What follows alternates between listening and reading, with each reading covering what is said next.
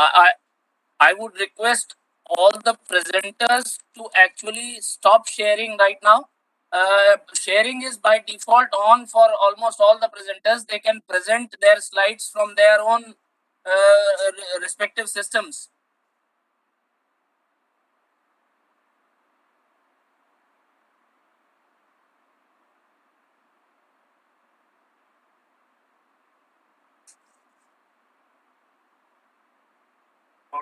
हाँ कर रहा हूँ. उधर से हो गया क्या?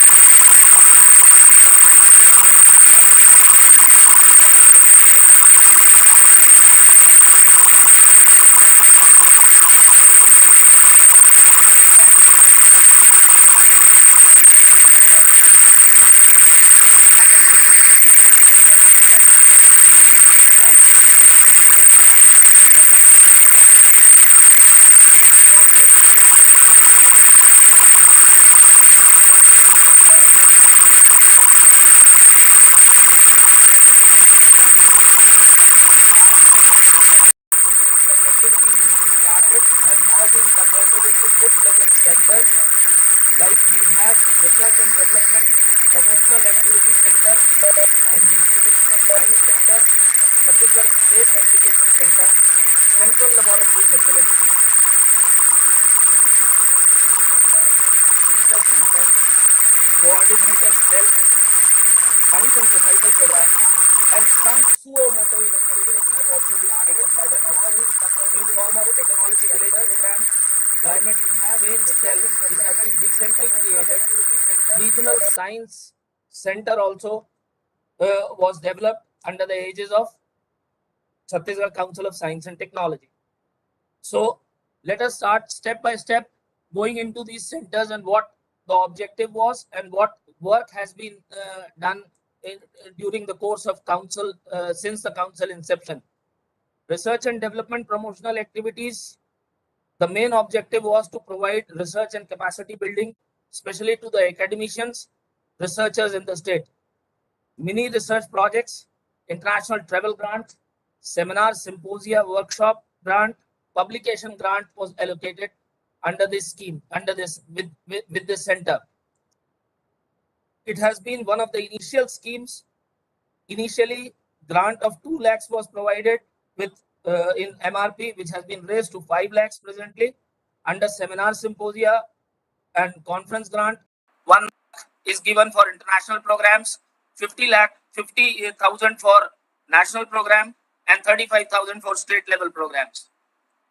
Travel grant was also initiated, which was well received by the academicians and ensured the travel of those academicians selected for international workshops and present their research work in the international forum. Council under R&D promotional cell also supports publication of journals and proceedings, wherein 2 and 3 journals are still being published under this grant. Overall of 12 crore rupees have been sanctioned till date under programs, initially with 2-3 subjects being covered under mini research projects and these schemes. Presently, there are 7 broad areas covered for a grant of mini research projects like life sciences, engineering sciences, physical sciences, chemical sciences, earth atmospheric sciences, social sciences, and mathematical science. Further, the findings of these research were also shared with the state departments, related state department, to fine-tune the program as well. It was also made mandatory that all the research proposals, conference and symposias were as per the locale specific need of the state. Second program, which was from the inception of the council, was popularization of science, with Young Scientist Congress and Children's Science Congress being one of the initial programs organized under the center.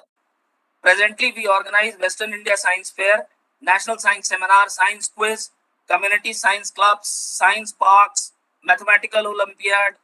We also initiated a mobile science lab, mobile science exhibition van, and Vigyan Prasar through EduSat program. Council under this program, under this center, has good linkages with SCERT and Chhattisgarh Board of Secondary Education and Department of School Education. Under this program, we target students for active participation in these programs. A total of 8.35 lakh students from universities, colleges, and schools have been directly sensitized through this program. Till date, we have organized around 18 Young Scientist Congress and 19 Children's Science Congress. About 248 students selected in Young Scientist Congress have been sent to national level laboratories for capacity building and exposure. About 263 students selected under Children's Science Congress were sent to National Science Congress for further exposure and creative inquisitiveness in science. These programs has facilitated students take up science in higher studies and also ensured capacity building in budding researchers. We also keep track of students who have been selected, and the data suggests that most of the students which have been sensitized under the program have taken up science as their higher studies. Some of the success stories under the programs Popularization of Science, our Year of Scientific Awareness 2004, wherein Council was designated as nodal agency and coordinated various activities in the state throughout the year.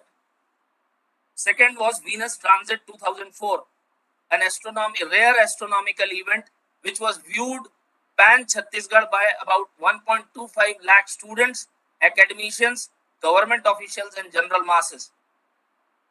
Year of Astronomy, Appreciating Year of Physics, Year of Mathematics were also theme-based programs which were highly acclaimed and successful, and were organized with the support of Department of Science and Technology, Government of India.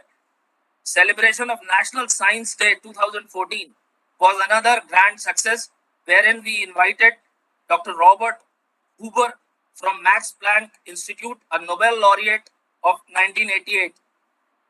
He was a special invitee, delivered a plenary lecture to students, researchers, and academicians of the state. Council on its suo motu initiative has started mobile science laboratory, wherein 3 laboratories, biology, chemistry, and physics on wheels were created and are being sent to rural schools for exposure of students to good laboratory infrastructure and do and learn activities in science. With the initial 2 parks in Chhattisgarh, presently under the program we have established 9 science parks in the state, and 2 science parks are being presently established as we speak upon. Under this center and programs under this center, portable planetarium is also operating to create interest in astro sciences among students, especially in the rural and remote areas of the state. 69 community science club and popular science book corners in government schools of the state have also been established. With this center fully functional presently, we have good network and linkages with district collectors, district education officers, district coordinators of the council, science institutes, universities, colleges, pan Chhattisgarh, and also with the national agencies like National Council of Science, Technology and Communication, that is NCSTC, DSTGOI, and NCERT. Then one of the program was Chhattisgarh Space Application Center. In order to establish a long-term technical support to the development departments of the State Council, we established the Space Application Center on 12th July 2004 through a gazette notification by the state government. The center's prime focus was to provide all possible technical know-hows in the areas of state agriculture, forest, fisheries, mining, town planning, public health, engineering department, and several other departments. Further, the center also took up national commitments as mandated by National Remote Sensing Center and Space Application Center. It would be pertinent here to mention that over the years, council team has extended fair amount of technical support to the development departments, which have resulted in informed decision making and also contributed to revenue earnings to the council. Council's footprint through this center is fairly visible in development departments of the state. Here are some glimpses of the projects which we executed in past 15-16 years since the inception of the center and the council.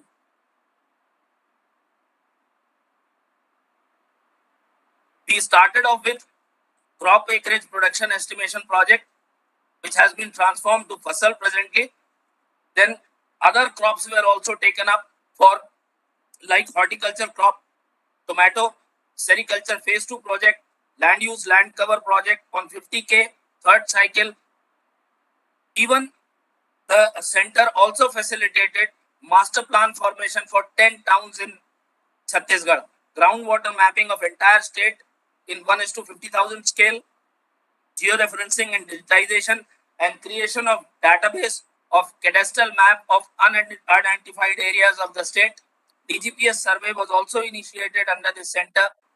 Land degradation mapping on 50K, ortho rectification of 1 meter resolution, ComSat 2-3 project, SysDP project, nationally acclaimed projects carried out by Chhattisgarh Space Application Center. These are some glimpses of the output of the project in form of posters.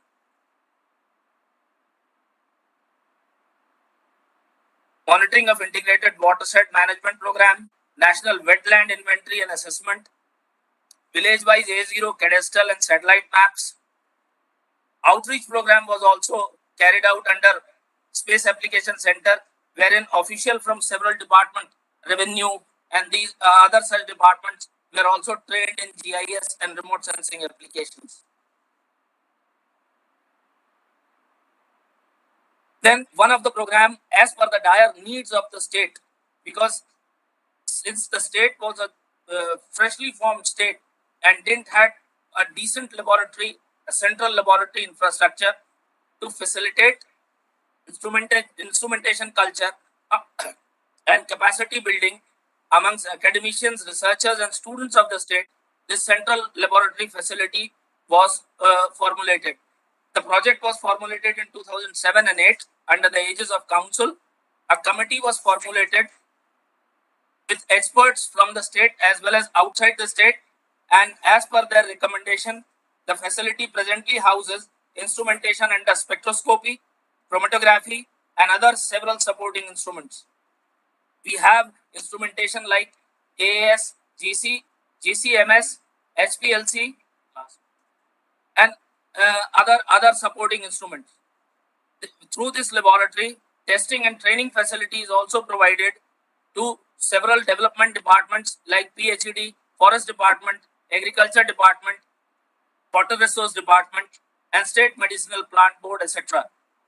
To further augment this laboratory, animal testing and training facility was also created under this with the clearance of CPCSEA GOI, wherein one of the program which we carried out was for Indira Gandhi Krishi Vishwavidyalaya. A low GI rice named Madhuraj was tested and the report was also submitted. This is one of the success stories.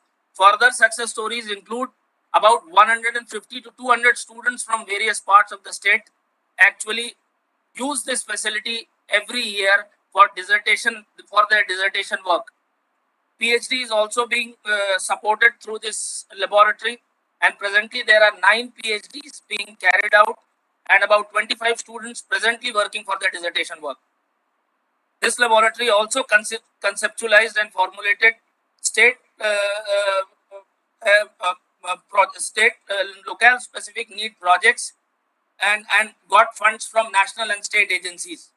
Few of the projects listed are arsenic treatment plant, efficacy testing of arsenic treatment plant developed by Agarkar Research Institute, DST Pune. Village information system project was also carried out under Central Laboratory Facility, which was funded by Department of Science and Technology, GOI. And presently, Ratanpur, a Ramsar site project with the financial support of Pollution Control Board of the state is being taken up. About 45 research papers have been published in national and international peer-reviewed journals in past 5 years. These are few glimpses of the laboratory and students who are visiting the laboratory. Then one of the centers which has got good reach in the state is Intellectual Property Rights Center, established with the objective of promotion of IP awareness and IP addressal in the state. Initially started with Patent Information Center from the support of Department of Science and Technology, GOI. Presently has 3 more avenues. One is Gyan Cell, with the technical support of NIF Ahmedabad, Innovation Fund, which was Suamoto Wisdom Council initiated this program to facilitate innovators in the state for prototype development. We also provided facilities for mentorship and laboratory under this program. One of the success stories in this program was by methane gas production from running drainage water carried out by a local person called Shyam Rao Shirke. The technology was developed under Innovation Fund, patented through Patent Information Center. Individual patent was granted to him. Then the technology was transferred to Rencut India Private Limited and is being implemented in several parts of India. Recently, we have also received an intellectual property facilitation center for MSME, which has been supported by DC MSME GOI, wherein IP addressal and IP awareness is being taken up for state MSME. Success stories of intellectual property rights centers. Several sensitization programs for academic and research institutions in the state have been carried out. More than 30,000 individuals have been sensitized under the programs. IPRC has been instrumental in imbibing innovation fund program also in the State Planning Commission. A program was initiated by the State Planning Commission to support innovators of the state in the very similar manner as the council is being doing since past 3-4 years. Council also reached out to academic institutions to formulate institutional IPR policy. About 15 institutions has taken up those policies which the council proposed, the draft policy, and some of them have formulated their own. With this center, the council has linkages with state MSME and industry association as well. Several of the MOUs have been signed for using the facilities of Central Laboratory Facility and Intellectual Property Rights Center of the Council by various academic and industrial institutions from the state as well as the neighboring state. One of the recent MOUs which have been signed was by Narsingnath Ayurvedic Institute and Research Center, Odisha. Few glimpses of IPR centers activities. Then one of the centers which council primarily focus on these days is Technology Transfer Center, which enables people, especially the tribal diaspora of the state, to benefit from the latest advancement in science and technology, especially to focus on socio-economic development of these tribes. There are several programs which are being conducted, especially in the rural areas of Bastar and Sarguja. Several non-government organizations are associated through this center with the council. Few of the success stories under this are rock bee honey harvesting program, under which about 20,000 kg rock honey bee was collected, refined and commercialized in the Bastar area, and the brand name by the brand name Bastar Honey. Few glimpses of the technology and the honey being collected in that area. One of the program which was targeted by technology transfer was in the health and hygiene sector, wherein training was given to 60 master trainers for sanitary napkin making, which in turn are training tribal women and making them aware of significance of health and hygiene in the area. Low cost water filter was also, depending upon the needs of the especially Bastar area, wherein there is a lot of iron which is coming up in water. So low cost water filter training was organized at Dantewada, wherein 200 tribal people were trained for low cost filter making for additional employment and additional income generation. PHE Dantewada also tested the output water sample and found the water filters good as well as the water being potable.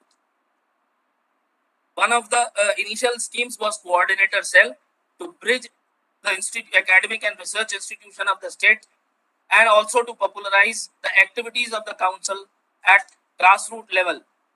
Programs like seminar, symposia, workshops, popular science lectures, debates, essay writings were organized under coordinator cell program.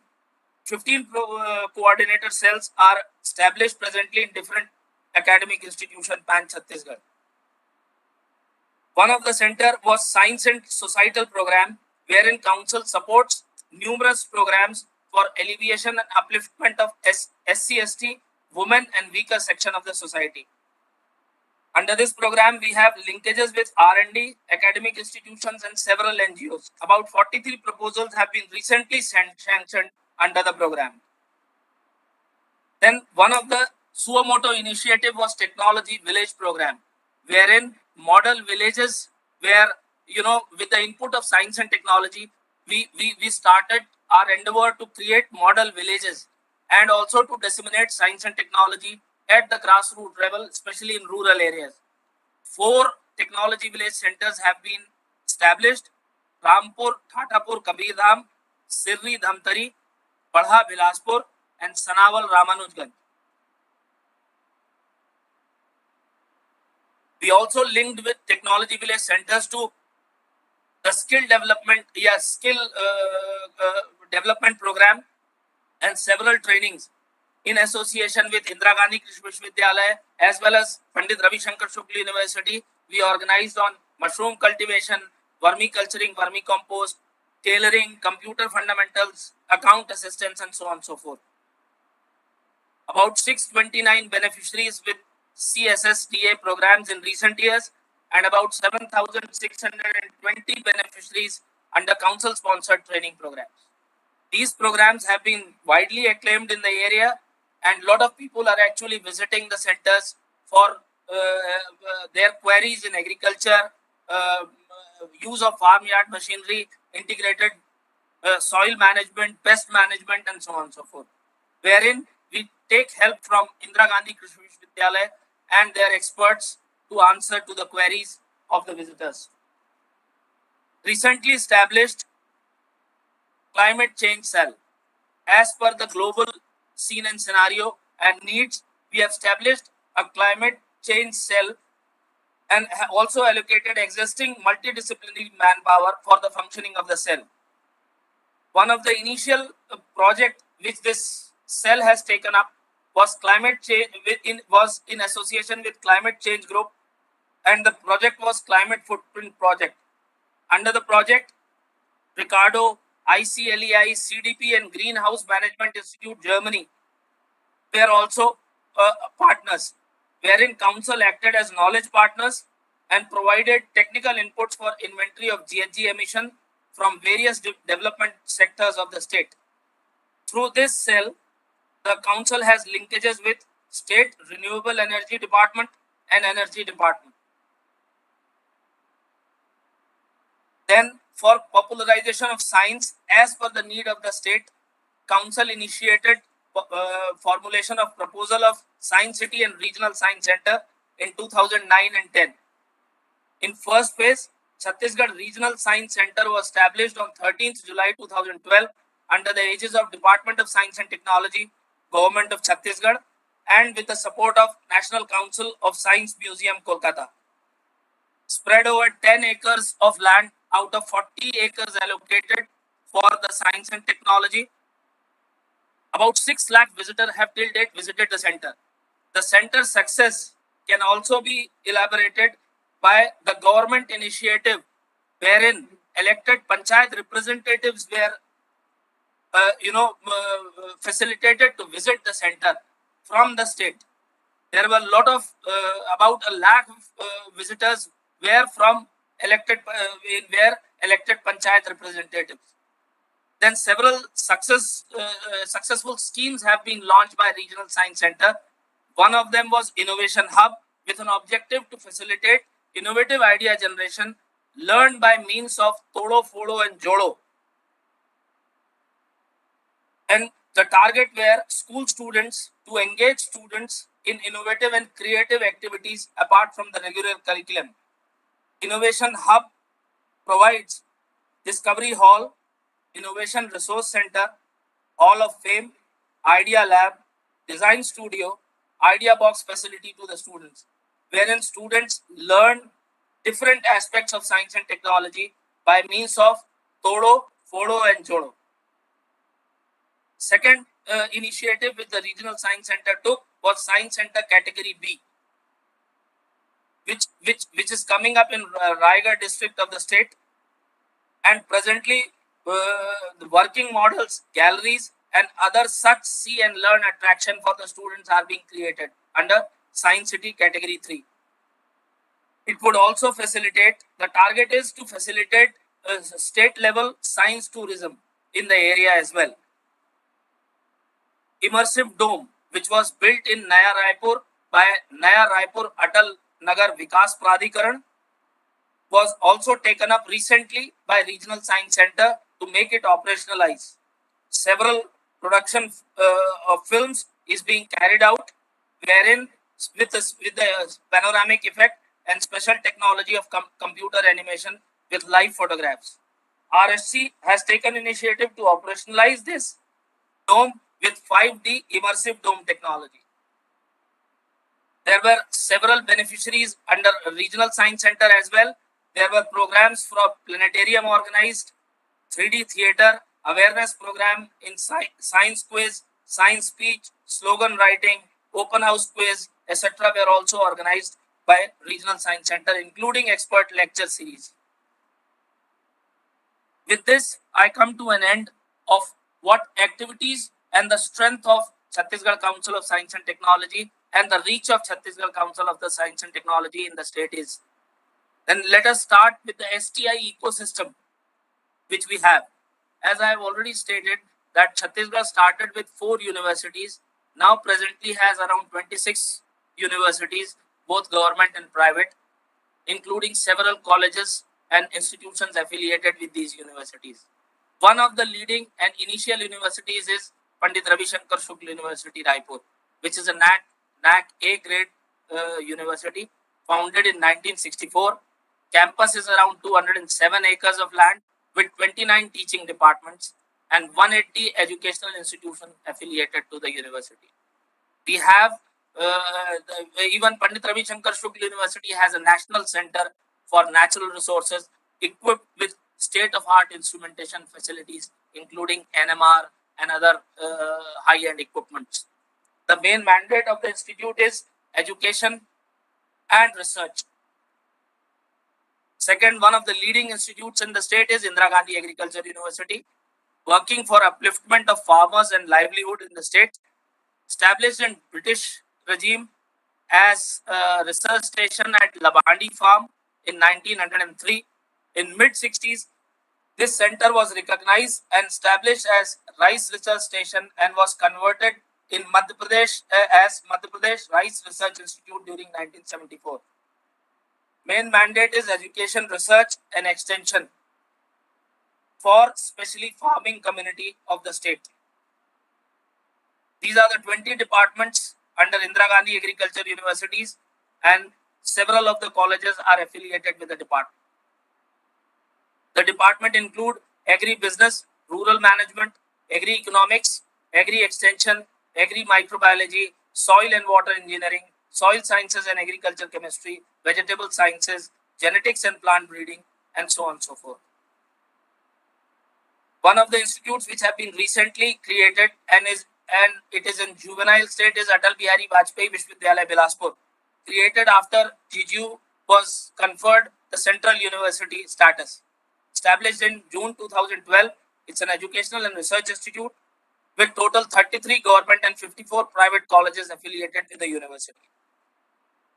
Deen Dayal Upadhyay Memorial Health Science and Ayush University, established on 16th September 2008, Educational Governance and Research Institute with 106 government, private colleges affiliated and total uptake of about 16,000 students in medical sciences. Main mandate to disseminate, create and preserve knowledge of health science and understanding by teaching, research, extension of education. Bastar Vishwavidyalaya. As per the need of the state, Bastar and Ambikapur Vishwavidyalaya were established in the tribal zones in north and south of Chhattisgarh. Bastar University established on 2nd September 2008 with 30 government and private colleges affiliated to the university. Chhattisgarh Swami Vivekanand Technical University, established on 21st January 2005, 44 government and private engineering colleges, 1 architecture college, 40 polytechnics and 11 pharmacy colleges affiliated with the university. The university was conferred the Emerging Technological University of the Year award on 30th December 2011.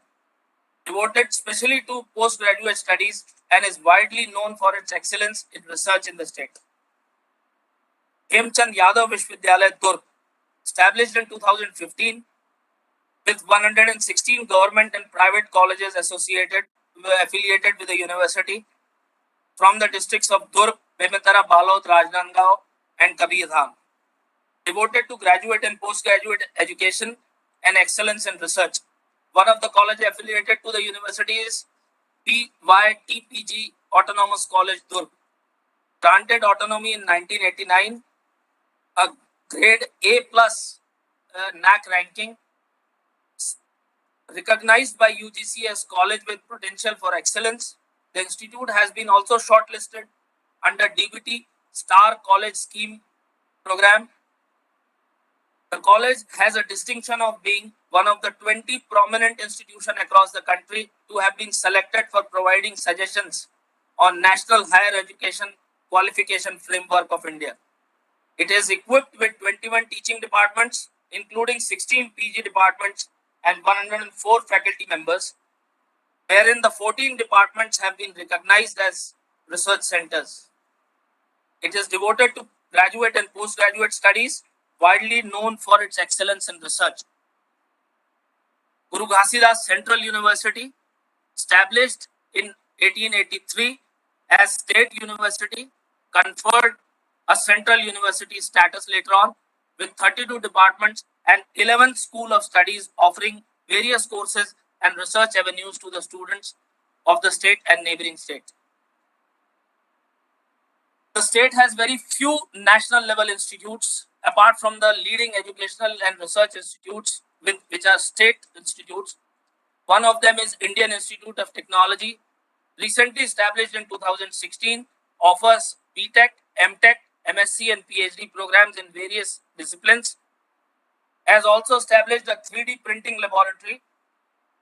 Main objective is to provide a conducive environment for technological and cultural studies, provide technological cognizance to speed up the wheels of national progress and to stimulate innovation and originality. National Institute of Technology, one of the oldest institute of the state.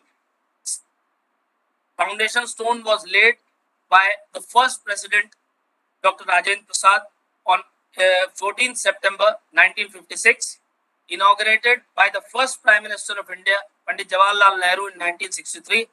Institute was declared as National Institute of Technology in December 2005. Institute offers graduate, postgraduate courses in 12 disciplines, and the mandate is to engineer the engineering education and to mold young students into rational thinkers. Indian Institute of Information Technology, Nava Raipur, established in January 2014, spread over 55 acres residential campus, and is committed to pursue excellence in higher education, research, development in information technology and associated discipline. Some of these institutes would be presented separately in the next part of this program. One of the National Institute is ICAR, that is National Institute of Biotech Stress Management, Baronda, Raipur. A research facility in biotechnology, entomology and nematology, pathology and microbiology and technology transfer are the main research facilities available in the institute. Mandate is freedom from biotic stress for enhancement of farm prosperity and elevating biotic stresses for increased agriculture production and so on and so forth. CPAT, Institute of Petrochemical Technology, Raipur, has been also established by the Government of India to generate technical manpower through various academic programs for plastic processing and allied industry in and around Chhattisgarh. The institute offers several courses in plastic engineering and technology and technical consultancy in design, tooling, plastic processing and testing for the benefit of plastic and allied industry. Indian Institute of Handloom Technology, Janjgir Chapa. As we are all aware that Janjgir Chapa is famous for its Kosa silk, which has also got a GI tag associated to it. An institute has been formulated for handloom technology. The institute offers 3 years diploma in handloom and textile technology, spread over 43 acres of area, and with a mission to cater high quality technical and managerial manpower for handloom and textile industry, and also to undertake research and development programs in these areas. All India Institute of Medical Sciences is one of the 6 AIM health institutes established by Ministry of Health and Family Welfare. We are all well aware of the present COVID pandemic and the role which AIMS and similar such institutions have played in the recent times. The mandate of AIMS Raipur is to establish a center of excellence in medical education, training, healthcare and research. OP Jindal University Raigad, founded by Jindal Education and Welfare Society, houses School for Engineering, Management and Science, has about 5 centers: Steel Technology and Management, Innovation and Entrepreneurship Center, Industry Academia Collaboration Center, Corporate Education and Training Center, Social Empowerment Center. This is one of the leading private university in the state, with state-of-art instrumentation facility being established, which houses SEM, that is scanning electron microscope, XRD, XRFs, etc. Mandate of the center is pursuit of knowledge through experience. One of those universities which are bridging industry with the academia in the state. Then MSME Technology Center Durg. This is one of the center which is under MSME department of the industry department of the state, offers training in area of tool designing, CAD, CAM, CAE, CNC programming and machining, hydraulics, pneumatics, mechatronics, PLCs, SCADA, VLSI, etc. MSME, apart from this, MSME Technology Center also offers services in tool designing, manufacturing and consultancy to various MSMEs and industry of the state. With this, we come to an end to the institutional framework in the state, though there are a lot of institutes in the state, especially educational institute, which have been left with as per the time constraints which we have. So I thank you, and to the next part of the program, I would like to invite the presenters. The first presenter I would like to invite to present the strength of their program and strength of their university is Pandit Ravi Shankar Shukla University, and Honorable Vice Chancellor Professor K.L. Verma sir is with us. I would request Professor K.L. Sharma sir to go ahead with their presentation. Thank you.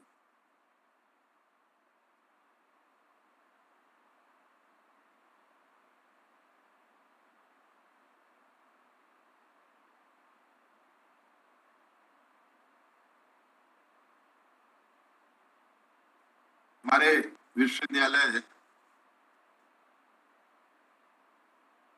के बारे में professor के Ghosh presentation देंगे. Sure sir, please.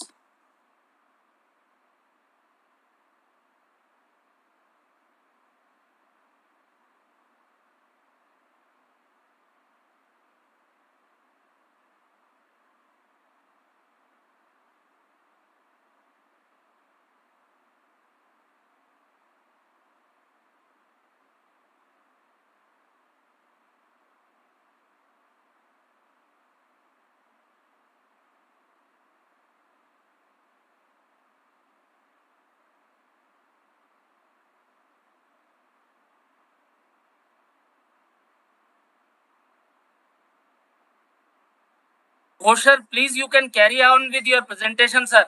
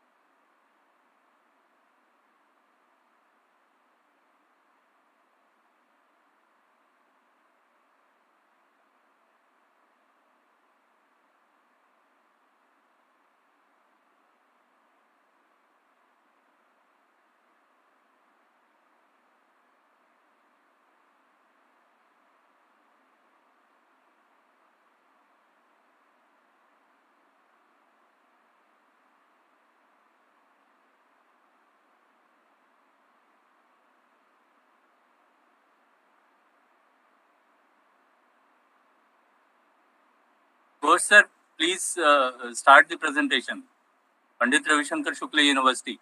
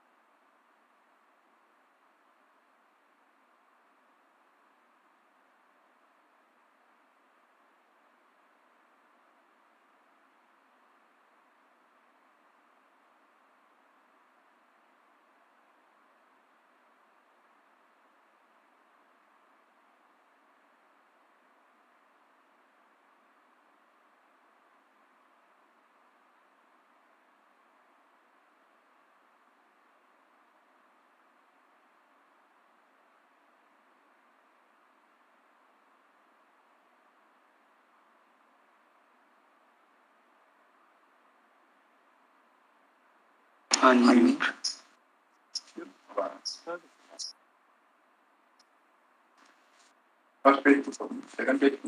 Sir अभी देखिए अभी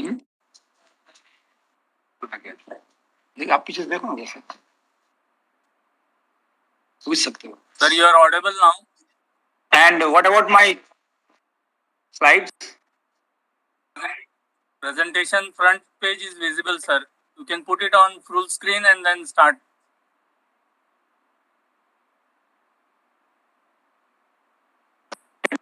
Why?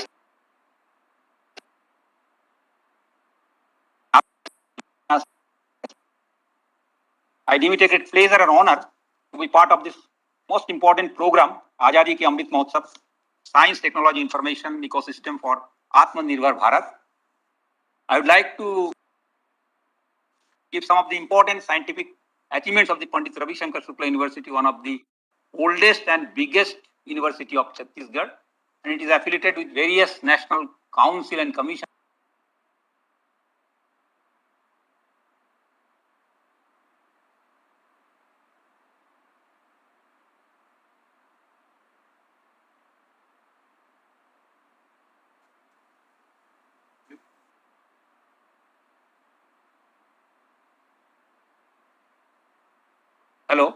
Hello. And it is. Yes, sir, you are audible now. Yes. Thank you very much.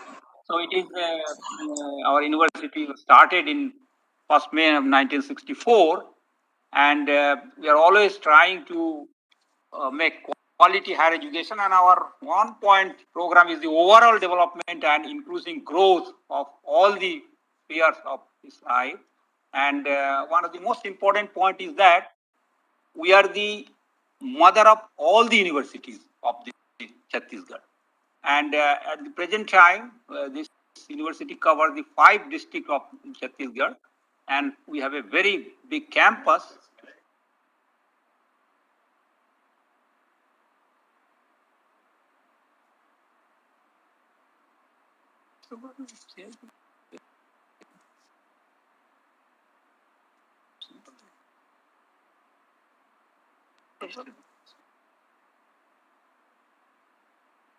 मेरे को तो नहीं चाहिए नहीं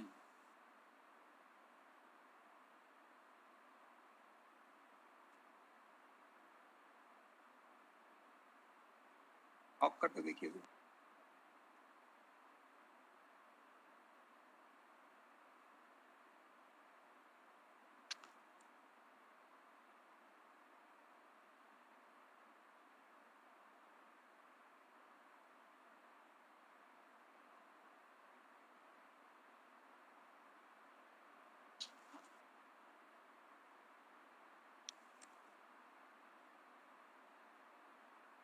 चेंज है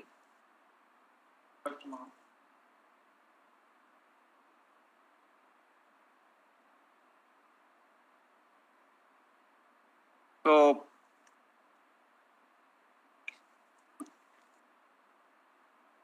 इससे so we are the mother of all these university, and there are 5 districts covered, and our campus. Achha.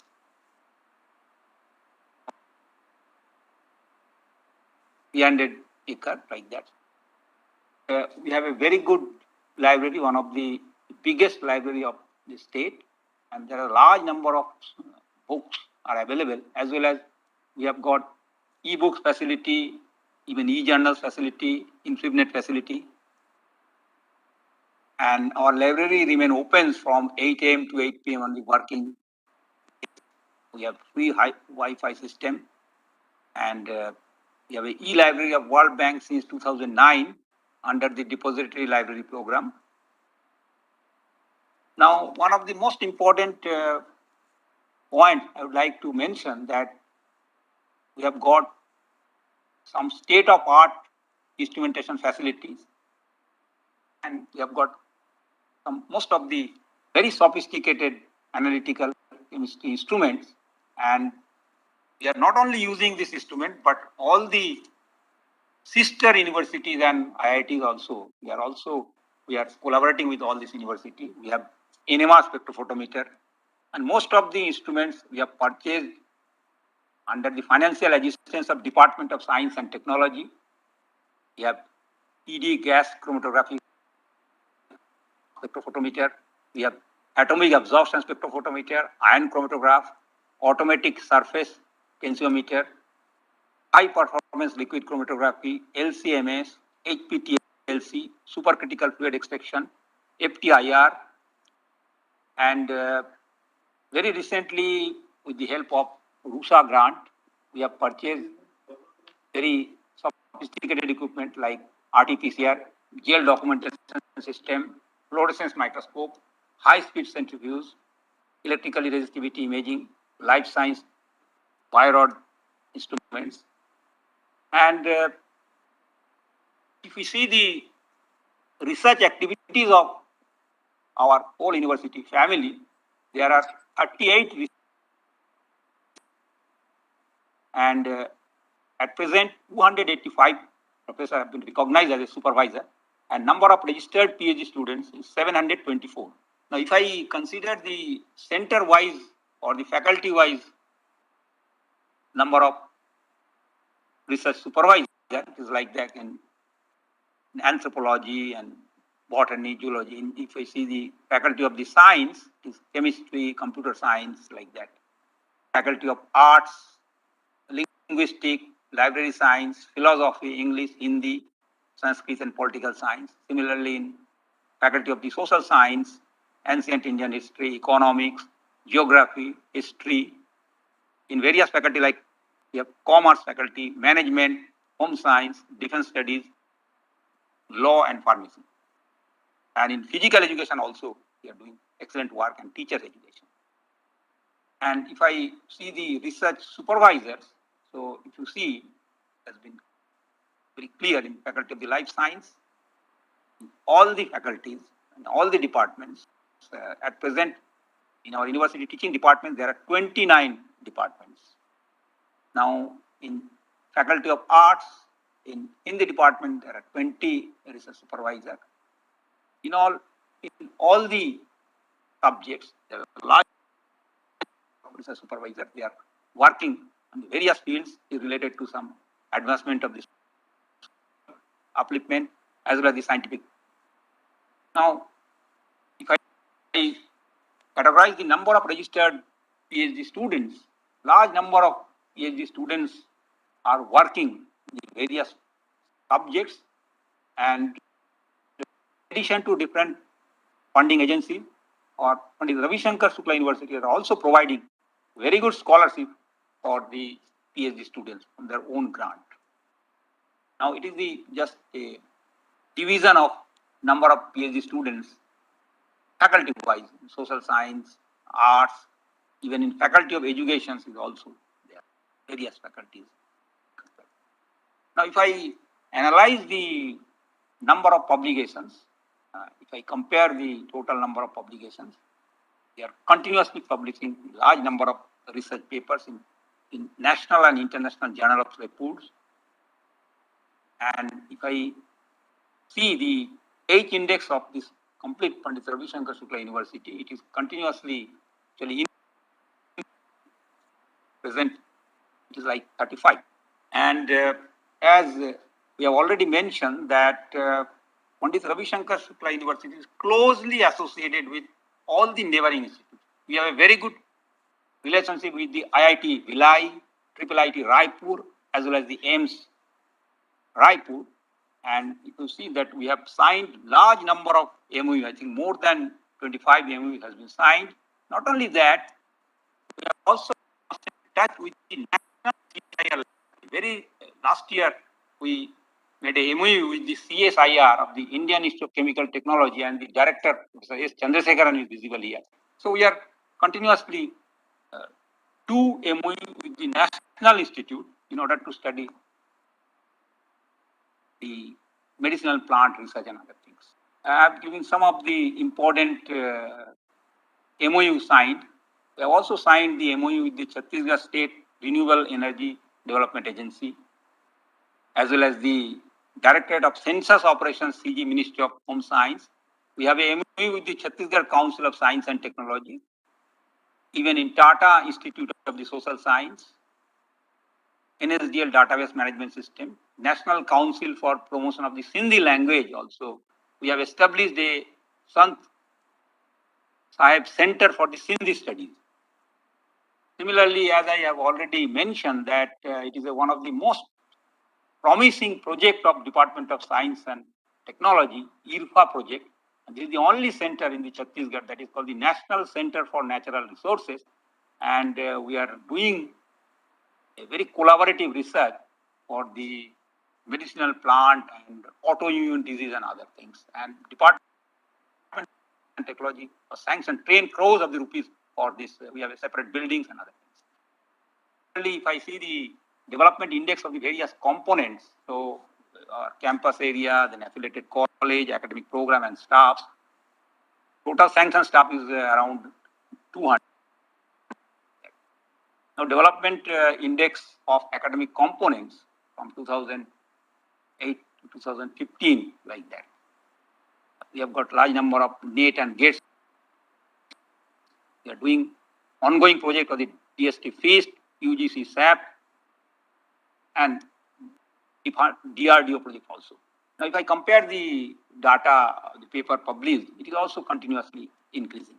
One of the most important features of the Pandit Ravi Shankar Shukla University, 5 years ago, we have established a Center for Basic Science, which covers it is just like ISER and NISER, and it is the students of the school students directly take admission in the 5-year integrated course, and large number of students are getting admission in this center, and you will be happy to know that they are giving proper training.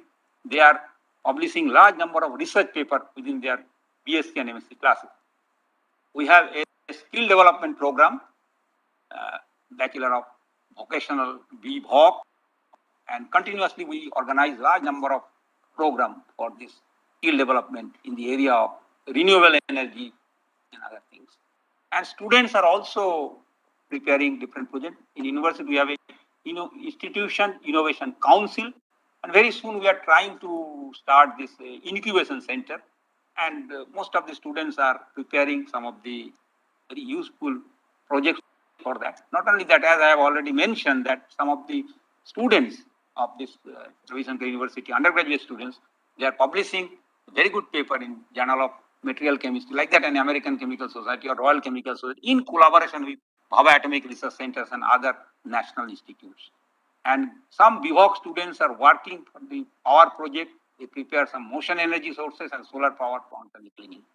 Students are continuously preparing some of the projects and other things. So most of the students, we always encourage the students for participate some innovative ideas, and they have also prepared some of the project and participated in the national competition like that. We have a public outreach center of the university.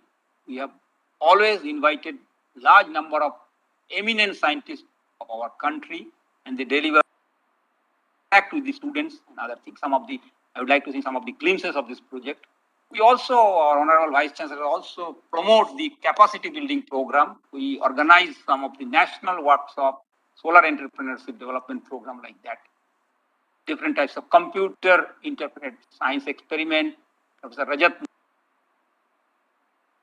did and some of the entrepreneurs, skill development.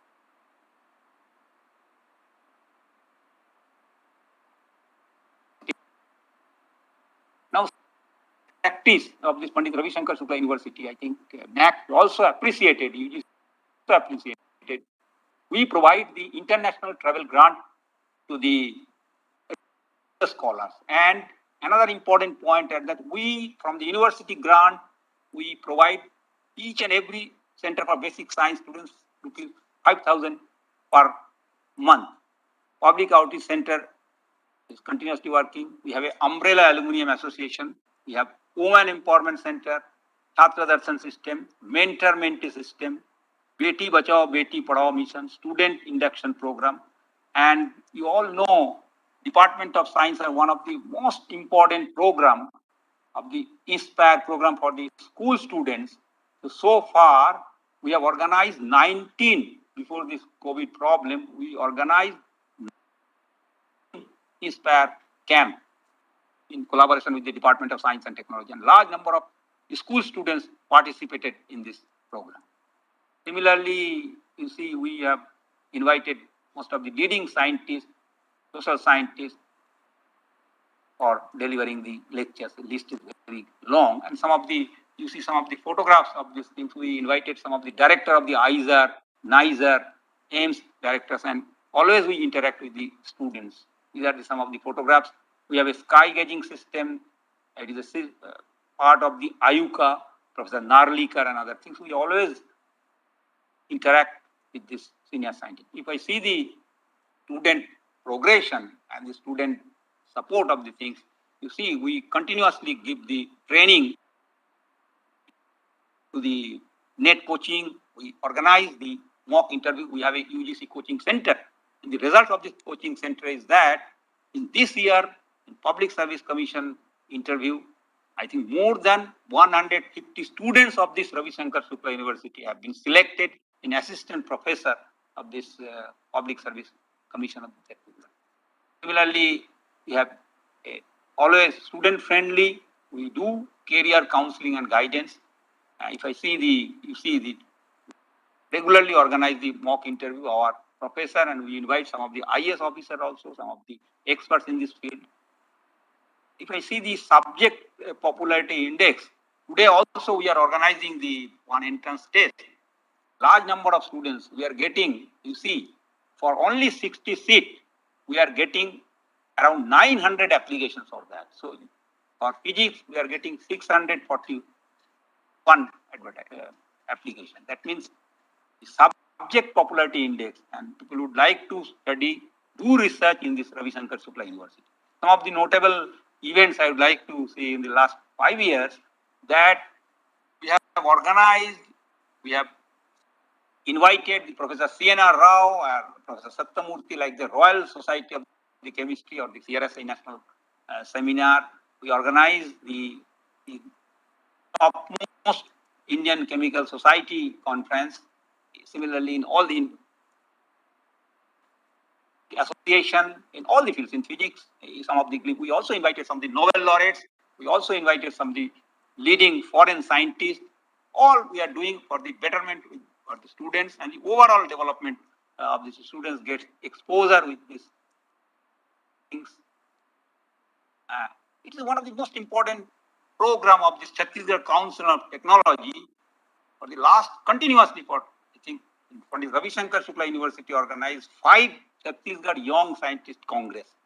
And we got always good support from our state government, whether it's the education, Honorable Education Minister or Honorable Chief Minister. They also participated in this Chhattisgarh Young Scientist Congress. It is one of the important features of the Chhattisgarh Council of Science and Technology, as well as the Pandit Ravi Shankar Shukla University. We also organize the International South Asian Southwest Festivals. And also we organize some youth festival regularly. We also organize some international conference on luminescence and its applications. Some of the glimpses of the conferences, but all the departments, there are 29 departments, all the departments are continuously organizing such type of extracurricular activities. Now, some of the, if I see the wide geographical demographic viability, at present there are, I think, 147 colleges and more than 1.5 lakh students are studying. We are also doing all type of online system, online admission, online screening test, digital teachings and other things. And ultimately, we have done a lot of work for the research activities. And thank you very much.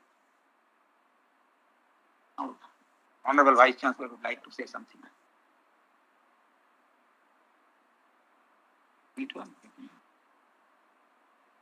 Okay, thank you.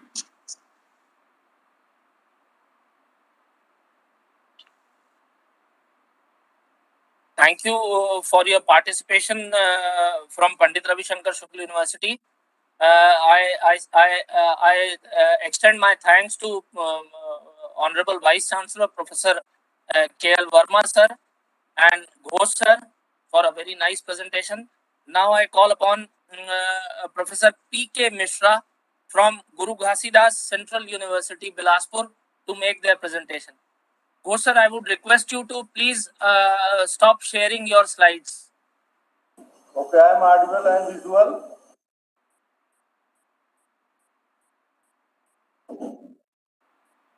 Hello. Hello. Yes, I am audible and visual. Yes, you are audible and visible. But Ghosh sir, please stop sharing your slides.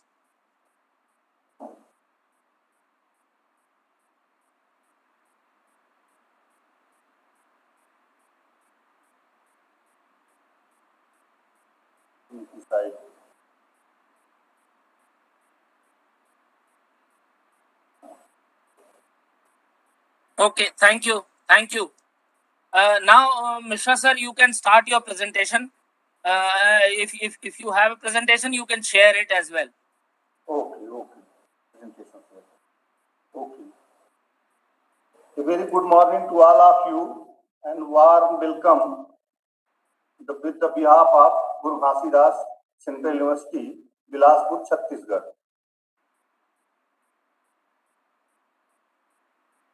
Guru Ghasidas Vishwavidyalaya, it gives me immense pleasure to represent the contribution of Guru Ghasidas Vishwavidyalaya, the only central university of Chhattisgarh, towards science, technology and innovation. We have 11 schools of study, in which 6 schools of science and technology. These 6 schools include 19 departments containing 7 engineering departments and 12 science departments. Each department offers various courses including UG, PG and PhD programs.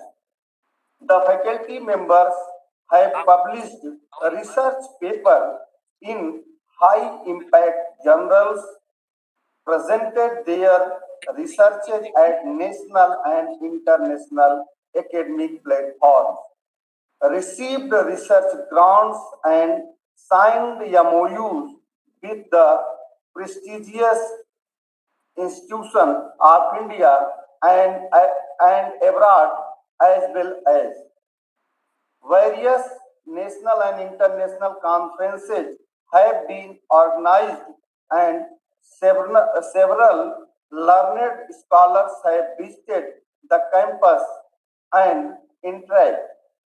The students have achieved commendable success in various prestigious exams like State Public Service Commission, CGPSC, UGC, NET, GATE, GPAT, and have biggest good job in private sector companies, and many have opted for higher study in globally reputed institutions. All departments are involved in scientific problems related to society. For example, Department of Civil Engineering is involved in establishing a knowledge hub for research entrepreneurship along with institute industry linkage and having national and international collaboration. The thrust area of research in the Department of Computer Science and Engineering include network security, wireless sensor network, machine learning, course like electronics, instrumentation, communication systems, optical communication have been conducted in the Department of Electronics and Communication Engineering. Department of Industrial and Production Engineering offers teaching and research in broad area of production with specialization in metal cutting, machine tools, robotics, industrial engineering, management, and financing. Department of Information Technology focus on development and strengthening system thinking, problem solving, analysis, design, research, teamwork, communication skills, and readiness for lifelong learning. Department of Chemical Engineering, Department of the Chemistry is Department of Chemistry, Chemical Engineering is involved in the fluidization of solid waste management, energy from biomass. The mission of the Department of Mechanical Engineering is to minimize the gap between technological developments regarding teaching methodologies being adopted as per the future needs of the industry and society. Similarly, science departments are actively involved in the exploration of basic as well as advanced sciences. For example, various types of medicinal plants found on the university campus and their importance applications in many incurable disease are being studied by postgraduate and PhD students in the Department of Botany. Department of Zoology has focused on developing experimental skills through live experimental design both by UG and PG students. The first area of research includes neuroendocrinology, neuroscience, toxicology, environmental science, so on. Departments of anthropology and tribal development has a cultural and archaeological museum, and the course contents also deal with issues and different dimensions of human rights and development.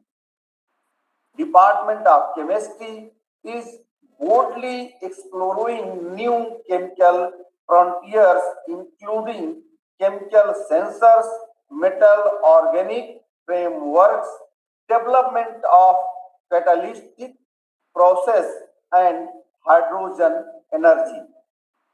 The Department of Pure and Applied Physics is well equipped with advanced material characterization facility such as a scanning electron microscope, atomic force microscopy, FTIR photolithography, along with 3 megavolt high current electron accelerator facility.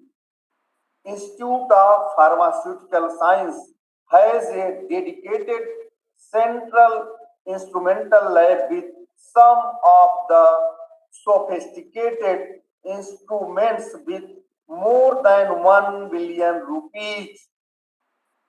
Automated Solex electrons unit, SPT, LC, HPLC, drug delivery studio, microwave synthesized, FTIR, and plus chromatography.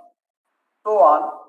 The objective of Department of Forestry, Wildlife and Environmental Science is to promote excellence in education and research in forestry and allied subjects and to provide the students with innovative knowledge and skill. Department of Computer Science and Information Technology encourages the students to develop real projects and software development during their internship with an aim of giving them insight into the working of IT world. The Department of Pure and Applied Mathematics is emerging in research areas including algebra, cryptography, numerical analysis, theoretical seismology. Faculty members of Department of Biotechnology are actively involved in research, participation, organization in national, international conferences and workshops as well. Different courses provided by the Department of Forensic Science will generate trained expertise in various agencies related to crime detection such as police investigation, state and central forensic laboratory, so on. The indigenous knowledge of the rural people is being utilized by the Department of Rural Technology for the creation of need-based technologies and sustainable rural developments.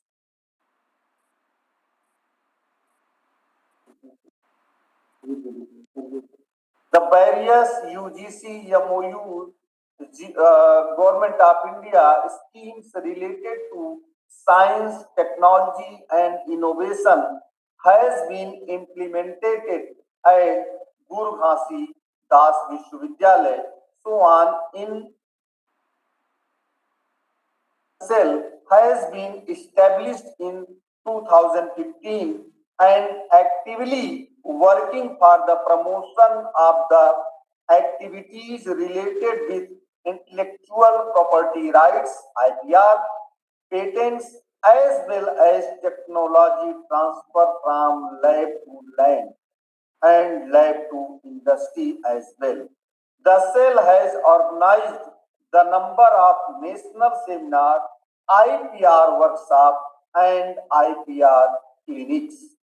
During 2019-20 session, industry interface cell made interaction with two small-scale industries of CG state and had taken necessary steps to set up MOU with these industries.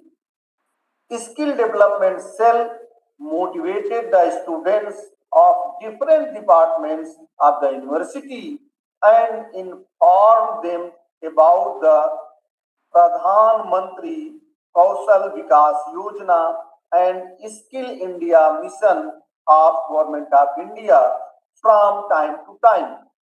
Various skill developments courses were jointly organized with the support of various departments of the university. Innovation Club and Innovation and IPR Facilitation Cell has been established at GGB, which consists of nodal officer Dr. S.K. Sai and members Dr. D.K. Paul, Dr. B. Mandal, Dr. R. Thakur from GGB and external patent expert Dr. Amit Dubey from CCoST, Raipur, with a purpose to systematically foster the culture of innovation in the various disciplines in the university. Interactive programs were also organized from this for discussion and motivation to the students towards innovation and ideas for patenting and commercialization. Innovation Council of GGBIC keeps the potential beneficiaries informed about innovation related events such as various Fulbright, Nehru, and other Fulbright opportunities that are open for Indian citizens and to discuss the publicity strategy of the program as well. Dr. Harish Kumar attended the online leadership talk with Ms. Ashwani Deshpande, co-founder and director, Elephant Design, on 6 June 2020 by MHRD Innovation Cell. Thank you so much.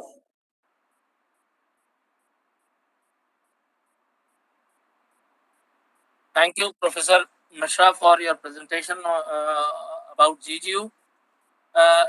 Let me inform this August gathering that Professor M.K. Verma, Honorable Vice Chancellor, CSVTU, is presently unavailable with us. He'll be joining after half an hour or so. So let me take this opportunity to call upon Professor A.M. Rawani, sir, Director, NIT, Raipur, for their presentation. And also, let me take this opportunity to congratulate the institution and engineers thereof on Engineers Day today. So I hand over the dais to Professor Rawani, sir, from Director, NIT, Raipur.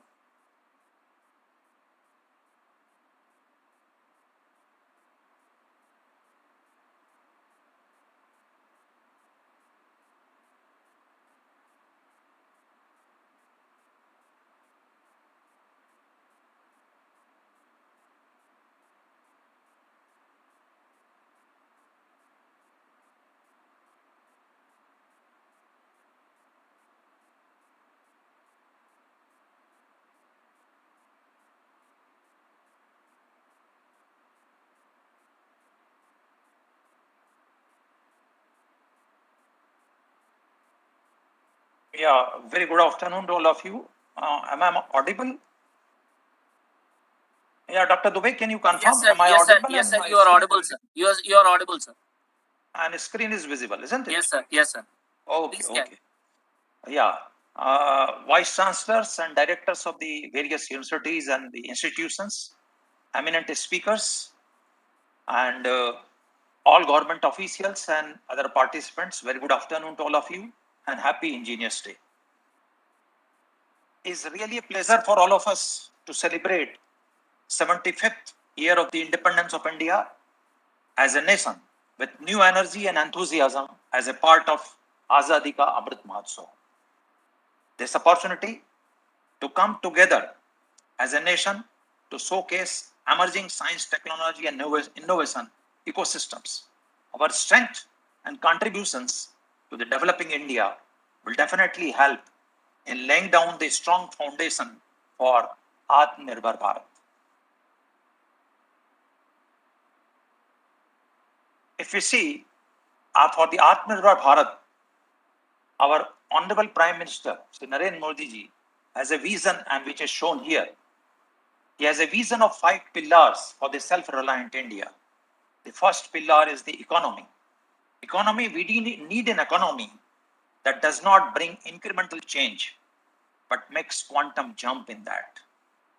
The infrastructure that should meet the needs of the present India and represent the modern India.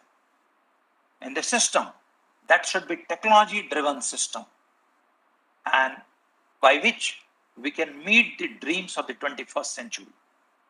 The democracy, we are the world's biggest democracy. Vibrant demography is our strength. It is the source of energy for our efforts to make India self-reliant. And last pillar is demand. The cycle of demand and supply in our economy is an asset. We need to utilize the power fully. Atmanirbhar Bharat, when we say, is not about being self-contained or being close to the world. It is not like that. It is basically for self-sustaining and self-generating. For self-reliant India, role of higher education in general and technical education in particular cannot be overlooked. Technology-driven system is the third pillar, as I showed in the previous slide. And for the self-reliant India, technical institutions are research institutes for developing new technologies, new products through innovations, etc.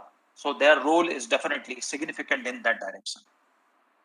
Academic institutions have focused so far mostly on training their students and skills that are required by larger companies, whereas Atmanirbhar Bharat has brought the country's focus on MSMEs, one of the key driving forces towards the self-sufficiency.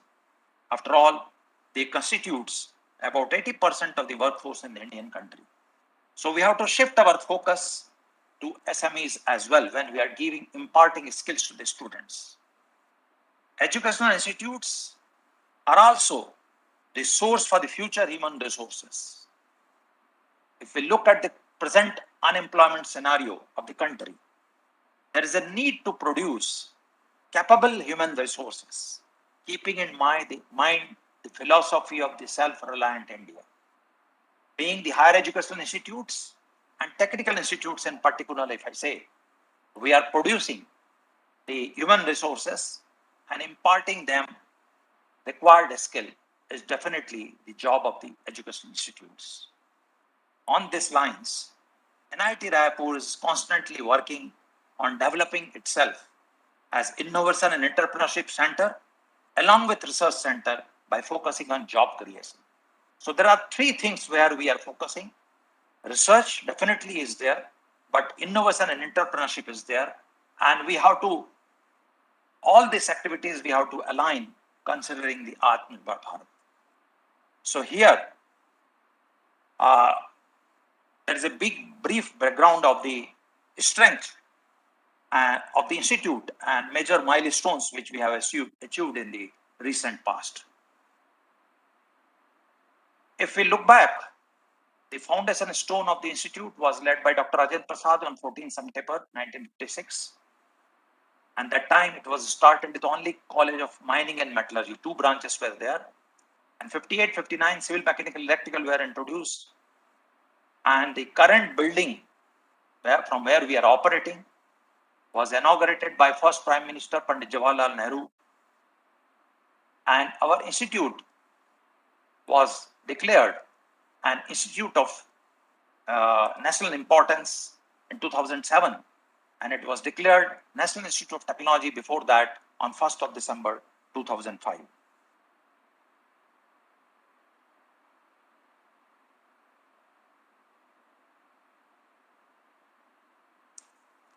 If we see here the development in the institutional timeline, 1956, metallurgy and mining engineering started. 58, we have introduced civil engineering, electrical engineering, and mechanical engineering. 1960, MTech program in applied geology started. 62, chemical engineering started. Architecture in 84. 85, electronics and telecommunication started, which we have recently renamed as electronics and communication engineering. 86, MTech program in water resource development and irrigation engineering. 88, 2 more master's program in computer application and energy system and pollution was introduced. And this energy system and pollution is 2010, it is renamed as thermal engineering. In 1995, chemical process design MTech program was introduced. 2000, computer technology MTech program was introduced. In 2000, we also introduced BTech program in computer science and IT. Biomedical and biotechnology was introduced in 2003. 2010, thermal engineering MTech program. 2014, power system control, industrial engineering management, machine design and structural engineering. These are the MTech program which were started. 2015, we have started with IT BTech program, and 2007, VLSI embedded system, chemical engineering, these were started. Institute has a mission and a vision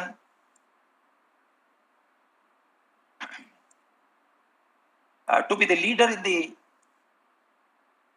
technical and management education in India and to establish a unique identity for the development of the high quality human and knowledge resource in diverse area of the technology and management.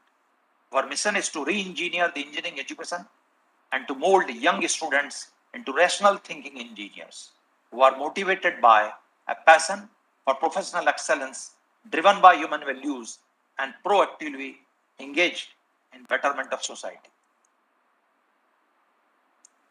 In the institute ranking, if I talk about National Institute Ranking Framework, you know very well, NIRF ranking that is declared by the Ministry of Education.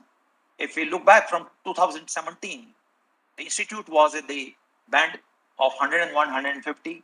That was improved to 81 in 2018, then 74 in 2019.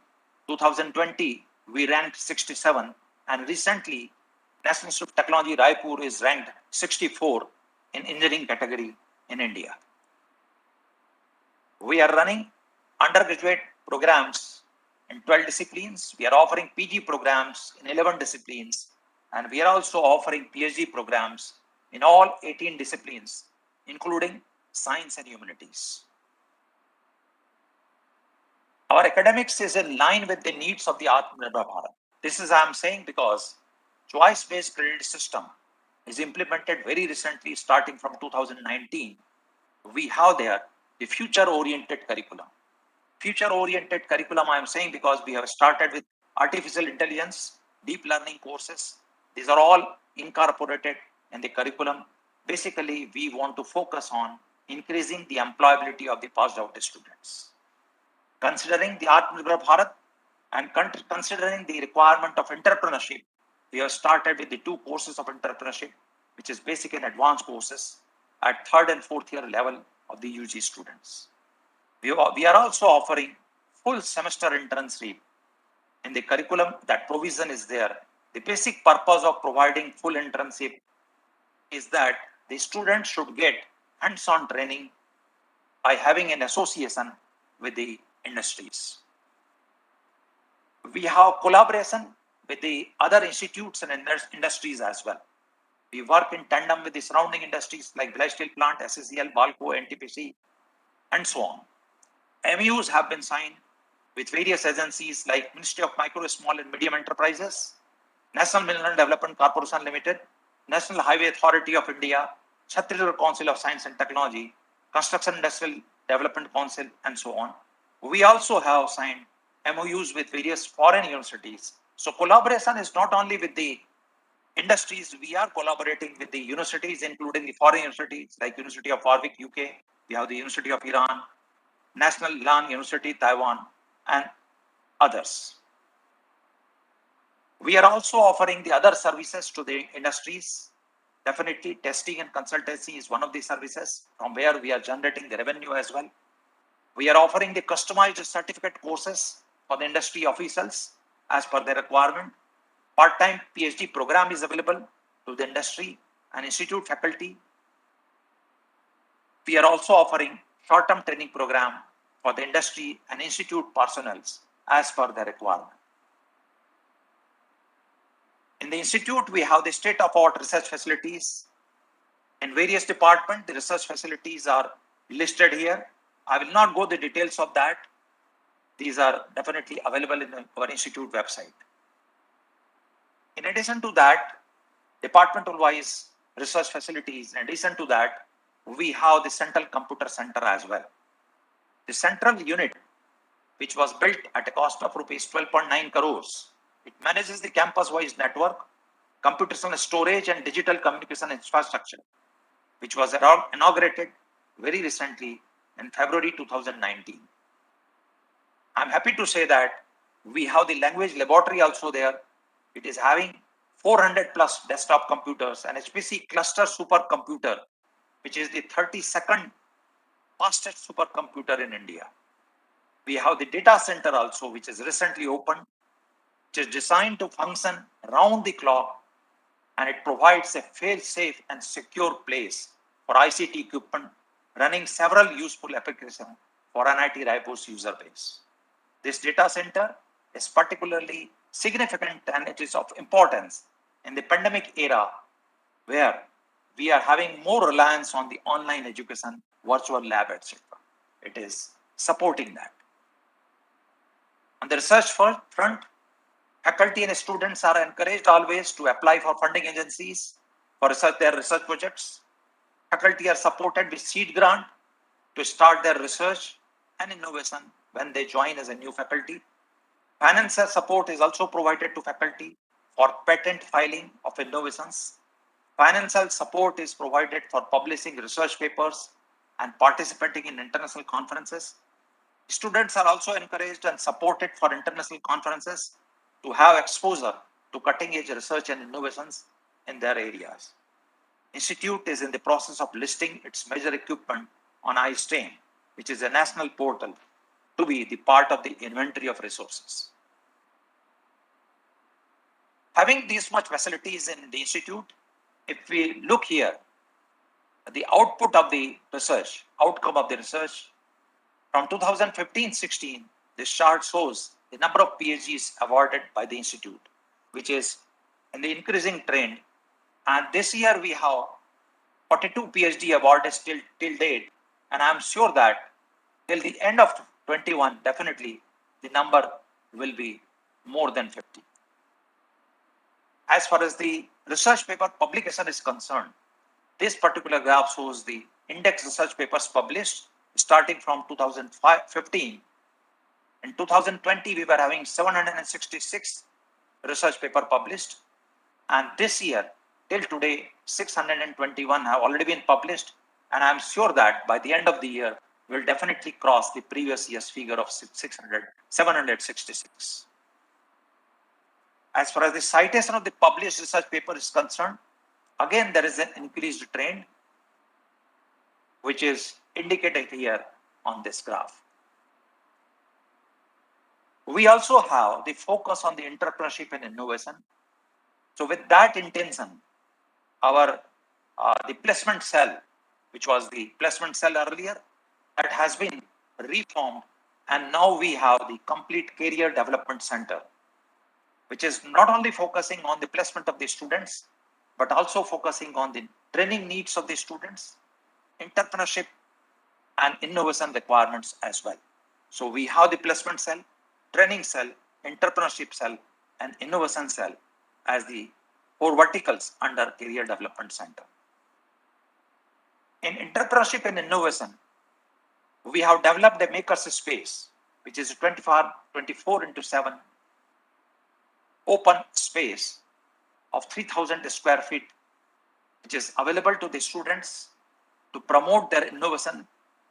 And we have also started with 2 open elective courses, basic course in entrepreneurship and advanced courses in entrepreneurship with Wadwadi Foundation, and these are offered at 3rd and 4th year level in undergraduate studies. Students are also provided seed grant and accelerated grant, which offers them financial support for innovation and entrepreneurship. E-Summit is organized every year to motivate the students so that they can think about their nurturing their innovation and entrepreneurship skill. NIT Raipur is constantly working on establishing a startup ecosystem. And as a result, 3 student startups have been registered in the recent past through institutional support, namely Zenithec Techware Private Limited, Clay Global Private Limited, and Kelidad Healthcare Private Limited. And in addition to that, more than 25 students are working on their innovations and startups through Institute Innovation and Entrepreneurship ecosystems to create valuable products for Made in India. We are also coming up with the Technology Incubation Center. NIT Raipur has been accorded final approval by Ministry of MSME, Government of India in September 2020 as a host institute for setting up business incubator. Under this scheme, selected business ideas will be eligible to grant for a grant of 15 lakhs each for developing and nurturing them into successful startups. The institute has also received very recently a grant of about 8 crores of rupees to establish Technology Incubation Center, which is named as NIT Raipur Foundation for Innovation and Entrepreneurship. The grant has been received from DST under Nidhi TBI scheme. Out of these so many activities of the entrepreneurship and innovation, the outcome is definitely visible. NIT Raipur secured a rank in Band A category, that is the rank between 11 and 25, in the Atal ranking of institutions or innovation and achievements, that is the area ranking. Among the institutes of the national importance, central universities and centrally funded technical institutions. This was announced by the Innovation Cell, Ministry of Education, Government of India, 2020. The Institution Innovation Council was also established at NIT Raipur and it has issued 4-star performance rating in 2020 for the second consecutive year. That is in 2019 and 20, we have received 4-star rating. This is because we have undertaken the various activities which are prescribed by Ministry of Education Innovation Cell. The IIC of NIT Raipur made its place in top 25 IICs among 950 institutes innovation councils across India in 2019. And the National Innovation and Startup Policy of the Institute is also approved by our Board of Governors very recently, and that is in place, and we are working and implementing on that. So having the focus not only on the entrepreneurship, innovation and research, we are also aiming to contribute for the Atmnirbhar Bharat. Being an institute of national importance, NIT Raipur feels its responsibility to have a significant contribution in Atmnirbhar Bharat. We dream to translate academic research into innovative products.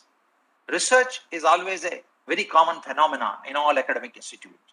But our philosophy is we want to convert this research into innovative products. And finally, we are also supporting and helping for its commercialization. We have to produce skilled manpower matching with the needs of the country. We have to play the roles of the mentors and motivators for youngsters and innovators. We know it well.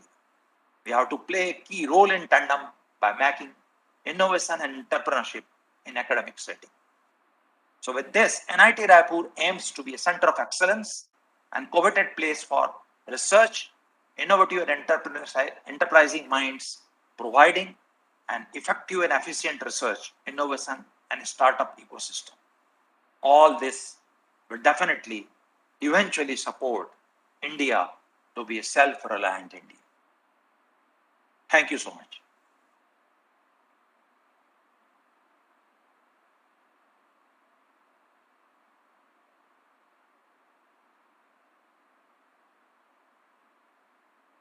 Thank you, Honorable Professor A.M. Ravani, sir, Director NIT Raipur, for a glimpse of what NIT has achieved in previous years, the strength of NIT, and the role of NIT in carving future of the state as well as the country. I am so thankful for your kind participation, and it was very easy to contact you. I am so very grateful to you. Thank you, sir. Now, to go ahead with the program, I call upon Professor N.M. Nagarkar, sir, Director and CEO, All India Institute of Medical Science, Raipur. Sir, the dais is all yours. Yeah, thank you. Namaskar and good afternoon to everybody. I'll just share my slides. Sir, please. Yeah, thank you. My slides are visible, Dubey ji? Yes, sir, they are. They are. Okay, thank you. Thank you so much. Please So, kindly zoom kar dijiye, sir, slide. Please zoom it. Yeah, just 1 second. Okay, is it fine now? Yes, sir. Thank you. Thank you very much for inviting me, and warm felicitations to all the participants over here. Thanks to Dr. B.K. Rai, the Director General of the CCoST here, and thanks to Mr. Dubey, who has been contacting us. And you've got a wonderful program over here with all leading vice chancellors, directors of institutions, leaders in the field, and researchers and professors and scientists. So thanks very much. And it's a great topic. We all know that we are all aiming towards an Atmnirbhar Bharat. And very happy to participate in the Azadi Ka Amrit Mahotsav, the Vigyan Utsav. So,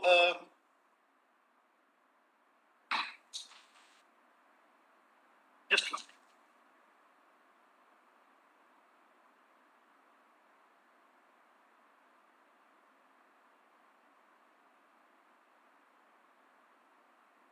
Yeah. So I'll just go to my next slide, which is our institution.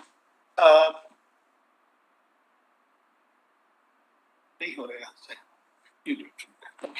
So this is the campus that we have. It's a sprawling campus of 64 acres here in the Tatiband area of Raipur. We also have 40 acres of second land parcel, which is the residential area. And it's a complete campus. It's a residential campus for all the medical students, the nursing students, the faculty members. They're all over here. And next slide, please. So we basically, in this area, we have our teaching zone, the treatment zone, the service zone, the residential zone. So it's a complete campus which was meant for a hospital of 960 beds. And as you rightly know, that AIMS is a teaching institution, a teaching hospital.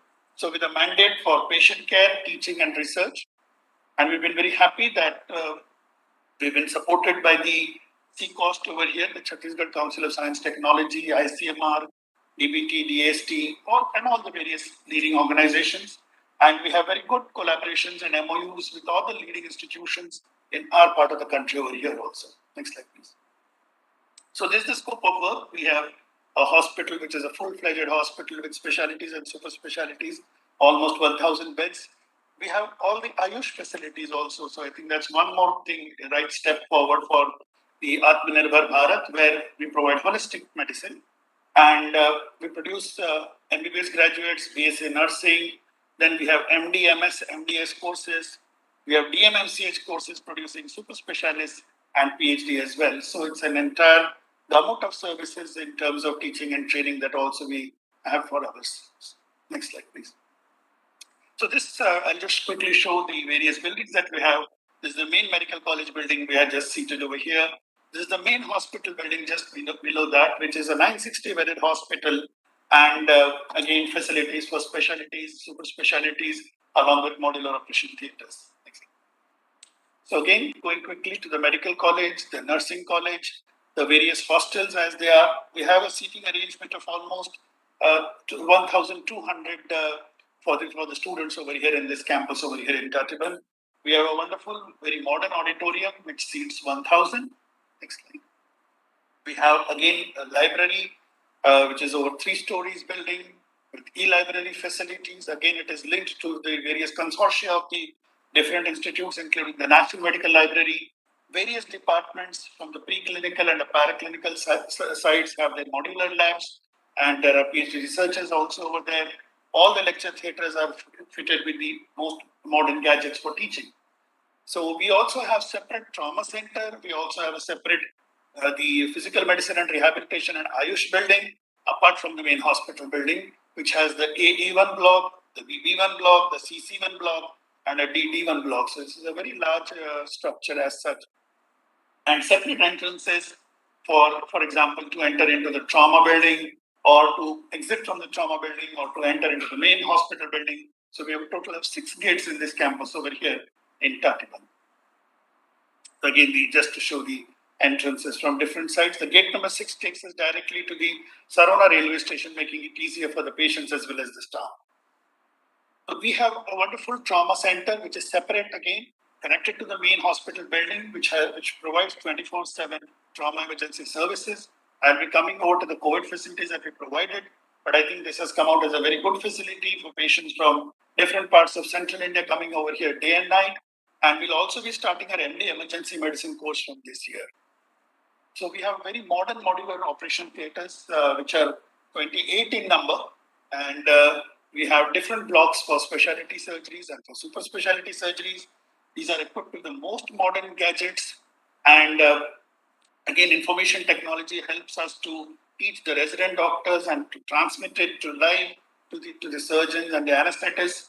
We have very modern ICU facilities of different for neonates, for pediatric, for cardiac, and for medicine, neurosurgery. A total of 113 beds are ICU beds, and that is the reason we were able to very quickly convert these beds from ICU beds to when the COVID pandemic struck us last year.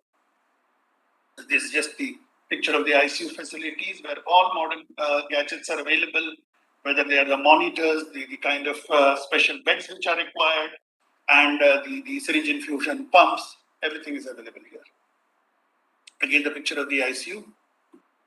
Neonatal ICU, this is again a very modern facility which has come up for neonates, and this provides facility for more than 20 such patients over here.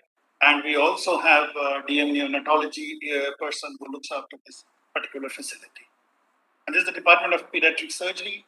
We've also started our MCH pediatric surgery course over here, one of the few facilities in the country. We also have a very well-equipped Department of ENT head neck surgery, where the course of even MCH, which is a super specialty in head neck surgery, has started. Again, very few such institutions in the country. And I think all this is going to help us in Atmnirbhar Bharat, because we'll be able to produce, we are not just doing patient care, but we'll be doing focused research for this part of the country and also provide very skilled, highly skilled manpower, as well as paramedical force, which will definitely serve our country in the long run. So we have got a very advanced nuclear medicine department with a SPECT CT and PET CT scan machines and providing excellent facilities, especially to the cancer patients. Again, Department of Radiotherapy having very advanced linear accelerator. Patients are coming from different parts of the country and visiting this facility for treatment over here. We also have been fortunate that we have got a modern PSA plant which has already been made functional. And in case there is a need or shortage, fortunately, we were very lucky here in Chhattisgarh and especially here in AIIMS Raipur that there was no shortage of oxygen during either the first or the second wave. But we still have a PSA plant which is now functional in case any such emergency arises. We also have a very modern sleep lab, along with the Department of Pulmonary Medicine. They run the facility, and sleep studies are conducted for those patients, especially with obstructive sleep apnea. We are very fortunate that we provide all these facilities under one roof. So we have specialists in Ayurveda, Yoga, Unani, Siddha, Homeopathy, and very much in tune with the Honorable Prime Minister's vision. We have also integrated these services with our routine services, and they're also conducting research along with the various medical facilities, or whether it was for COVID or whether it is for some lifestyle disorders. We're all working together and providing the benefit to our patients and also creating evidence-based medical research over here. We have very modern central registration counter. We get almost 2,000 patients visiting every day for their OPD registrations as of now. During the peak period, it goes to around 3,500 and even up to 4,000. And it's almost like where you get a boarding pass for in the airline terminals, very modern facility with proper seating arrangements. And because of COVID protocol, we have also practiced safe distancing measures. We have a very modern Department of Central Medical Records where all the records are available and they're all digitized, scanned. Yesterday, there was a team from Delhi and they were very highly appreciating this facility that we have created. We have our regular OPD services running, and except for the very peak period of COVID, when there was a lockdown, we have been very fortunate that our doctors, our nurses, our resident doctors have worked day and night to continue with the regular OPD services as well, and taking all the precautions. So we have already 18 specialty. These are the broad specialty departments which are functional. We also have the super specialty departments. Next slide, please. These are the 12 super specialty departments which are also functional, along with the trauma emergency services. And because we have got so many of these departments function, whether the specialty, super specialty, apart from the graduate courses, we have the postgraduate courses, we have the super specialty courses, and they are all going to produce this skilled manpower which will definitely serve our country. As we can see this from the census of the OPD, because ours is a service with a public interface, so these numbers are important. We had reached a figure in 2019 of 5 lakh plus patients. In 2020, you can see a slight dip. That was because of the COVID protocols being followed, but still around 3 lakh patients were seen in 2020 also. And in 2021, already 2,39,000 patients, and we still have a few months to go in this year, and we'll definitely cross that figure. So similarly is for the IPD, as you can see, in 2019, we had a total of 21,000 patients. But in 2020, along with the COVID, we had admitted COVID as well as non-COVID patients. And there was a rather a surge in 2020. And similarly in 2021, already we have admitted 18,000 plus patients. Surgical procedures. In 2019, we obviously had reached a peak that time of major surgeries of 6,000 plus. In COVID times, with the COVID protocol, we still did more than 4,000 major cases and more than 4,000 minor cases as well. And same thing this year, I'm sure we'll again cross that figure. So it's very difficult, especially in COVID times, but all the protocols were followed, and our doctors and nurses and paramedics have continued to provide services during these difficult times. We are part of the Pradhan Mantri Jan Arogya Yojana. It's a flagship program of the government, and because of which many poor patients of our country have benefited. And AIIMS Raipur was amongst the first institutions to have started this program right in 2018.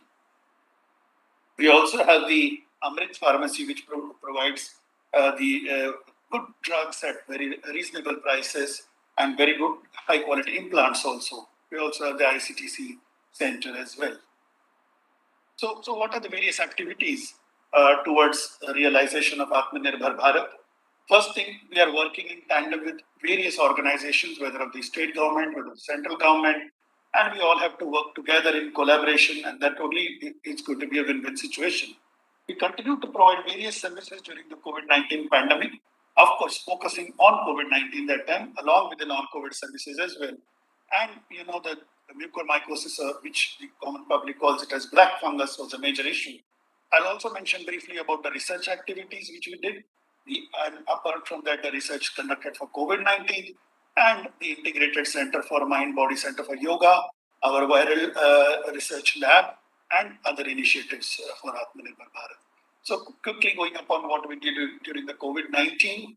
Next slide, please. We converted this PMR Ayush block initially as a COVID hospital, where we could do the screening and admission of these patients. Conduction of deliveries also was done over here. And then subsequently also we used our C block so that also would function as the block for COVID-19 cases. And our staff worked 24/7 and provided the best services. This is one small infant whose mother was also COVID positive. So the nursing staff had provided all the motherly care to the child till the mother had recovered from COVID. Similarly, very elderly patients were also treated with a very good success rate.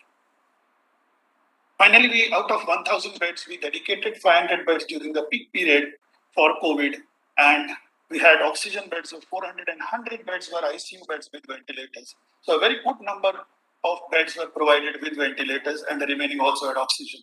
So I think that helped us to facilitate the treatment of these kinds of sick patients, and many referral cases started coming to us. We also helped the surrounding institutions to develop their own facilities, training of their manpower, and developing of the virology labs, not only for Chhattisgarh, but also for the state of Jharkhand. So we allocated 500 beds. Presently, we have given 100 beds for COVID-19. Since the numbers have come down, we can scale up as per requirement. Our virology lab has conducted more than 3 lakh tests for RT-PCR. This was the first lab here in Central India which has started this facility and has continued till date. They are doing this service on a daily basis, on a day and night basis. Similarly, for COVID-19, we have screened almost up to 70,000 patients till now. And we admitted 17,000 patients in the COVID ward. These are suspect as well as the COVID positive. And out of them, the 10,219 patients had turned were COVID positive. In spite of all these situations, also normal deliveries were also conducted. And there were 240 COVID-19 positive mothers who were also benefited by this facility service. Next slide, please. So we have a total of 1 lakh registrations in the 24/7 emergency trauma that we had. We conducted with the cardiac procedures also during this tough time, and the echocardiographic tests, the angiographies, the angioplasties, patients with renal failure. So all those services continued even during 2021, during the peak COVID times. We have a very advanced telemedicine facility, which has been operational here for the last few years already, and which was very useful, especially during the COVID pandemic, to conduct teleconsultations, as well as not only for the patients, but also for teaching and training of staff from other institutions and hospitals and healthcare facilities. We have continued with our vaccination services here, and total number of doses admitted here from our center are 33,590, and the majority of the healthcare workers have taken their proper vaccinations. So there are other initiatives also that, as I mentioned about it, apart from just managing the patients over here, we helped in capacity building programs and trainings which were conducted by the doctors and nurses of our institution over here. And they helped the healthcare workers of the state of Chhattisgarh and Jharkhand. And I think both these states have done very well in handling this COVID-19. We have also been part of various research projects for COVID-19. And thanks to CCoST for helping us with those projects, with the mini research projects, as well as ICMR and other agencies also helped us to conduct these research projects focused on COVID-19. As we can see, the admissions I'll quickly mention. We can see that if we start from May, June of 2020 and coming up to this year, obviously there was initially the first wave, there was a peak around September to November of 2020, and then around April, May, June of 2021, which actually corresponds more or less to what the country's figures have been for COVID-19. And we had a very less mortality, fortunately, with good facilities being provided. Mortality rates were less than 10%, because ours is otherwise a referral hospital, and we used to get the most sick patients which were referred to our center. So similarly, again, showing this month-wise distribution of the COVID-19 admissions, discharges, and deaths. As you can see that the peak had started around September of 2020, and then that was the first wave, and then we had a very short and sharp spike coming up in this months from March, April, and May, again coinciding with the national figures. As we can see, the mortality was slightly higher during that second wave because of very sick patients who were coming to us with respiratory distress. Still, the mortality rates were lesser than most of the parts of the world or the country. We are thankful that we received a lot of support from the public, and our COVID-19 warriors were also showered by flower petals by the Indian Air Force, and that boosts their morale. So again, as I mentioned about this black fungus, and black fungus is one problem, this mucormycosis, which is seen especially in patients with COVID-19 who were diabetic or uncontrolled diabetics. So I'll just briefly mention about how we have tackled it. We got the majority of the patients here from Central India referred to us, which is a very big number compared to other institutions, 239.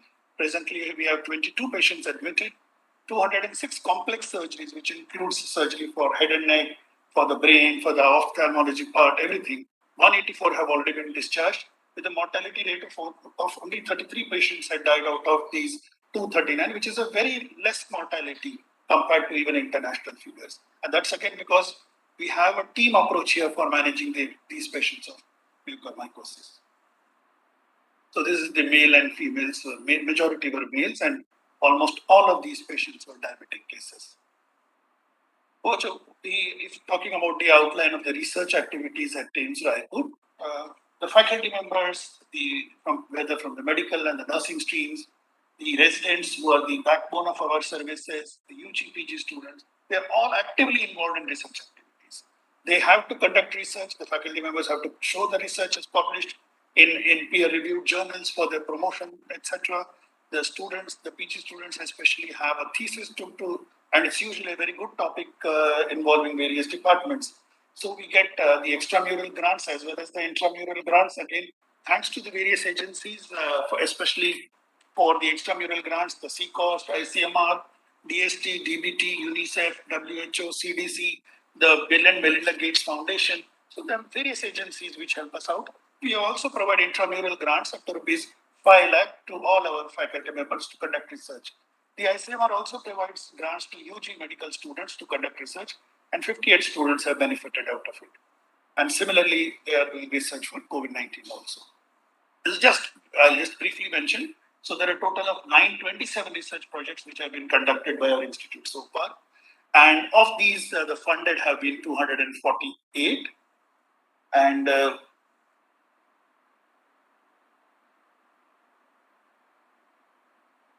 and 663 were the non-funded projects which we had. Next slide, please. So we have also conducted research on COVID-19 with the main thrust areas were clinical characteristics and outcome among the hospitalized patients in terms of drug usage and drug interactions, evaluation of the hematological profile in COVID-19 patients for biomarkers, and effectiveness of telemedicine in managing especially COVID-19 or their previous chronic illnesses. The emotional impact, we have seen that many of these patients had many psychological issues, especially patients with COVID-19. So several studies were conducted to assess the emotional impact, stresses, coping strategies, etc. in these patients, along with the psychological impact of the lockdown and lifestyle changes also. And various randomized controlled trials to assess the safety and efficacy of whether it was convalescent plasma or various drugs which were used for the pharmacotherapy of COVID-19.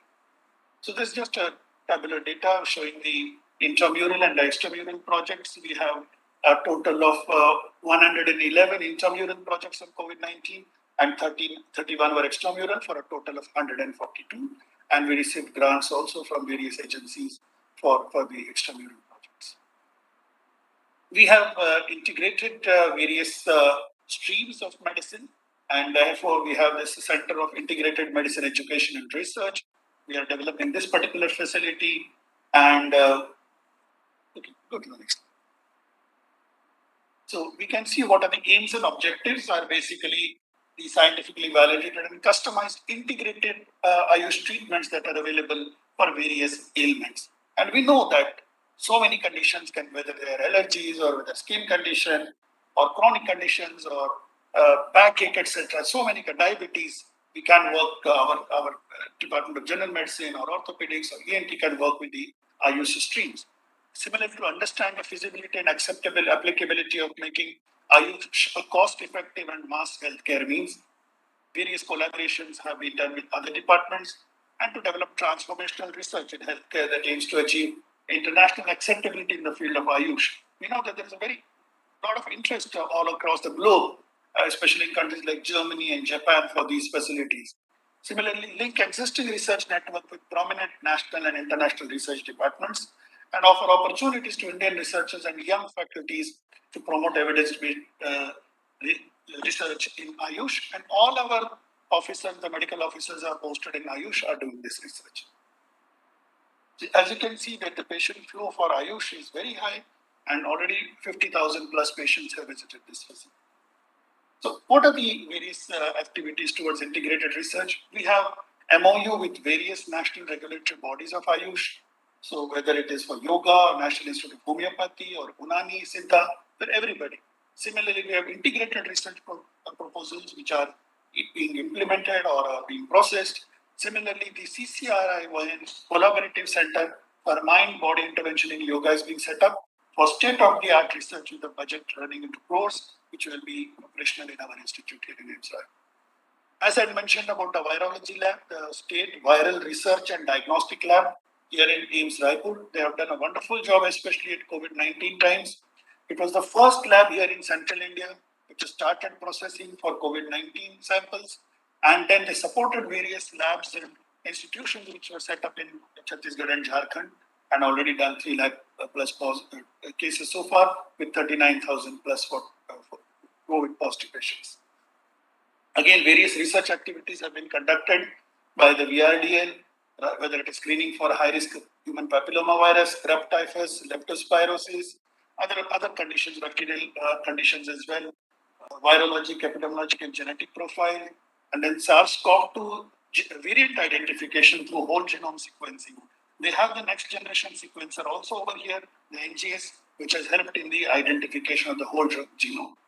So they conduct various research, whether it's for dengue, chikungunya, or whether it is for H1N1 influenza, for surveillance of scrub typhus and other serological tests, and pan-India epidemiological and virological genomic surveillance through the VRDL network. And many times the ICMR sends the various antigen kits over here for the validation, which the virology lab helps with. So they have done the whole genome sequencing, as I mentioned, for the SARS-CoV-2, which is a big achievement apart from the other services they conduct. They've also been conducting research for rotavirus for viral gastroenteritis, and also the molecular characteristics for the human papillomavirus 16 and 18 for cervical cancer. So there are certain other major initiatives also, like we are a part of the DST-CRV study for risk stratification for sickle cell disease, which is a common problem over here in our part of the country. Then ICMR, the polycystic ovarian disease, a task force study. Then UNICEF and severe acute malnutrition project, again with the state government and the central government. Then the ICMR multi-center national task force for the prevalence and hearing of etiologic hearing loss impairment, and AIIMS Raipur was one of the centers for Central India. Then we are also part of the Minerva network training for the verbal autopsy of maternal deaths and training of the various enumerators of Chhattisgarh. So this is the ICMR National Task Force for Hearing Impairment. We have this mobile lab for doing the testing of hearing, audiometry. Next slide. So we do a lot of work, especially the Department of Pediatrics has been conducting this. They have the State Center of Excellence for Severe Acute Malnutrition, and I'm sure this will go a long way in alleviating this problem of the state. We are also part of the National Program for Prevention and Control of Deafness, and helps in value addition for the various ENT surgeons, audiologists, and technicians in the state of Chhattisgarh. We have been fortunate that we've been getting good rankings in various profiles of the institute, whether it's the Mere Aspatal, also for the Central Library, they have got an award from the National Medical Library. Was also part of one of the best public hospitals in the Week magazine for the West Zone, for various activities like the hospital infection control. So here the institute got the award at Chitmar Puducherry. We are also regularly getting the award for cleanliness and maintenance and infection control, which we got in the Kayakal before that also 2 years we got. So this is the third year that they got continuously. There was one list for best hospitals 2021 by Newsweek, and for the country, and AIIMS Raipur ranked 20 in that. Similarly, in India Today ranking, we are in the top 10 emerging colleges, those which were established after 2000, year 2000. And we'll also be participating in detail in the NIRF rankings and hope to do well like the other institutions. So I think, as I've already mentioned, we have got good support from the state government and the central government, and we have continuously collaborated with the various institutions over here, and we hope to take it to the next level and come out with a very strong nation of ours, the Atmnirbhar Bharat. Thank you very much. Namaskar.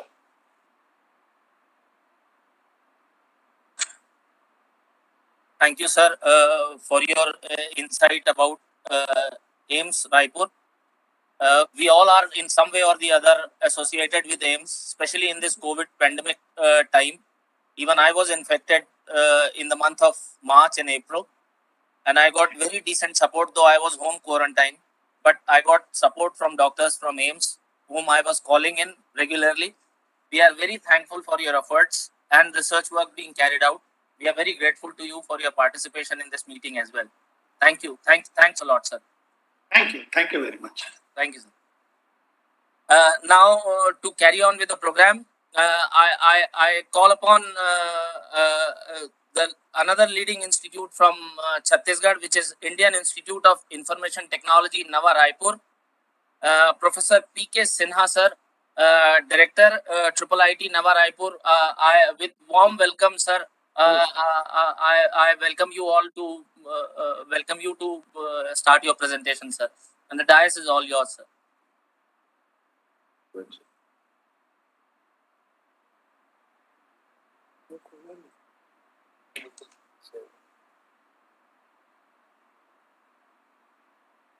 So, good afternoon, Dr.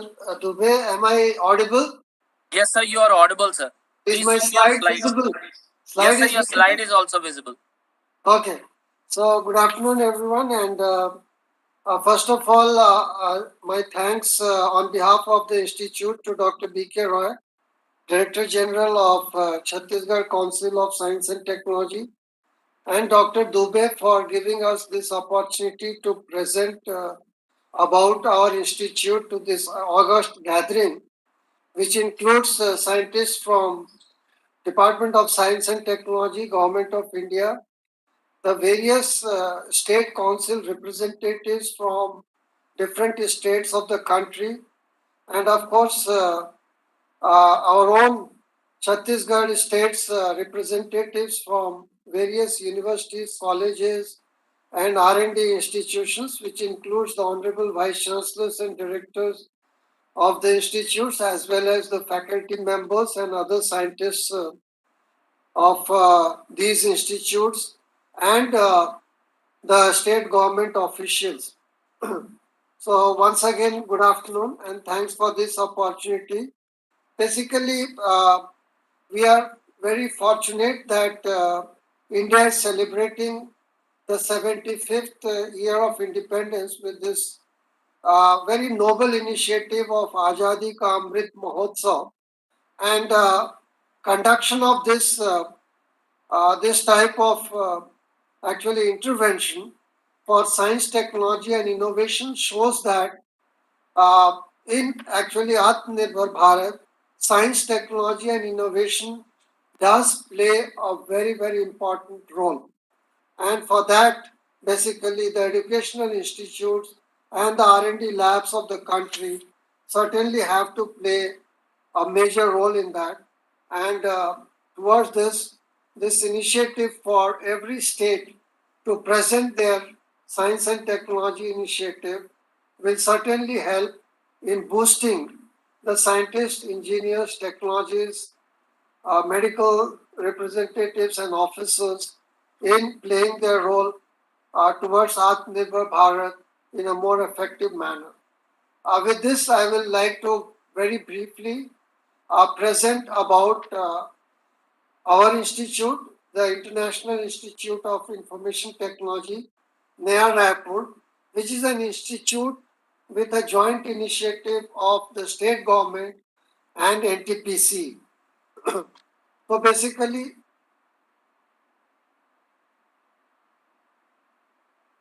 the institute started its operation in the year 2015, and the vision of the state government, Chhattisgarh government, was to set up a new triple IT. There are other triple ITs in other states. Was to set up a new triple IT in this state in the public-private partnership model.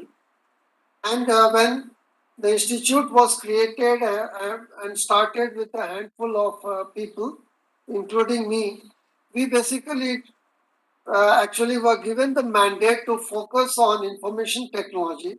Of course, being an institute of information technology. However, we decided that we brainstormed, and we actually came out with the idea that India has been leading in the information technology area, the bandwagon, okay, worldwide. India is known for having the leadership position in IT for the last 2 or 3 decades. Now, one of the objectives that we set for our institute and Chhattisgarh was that India should continue this leadership position in information technology. And for that, we have to look into what an institute like this should be actually doing. So the clear mandate was, okay, rather than actually looking into the existing technology areas in which many other institutes are focusing, we will like to focus on futuristic technology areas in the information technology. And that was basically the vision that we created for this institute, which is a relatively very new institute, as you can see here. 6 years later, that is today, where we are, okay, we have actually emerged, IIT-NR we call it in the short form, emerged as a popular higher education institute of India with several USPs,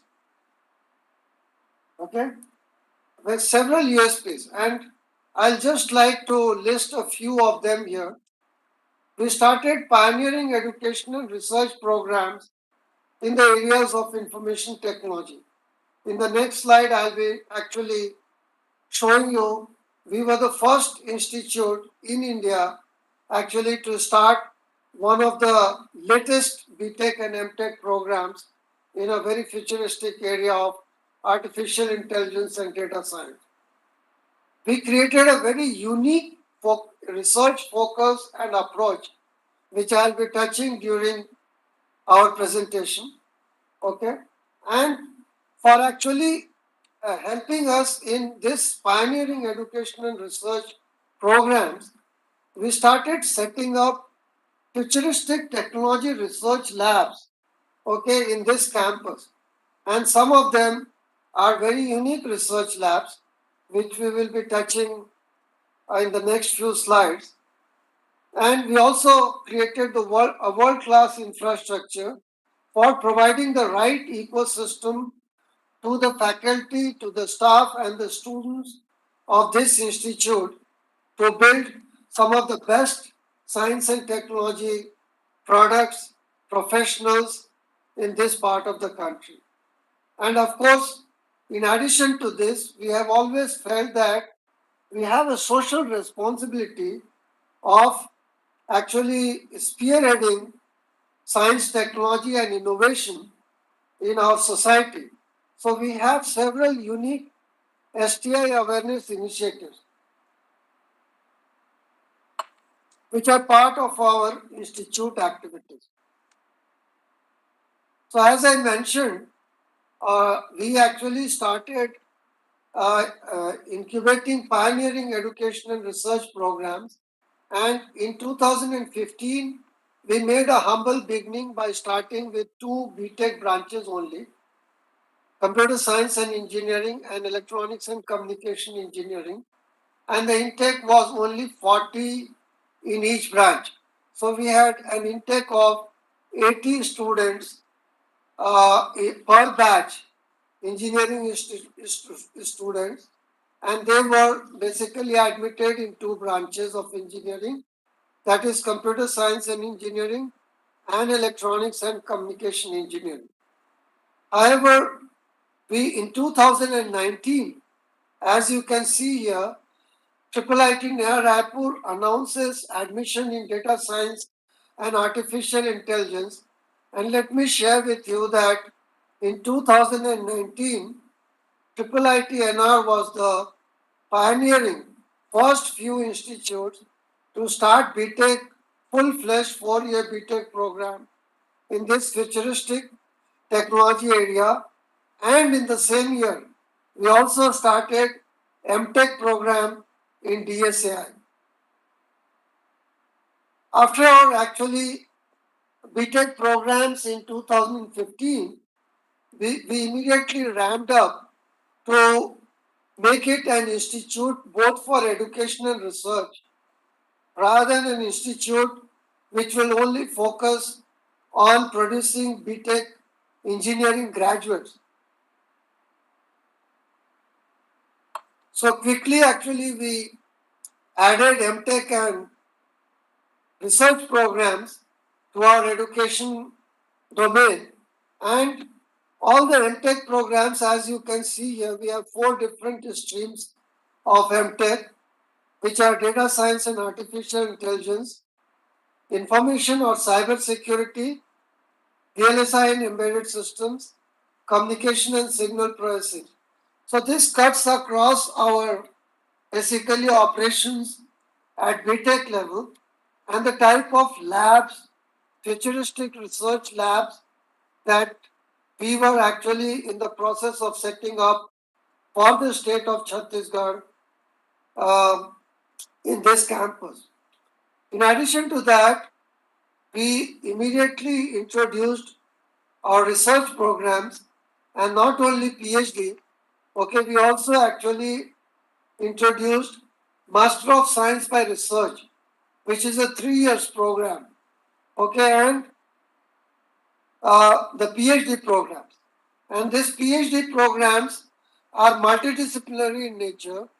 That is, they are not only limited to computer science, electronics and communication, or data science and artificial intelligence. We also have humanities, social science, management, mathematics, and other disciplines in which very high-end research is being carried out in this campus in Chhattisgarh. And at a time, basically, as you can see, our intake in each branch today actually is 60 students. So we have 180 students, BTech students. And if we multiply it by 4, because BTech is 4 years, we have 720 BTech students. Our MTech actually is 40 students per year in tech. So we have 80 MTech students. And at any point of time, we have about 40 to 50 PhD students in the campus. So that is primarily the strength of the students in the campus. And accordingly, we have some of the best faculty members operating in this campus to drive the high-end education and research that is the vision of this institute. Now that was about our education programs. Coming to our research programs, I mentioned that we have taken a very unique approach of deciding our focus for our research area because we are not as big as Ravi Shankar University or other university, okay, in the state as we just now saw in the previous presentations. We actually are a relatively small technical institute, okay, but with focus primarily on information technology, electronics, and associated domains. So we decided that with this size, okay, what should be our focus area of research? And after great brainstorming with all the stakeholders, the state government officials, the board members, our own faculty members, and some suggestions from our well-wishers from foreign universities and other academic institutions in the country, we decided that we will make IIIT a living research lab for basically focusing on agriculture, forestry, and rural development with Chhattisgarh as a case study. Because for any type of research, basically we need samples, case studies. So we decided that actually Chhattisgarh is rich in agriculture, forestry, and rural population. So we actually decided that IIIT will apply its research in IT and electronics domains primarily for the upliftment of agriculture need, forestry need, and developing rural population of the country using Chhattisgarh population and Chhattisgarh area as a case study, and once the research outputs are proven on this Chhattisgarh sample, it can actually be deployed and used in other parts of the world. So this is how we actually differentiated from many other academic institutes research, okay, and decided that with the size that we have, we will primarily focus on development of Chhattisgarh and on Chhattisgarh rich resources. So this is how we actually, our research focus became to make this campus a living research lab for agriculture, forestry and rural development. To basically fuel our education and research programs that we just now talked about in futuristic areas, in the last 4 or 5 years, we have set up some of the best actually facilities and research lab equipped with some of the most state-of-the-art equipment, okay, in the country. For example, we have listed some of the labs here. We have the next generation networks lab, okay, which has the 5G testbed technology. And let me mention that this type of 5G testbed actually facility in the country is available only with 4 or 5 premier academic institutions. And in central India, we are the only one. Okay, so you can imagine that out of 4 or 5 such actually next generation network labs, okay, Chhattisgarh has one of them in IIIT near Raipur. Similarly, many of the labs that you actually see here are of its unique type in central India, and of course, very few of such labs exist in the country. So we have artificial intelligence and deep learning lab, 3D printing and fabrication lab with lot of high-end equipment, okay, for enabling students to do actually 3D printing and fabrication of their research models. Then for AI, we need big data analysis. So we also have big data and computing lab and blockchain facilities. There are some actually faculty members who are continuously doing cybersecurity research and focusing on blockchain technology. Internet of Things is another area where some of our faculty members are deeply into, and they are applying this type of technology for healthcare in rural development, for in actually finding problems in agricultural yields, like use of drones in field area, in agricultural fields, to find out the diseases in the agri products, okay, or the agricultural fields that actually are very difficult to detect manually. Then we have antenna and microwave circuit design lab, VLSI and embedded systems lab, and applied mathematics lab. Let me mention that I think we are the few institutes where we have actually financial mathematics being pursued as a research as well as education topic in this campus. Okay, that is application of mathematics to financial domain.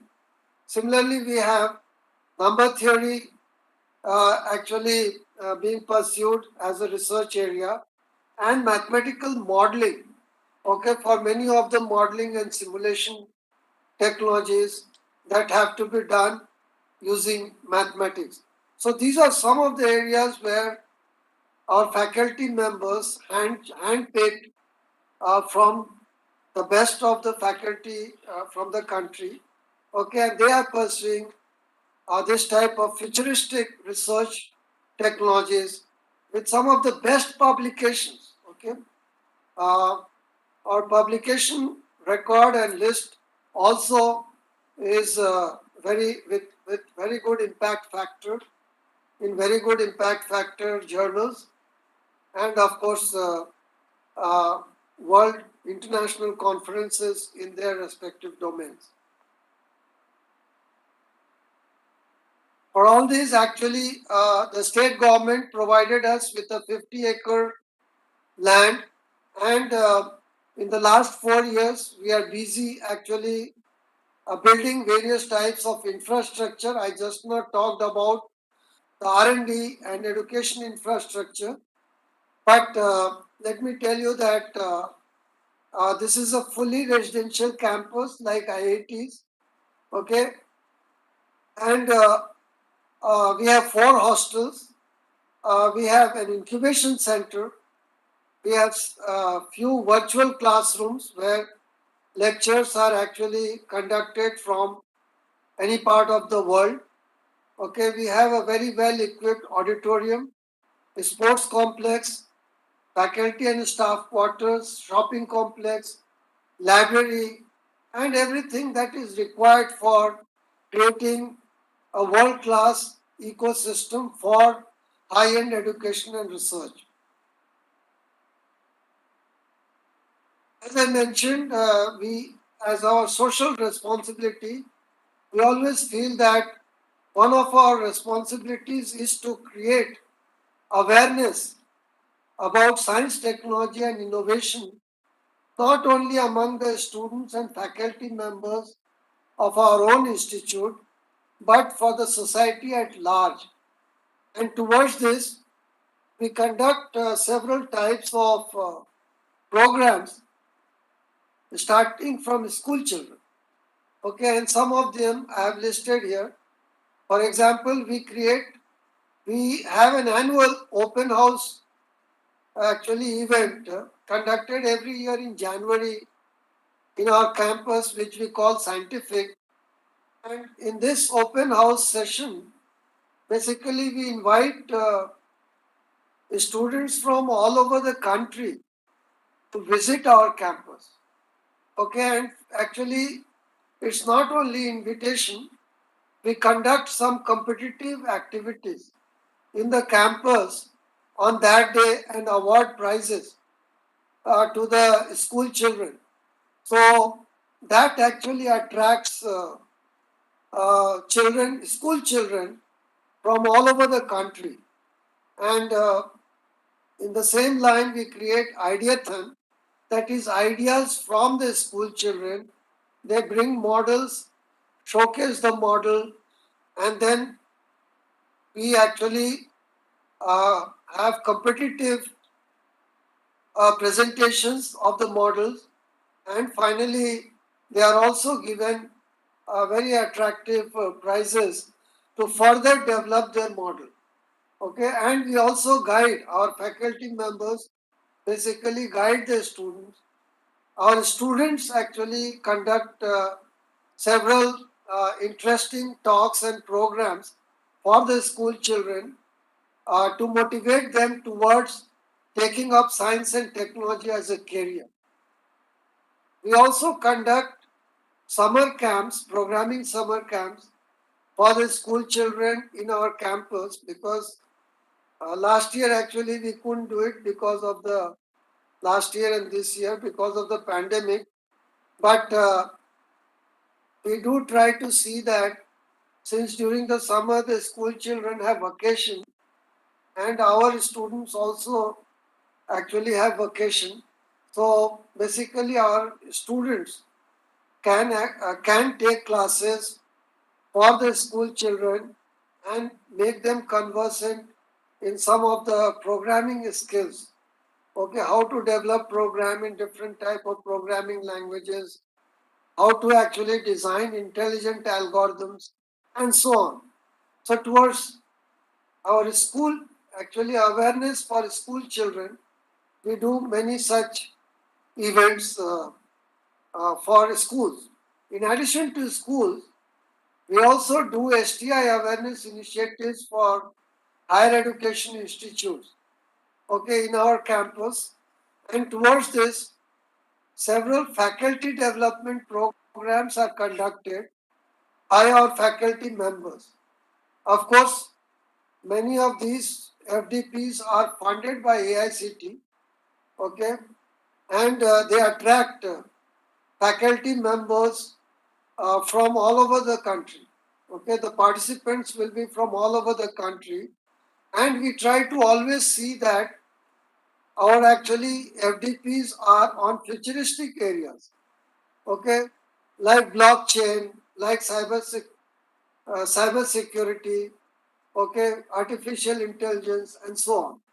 Okay, then we round the year conduct several technical events like many other institutes, entrepreneurship events. We also conduct outreach internships. That is, as I mentioned, we have set up several very state-of-art equipment and lab here. And we want that these actually facilities should be used by many other many other students pursuing engineering or science and technology across the country. Not only, they should not be used only by our own students.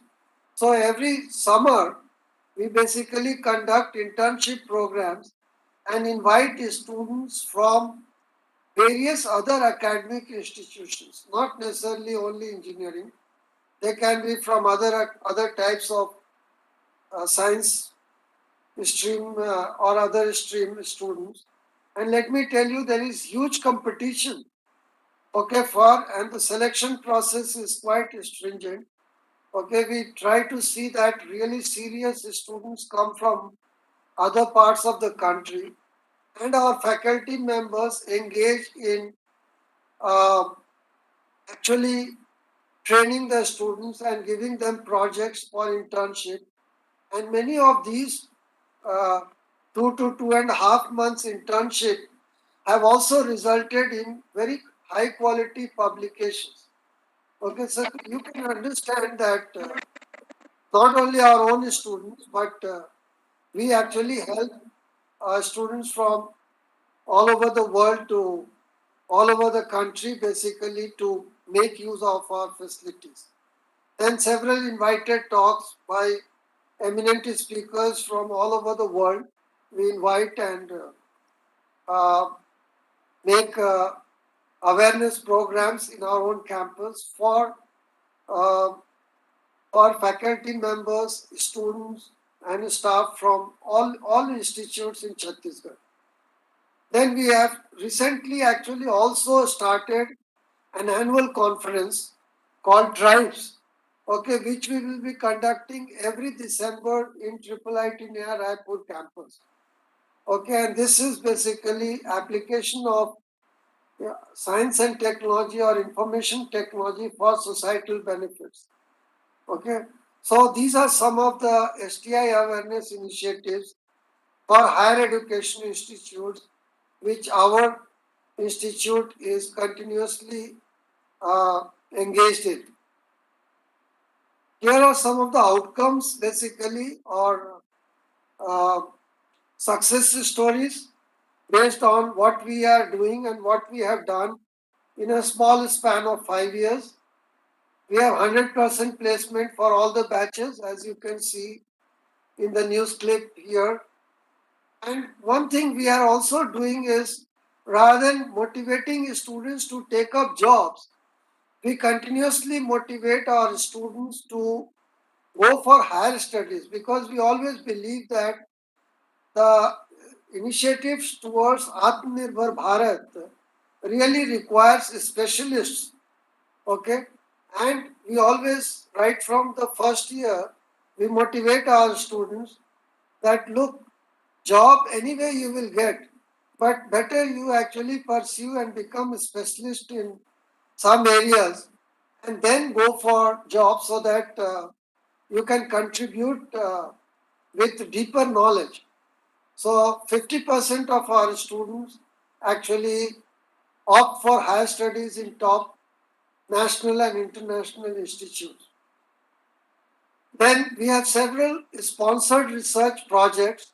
I mentioned about the research initiatives. So in those areas, our faculty members are continuously working towards doing very high-end research projects. And many of these projects are actually funded by DST, MIT, DRDO, Department of Atomic Energy, and so on. So there are many funded research projects going on and being pursued in the campus, where the focus of research I have already mentioned. And we always believe in collaborative research. So continuously we have been pursuing to have collaborative research initiatives with MOUs signed with institutes like IITs, All India Institute of Medical Science. Okay, for example, AIIMS Raipur and IIIT near Raipur are working on some actually artificial intelligence based early diagnosis of diseases. We also have MOU with Indira Gandhi Krishi Vishwavidyalaya. I mentioned about some of the AI based, drone based actually initiatives for agriculture. Same way, research, national research labs like CDAC, DRDO, and industry, Microsoft, Samsung, etc., have MOUs with us. Our startup initiatives have also resulted in 2 startups which are listed here, and we are now actually gearing to give a better push for entrepreneurship and innovation. Here are some further glimpses of our effort towards producing top IT professionals. Okay, our students are actually going out with flying colors both for jobs as well as higher studies. Our research in rural development. Okay, here are some initiatives which have been captured by the media. They were very much interested in what we are doing. So we have also done actually some Gondi language based research. Okay, in collaboration with Microsoft, in collaboration with IGKV, we have done some research in the drone based research in agriculture sector. And as mentioned here, tribal village for rural development, basically, we are also doing some healthcare initiatives using IoT technologies. These are glimpses of our MOU for collaborative research. I'll not go into the detail because of the time constraint. And as others have mentioned about their high national ranking, although we are new and not yet eligible for actually filing our nomination for many of the national ranking, but wherever it was possible, we have already actually tried to see where do we actually rank nationally, and I'm very pleased to report that 2 of the rankings which Director NIT also mentioned, innovation, they got 4-star and we also got 4-star. Okay. And there was another ranking, DataQuest CMR Digital Index Search Survey, and out of more than 150 institutes which they surveyed, fortunately, although being a very young and new institute, our institute was ranked 6th in the country. So you can actually understand that in spite of being new, okay, our ranking nationally, we are being recognized as a good premier academic institute emerging in the state. So with this, I will conclude with actually thanking the state government for enabling us to become a fast emerging science, technology and innovation strength of Chhattisgarh. with whatever initiatives I have just mentioned, and certainly this will contribute to, our initiative will contribute to creating an Atmnirbhar Bharat, and we will continue with the support of all our stakeholders, with the state government, with our initiatives in a more rigorous way in the future. So thank you very much for the time you all gave and for the opportunity you all gave to our institute for making this presentation. Thank you very much, and over to Dr. Dubey.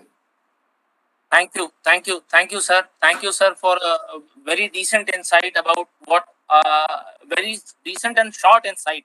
Though I am well aware that Triple IT has been thriving ahead, and much more is being done. But in the span of time, you have shown us the glimpse of Triple IT and the initiatives which have been taken up. So, without further ado, now as Honorable Vice Chancellor Chhattisgarh Swami Vivekanand Technical University Durg has joined us, I would call upon Professor M.K. Verma sir, Honorable Vice Chancellor CSVTU Durg, to take the dais and go ahead with the program, sir. Sir.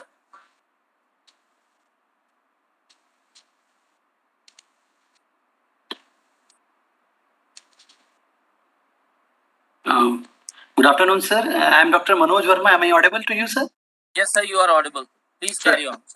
Sir, actually, Honorable VC sir is not able to join the meeting due to some video connectivity and audio issue. So I am presenting in the behalf of CSVT. Fine enough. Please carry on. Sir.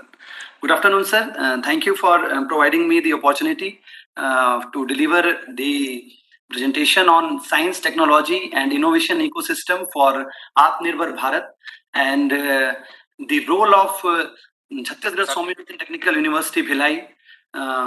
So, first of all, I would like to brief about the university. So, Chhattisgarh Swami Vivekanand Technical University is a state government university established by an act of legislature passed by the state assembly, and it is an affiliating university established for the purpose of ensuring systematic, efficient, and quality education in engineering and technological areas of research, postgraduate, degree, diploma, and certificate levels.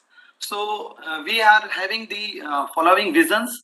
The first one is to develop and provide a state-wise network of technical education institutions for developing self-sufficient technical manpower for the state. Another one is to establish energy efficient campus. Presently, we have the solar parking grid connected embedded system of 120 kilowatt solar parking system in our university premises. This is in the established in phase 1. Apart from this, we are planning to install all the upcoming buildings in a RESCO mode, and we have the target of to generate 1 megawatt power from the campus with the development of university infrastructure. And next one is to develop green and oxygen campus. Here is the master plan of CSVTU Bhilai. Here you can see the upcoming university teaching department buildings in the left side and the right side, and the middle one is the proposed central library. Here is the view of under construction site, which consists of 4 UTD buildings and one proposed central library building in the university premises. And we have also planted the 50,000 trees in the university entrance and the mid of university premises. So here totally oxygen area in campus has been established. Other than this, we are in the proliferation of technical education to larger population. The university comprises of 44 engineering colleges, 59 polytechnic colleges, and 6 management colleges, 30 pharmacy colleges, and 14 other colleges offering technical curriculum in the state of Chhattisgarh.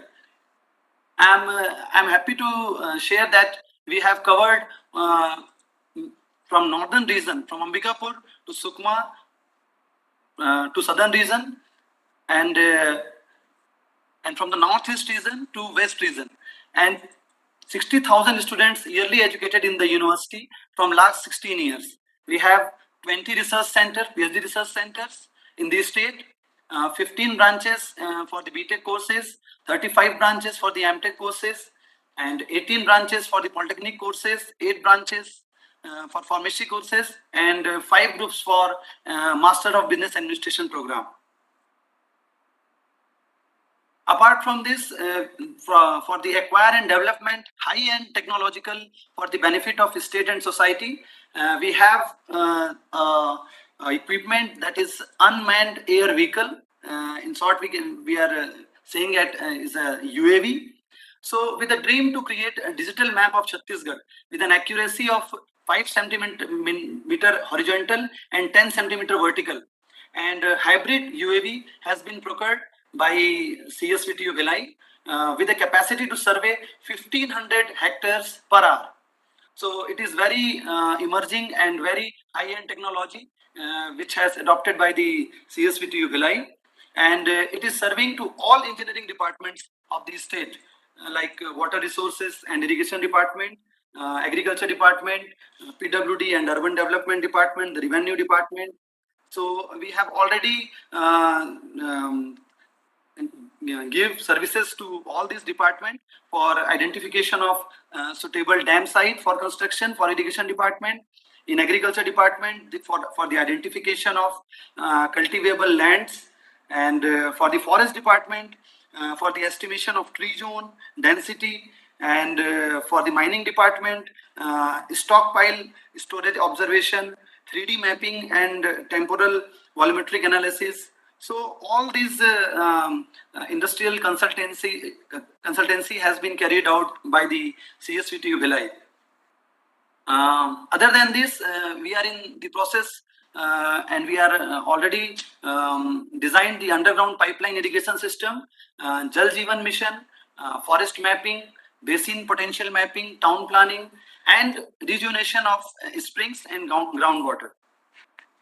The second high-end technology is hybrid DGPS mapping system. So CSVT Bhilai has capacity to carry out advanced survey by DGPS or combination of both ETS and DGPS surveys with ultra high resolution and precision aerial mapping using a professional UAV image acquisition facility for design, drawing and assessment of projects, and to bring it to the geospatial platform. So this is very new high-end technology. Another one is a solar and wind emulator system, which has been established in the Department of Energy and Environmental Engineering in CSVTU Bhilai. So this solar emulator system will perform a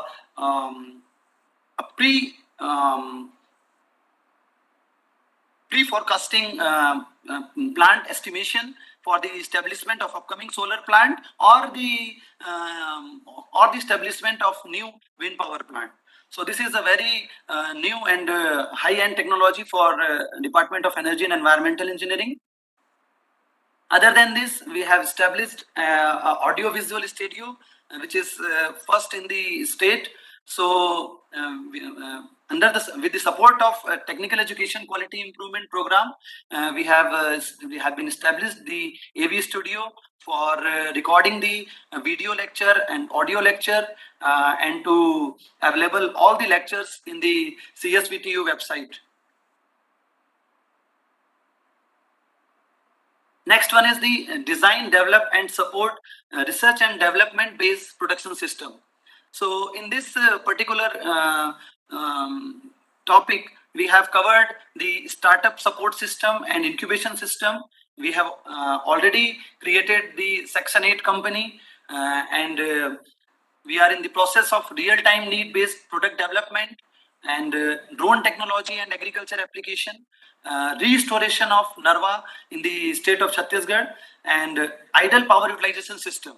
This is very new and upcoming research is going in the university premises, and the placement of integrated water recharging system. Apart from this, to evolve and develop connectivity with rural population, CSVTU Bhilai has 42 villages has been adopted, and it is targeted to adopt more than 100 villages within 1 year. These adopted villages get computer donation to support computer education, and to provide and support for the career guidance, and other one is medical support for sickle cell disease and COVID-19 awareness through National Service Scheme. So CSVT Bhilai has currently organized 30 campus per year, organized in villages in the different districts of Chhattisgarh, and to provide skill development program through Swami Vivekanand Yuva Kaushal Setu and CSDIA scheme. So these two programs are running for running as an informal education for the, and these are the certificate course for 10th, 12th and diploma holders, diploma holder level. Other than this, NMDC funded for skill certification of 1600 candidates in Bastar division under recognition of prior learning scheme has been already implemented, and PG and PhD research on real field problems is going on. To provide technological services to all departments of the state government. This is very important because as a theme of today's program, that is for Azadi Ka Amrit Mahotsav and science and technology and innovation for Atmnirbhar Bharat. So as a CSVTU Bhilai, we are already generating the revenue from consultancy. From Jila Panchayat Durg, we have taken the order for 3D UAV mapping for Narva rejuvenation from Water Resource Department. It is for backwater modeling for floods in Hirakud Dam. In the Water Resource Department, we have done the Ahiran to Gajrina link with drinking water scheme for Bilaspur Smart City. And for Water Resource Department, again, the high resolution survey for UGPL irrigation system has been carried out by the university. And for the Forest Department, planning of forest area and watershed mapping has been carried out by the UAV system. So CSVT Bhilai is foremost organization in the field of engineering consulting services, advanced surveying and geospatial technology in the entire Chhattisgarh state, as well as with the neighbors. So the university is dealing with hydroinformatics and geospatial technology to provide consultancy support in various engineering applications for the benefit of government departments and the private agencies. So that's all from my side. Thank you, sir.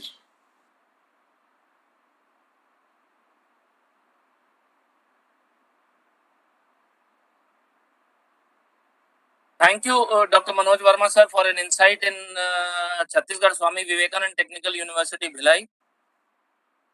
Now, without further ado, I call upon Dr. Girish Chandel to present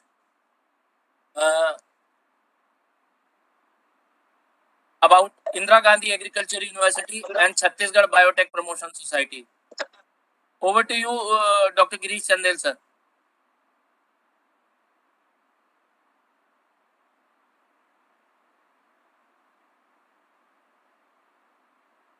Please zoom your slide, sir. Full screen your slide, sir. Thank you.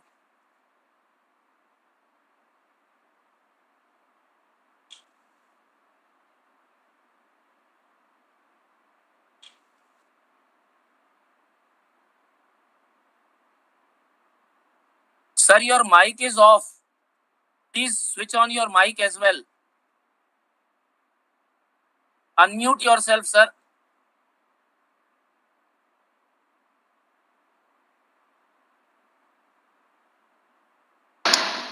Okay. Now I am audible? You're audible. Now you're audible. Please carry on. Yeah. Thank you. First of all, I would like to thank CCoST for inviting us also for this great deal of presentation, and then respected all honorable vice chancellors of different centers or the universities, triple ITs, AIMS, and everybody directors. On behalf, first I am very thankful that I am also getting an opportunity to speak before such a learned people. So to start with, I will have a two presentation. One presentation is for the Chhattisgarh Biotech Promotion Society, which has been created as a nodal agency for the biotech related issues. As you all are aware that the biotechnology is the set of technologies which is touching, I think, most part of the life at the moment, starting from industry to the health sector, to the food sector, to the agriculture sector. So there was a need earlier in the state that a nodal agency is to be formulated for the purpose of related to biotech related issues. So it was established in 2016 with a main focused area of biotech HRD, innovation and commercialization. So that was the start and the idea behind why we have created this institute. Now, Chhattisgarh Biotech Promotion Society has been really involved right from its inception to the biotech-based human resource development and innovation, formulation of state biotech policy, which I will come little later, little detail about it, and mentoring and technical support for the young entrepreneurs, upcoming startups related to biotechnology in the three sectors, the agri sector, pharma sector, and then the sector of industrial biotechnology. And also bring the external companies to the state for the entrepreneurship development. So as far as the Chhattisgarh Biotech Promotion Society is concerned, I think we are mainly focused with the innovation, startup ecosystem to provide related to biotech value-added industry development. With this idea, what I have structured my talk is in two aspects. One is the activities and progress on HRD, and then innovation, startups, and entrepreneurship. So if you can see, first of all, after the inception, we have been in touch with several institutes and industries, and then linked, developed with the several industries. Like the IIT Kanpur is one of our bioness center by Government of India that is mainly funding for the budding biotechnological based innovation and in the startups. So this has been linked with that. In Chhattisgarh State Biotechnology, CCoST is another one, which is mainly dealing with all the IPR activities and the innovations. So we have very close association with them. Then NARM is another because our main focus area is also on agri biotechnology center. So the agri sector, the HRD development of the NARM Hyderabad is one of the area which we have linked with and very close association. And then several private and the IITs, IIMs, as the people have already expressed upon with the Indira Gandhi Agriculture University. So we are linked with them. And then also the BIREC and the Bionest. This BIREC is nothing but the private company, Section 8 company of Government of India, dealing with commercialization of the biotech-based innovation and also linking with several industries, the biotech industries. So we have a leverage with the BIREC, which can be mentoring us and the state for having something.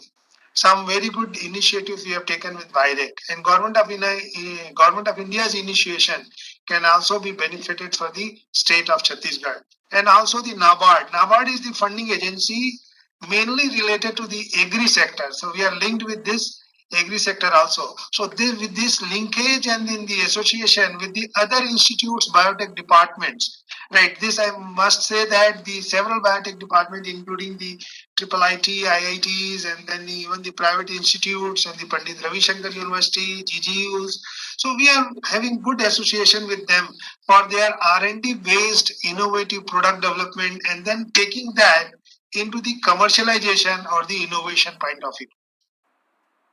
Now, coming down to the advantage of Chhattisgarh for related to biotechnology, if you will see, there is a strategic advantage in our industrial policy which has come up with that, and our state is really very friendly towards the biotech based industrial development activity. And if you see the forest or the medicinal plant and the policy support system, education ecosystem, so there are good ecosystem in Chhattisgarh which has been included as an advantage for the industrialization of the value-added industrialization in the state of Chhattisgarh.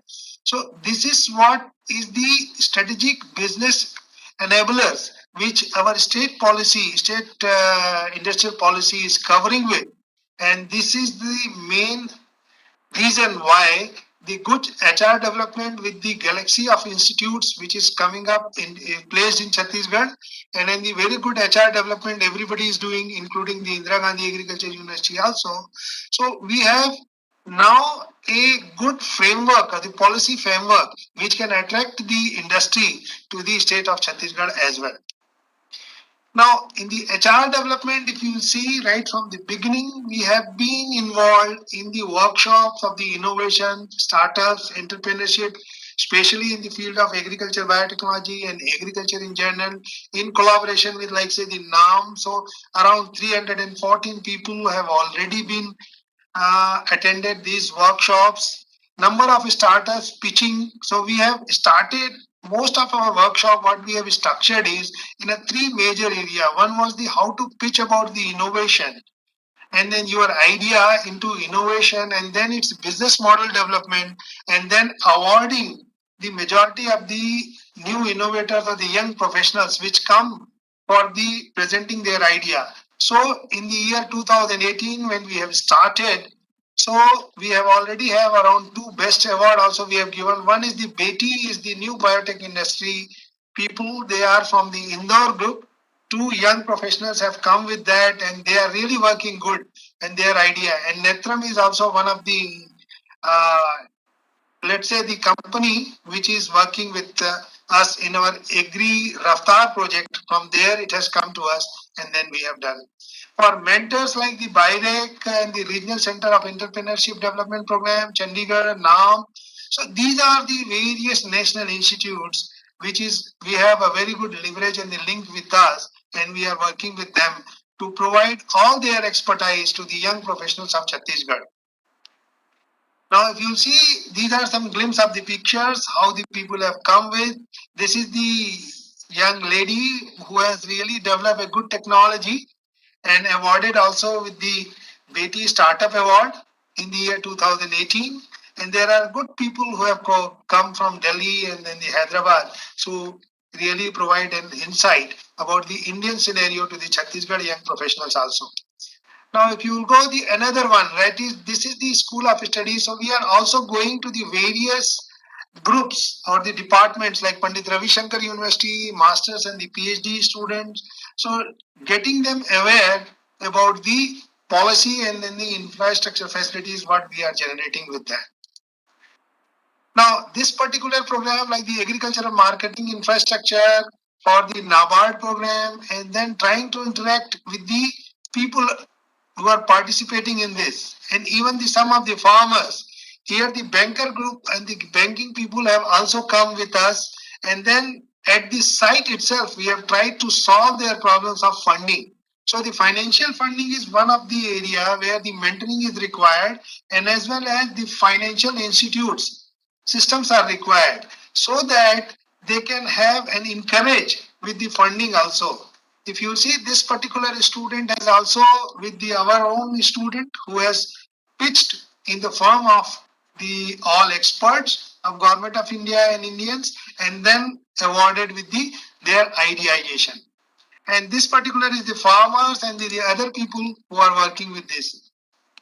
So in short, what we can say is we are linking our HRD development with the pass out student and the young professionals who have their idea. If they don't have their idea, how to idealize their any understanding and then the innovation. So this is what we are working with.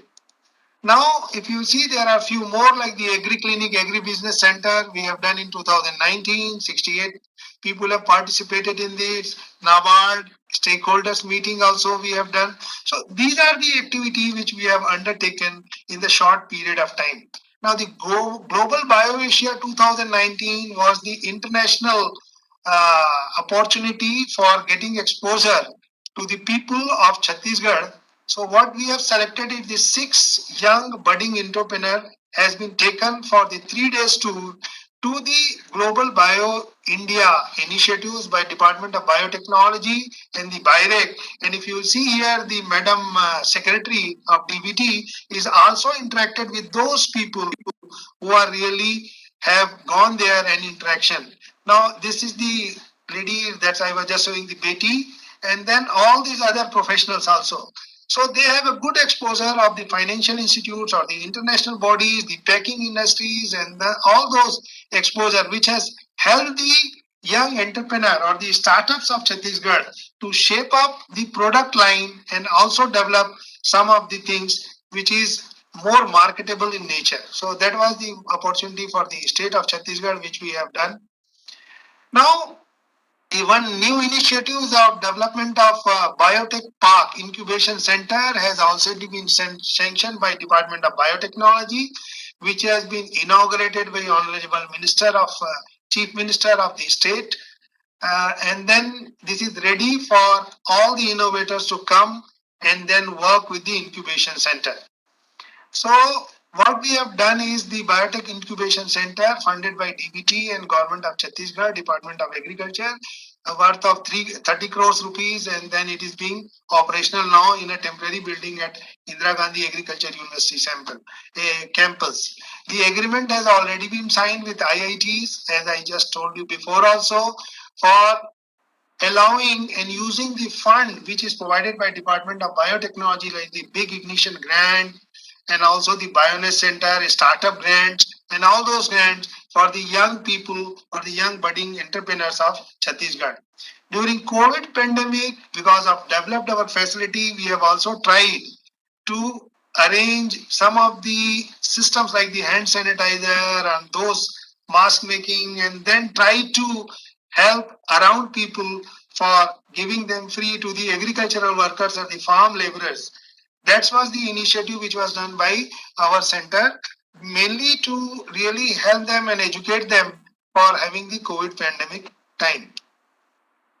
Now, this is the short where we can say that in the 2000 only, in 3 years of our time, we are able to have exposure trips, and also several people have already been, you can say, the trained and exposed to the facilities, and the 6 companies have already visited the BioAsia. Now, coming to the Chhattisgarh Biotechnology Park and the main our biotech investor, this particular building is a coming up building which is having around 40,000 square feet area with the 3 stories, and top story we will be having a BS4 facility for doing research, and other having around 19 for the lab or the incubation facilities for the agri sector and industrial sectors, with the space of around 300 square feet. There are 6 facilities we will be having with 1,000 square facilities, and also we will be having around 3 facilities with 2,000 square facilities. So this particular building will be coming up in a year or so. Meanwhile, we have also developed the facility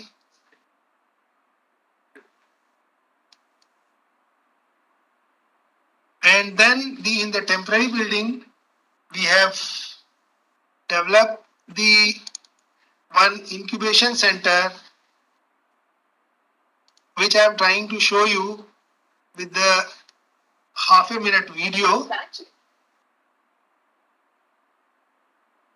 Excellent.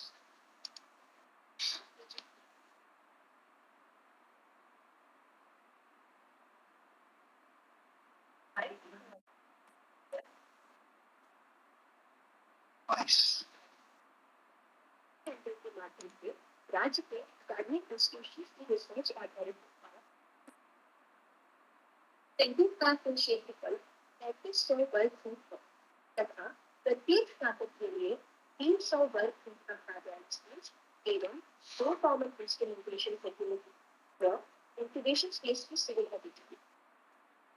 If 2020, degree writer, healthcare writer, even she had private habitat. So that sector would be significant.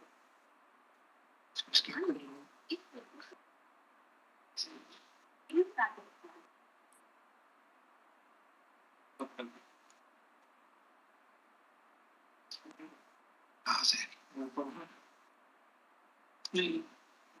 Okay. Am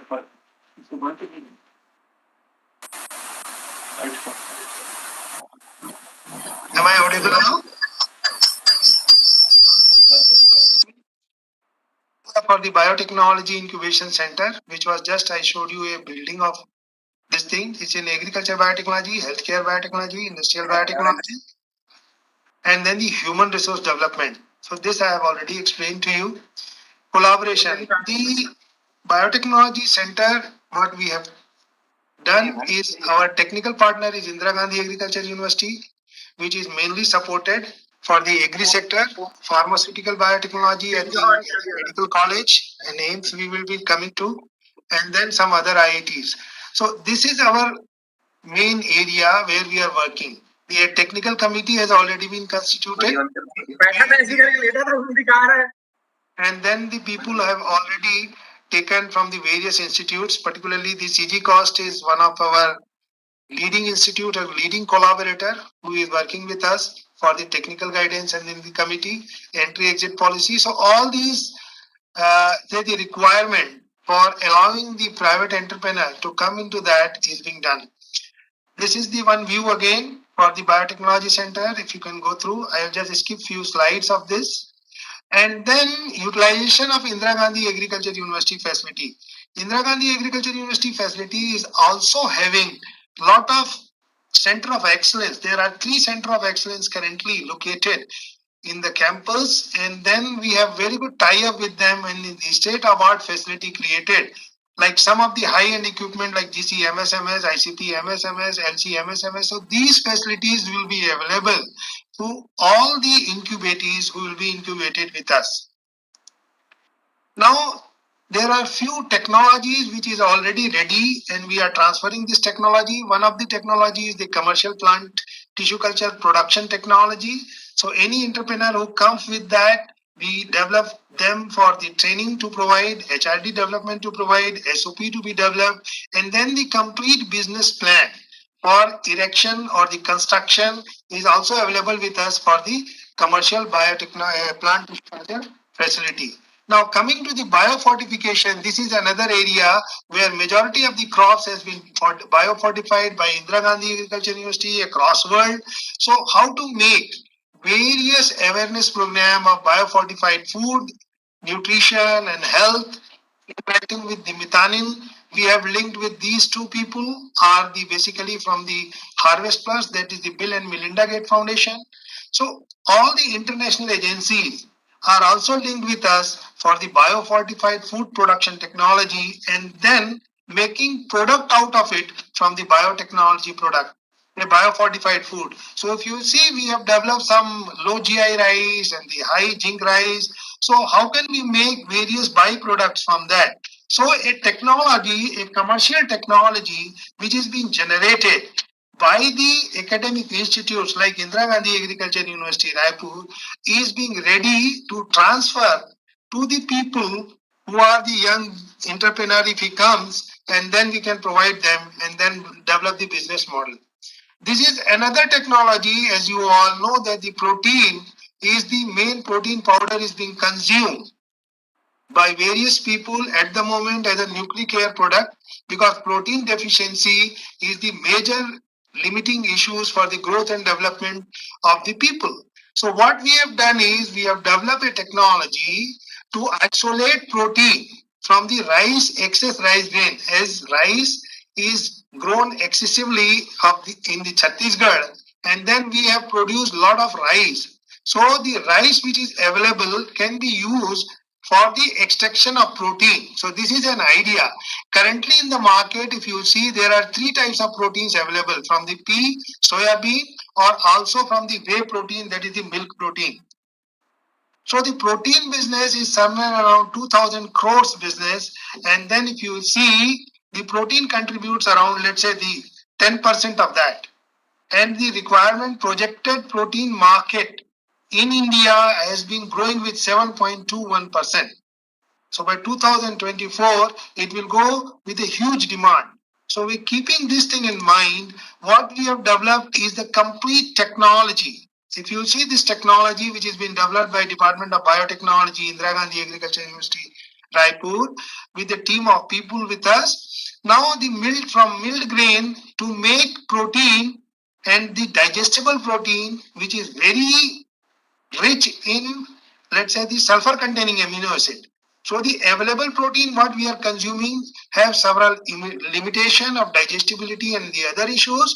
So the rice protein is a highly digestible protein, very rich in sulfur containing amino acids. So it's a good quality protein. We are able to separate it from there, and also added a technology to make it digestible in the human body. And then the leftover from the rice grain comes, you can isolate either bioethanol or the sugar syrup. So this technology is ready, and we are already ready to transfer this technology to the AD industrialist of Chhattisgarh. Okay, so if I can show you, this is the protein amino acid profile of the protein, rice protein, which we have estimated. So the sulfur containing amino acids are very high in this. We are able to isolate somewhere around 70% pure protein from the grain. So the rate of extraction has also been standardized at the highest level.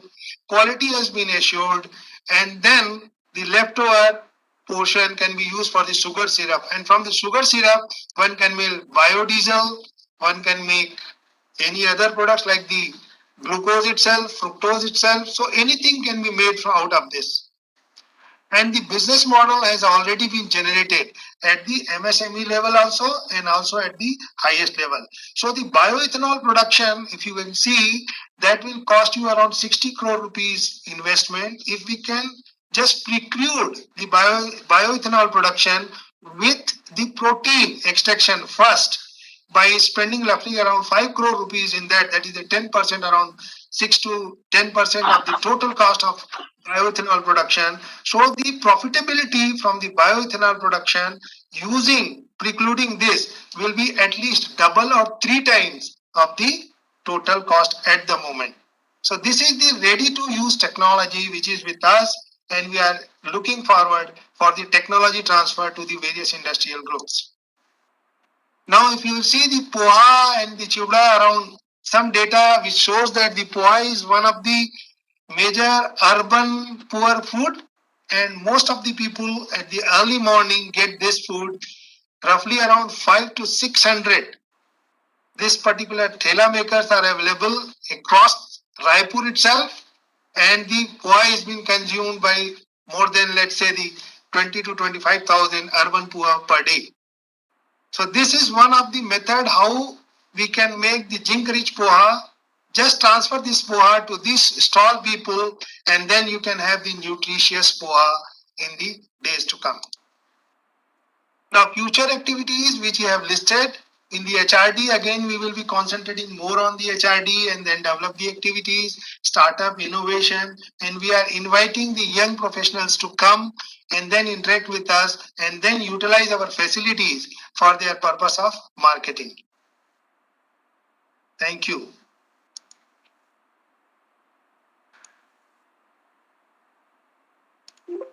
Amit. Yes, you may carry on with the IJKV presentation, sir. Okay, thank you. Sir. So, presentation can be seen? Yes, sir, it is visible. Okay, thank you. Please now, on behalf of on behalf of Honorable Vice Chancellor, I must say that we have today our board meeting, academic council meeting going on. That's the reason Vice Chancellor has not been able to participate in this. And on his behalf, I am here to present the Indira Gandhi Agriculture University strength and its activity. Now, here what I have tried is the Indira Gandhi Agriculture University has started from the JNKVB in the early 1987, and in around 30 years of total inception, we have grown with a very rapid speed. Our intakes and colleges, if you can see, there are 22 constituent colleges, affiliated 9. Total at the moment, horticulture, agriculture engineering, food technology college, so 31 colleges, and then 15 is the affiliated colleges. More than 6,000 to 7,000 students are really studying in undergraduate and the postgraduate. But because this is an Atmnirbhar Bharat and then the industrialization and income generation part of it, so I am not concentrating on the studies and the academic part, but more concentrating on the KVKs. There are 26 KVKs spread across Chhattisgarh, and most of the KVKs are involved in the technology transfer, farmer income development, and the farmer improvement program. We have several funds for this purpose, like Government of India, Biotech Kisan Program, PM Kisan Yojana, and all those RKVY projects. So, and in the state government funding, mainly by the CEO of the different districts. So, district specific and then the state specific research, product development, and for the purpose of farmer upliftment. This is our whole area where our 27 KVK are involved in it currently. Total cultivated area is 47 lakh hectares, and then these are the rice and maize are the major crops. So based on this background, if I can just go about the KVK networking and the crop ranking, crop intensity, and the net irrigated of Chhattisgarh, innovation, income generating activities. Because KVK is involved in these 7 activities, and all these 7 activities are helping the farmers of Chhattisgarh to develop a better skill and also increase their, let's say, the income. So I can concentrate on this and some of the products which is being transfer of technology by KVK for the various farming community. First one is the development or the transfer of technology for making makhana. As you know, the Chhattisgarh is already having, and this particular table is showing their economic benefits, right? But makhana is being grown in the wetland area or the completely merged area or the highly irrigated area of the Dhamtari or the some other portion where there is a canal system and then the seepage water for the agriculture is there. So this makhana cultivation is one of the major changes or the transformation of technology which can from paddy, if you see the total cost, from makhana if you see this is the total cost, and then the net income if you can see 2,40,000 plus. So this is the technology which is being transferred to the set of farmers for makhana cultivation, and farmers have started growing it. One processing industry has also come in makhana in Mahasamund district, and it is going to be a very good entrepreneur. Like agriculture as an entrepreneurship or the as an enterprise is one of the focus area at the moment across India to really make our farmers with the enhanced income and then the more healthy food. So this is one of the technology which has been transferred. And then if you see major processing units or the introspect development in Dhamtari area, and then the several farmers community has been trained with them and linkage has been developed. Same thing with the chestnut seeding technology which has been also developed with the KVKs. This is another one, the bird for the nutrition and the income generation. If you see this Kadaknath Murga is the major thing which people have come up with. The Kaker is the leading KVK which is started with all 27 districts of Chhattisgarh. This complete technology transfer from the chicks making to the bird making and then their marketing, how it is going across from the other states also like Maharashtra, J&K, Odisha. So this linkage has been developed. And then the complete technology transfer has been given to the various farming community in Kaker. Kakel poultry is an indigenous breed suitable for the backyard farming also. So we have also developed the backyard farming system, and then people are earning around good amount of money from this. Now if you see the Kadaknath units, how many units has been generated in 1920 and 2021. So number of units is around 300 plus units has been generated. This many farmers, if you see more than 2,500 farmers has really been exposed with that. Their financial support has already been given. So see the place like the Dantewala, this particular Dantewala unit is being really coming up very well with the backyard farming. And then the chick foundation, and chick has been provided by the one unit, the mother unit, and that is from Kaker. This is already people are working with the convergence mode, like the Manrega construction and a National Rural Livelihood Mission, Department of Animal Husbandry. So all these groups has been working together, and KVK is the connecting source or the innovation center, you can say, which is really leading to the remotest area of the farmers, understanding their needs, and then providing the technological support to enhance their income. This particular is the entrepreneurship development, a success story, you can say, where the Kanaknath poultry rearing facility has been generated. Village is already been given in Kaker, monthly bird production 50 kg, chicks production 5,000 kg, and net income per month is 80,000. So this particular young entrepreneur is an entrepreneur of the Bastar region who has developed this technology and now feeding supply of chicks to the various farming community or the groups of FPOs and the farmers.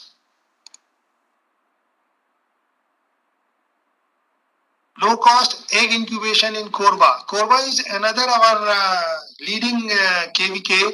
They have come up with some of the indigenous incubation facility for the egg and the low cost egg incubation. So this is another one where people have sold around 8.7 lakh rupees, one incubator. See, this is another bird, quill farming, that has also been shown. All the technology has been transferred to the farming community, and this also fetch a lot of additional income other than the agriculture. So the allied agriculture sector has already been focused to the farming community, and then they have done horizontal transfer of quill. So see, these are all the facility, actual facility at the farmers field or at the group of farmers field or the FPOs field, and they have been transferred completely with the technology transfer and also the mentoring at the time to time for their growing of quails or the Kadaknath Murga and all that. Horizontal farmer, goat farming. Goat is one of the major meat which is being consumed in the Bastar region. So all the 6 Bastar KVK aspirational districts, they have really distributed the high quality or the good quality this particular farming goats to the various communities and then allowed them to increase the facility. Duck farming with the rice field and then their backyard, this is also being done. So these are all the proven technology at the farmers field, and farmers has been benefited and their income has been increased. Beekeeping is another area where people are working with it. Honorable Chief Minister has also visited these centers, and then the farmers are really doing it with their own places and earning additional money out of agriculture. These are some of our Kisan Melas and the facilities where our Honorable Ministers and the Agriculture Ministers and Honorable Chief Minister has visited and then seen all those facilities actually in the farmers field.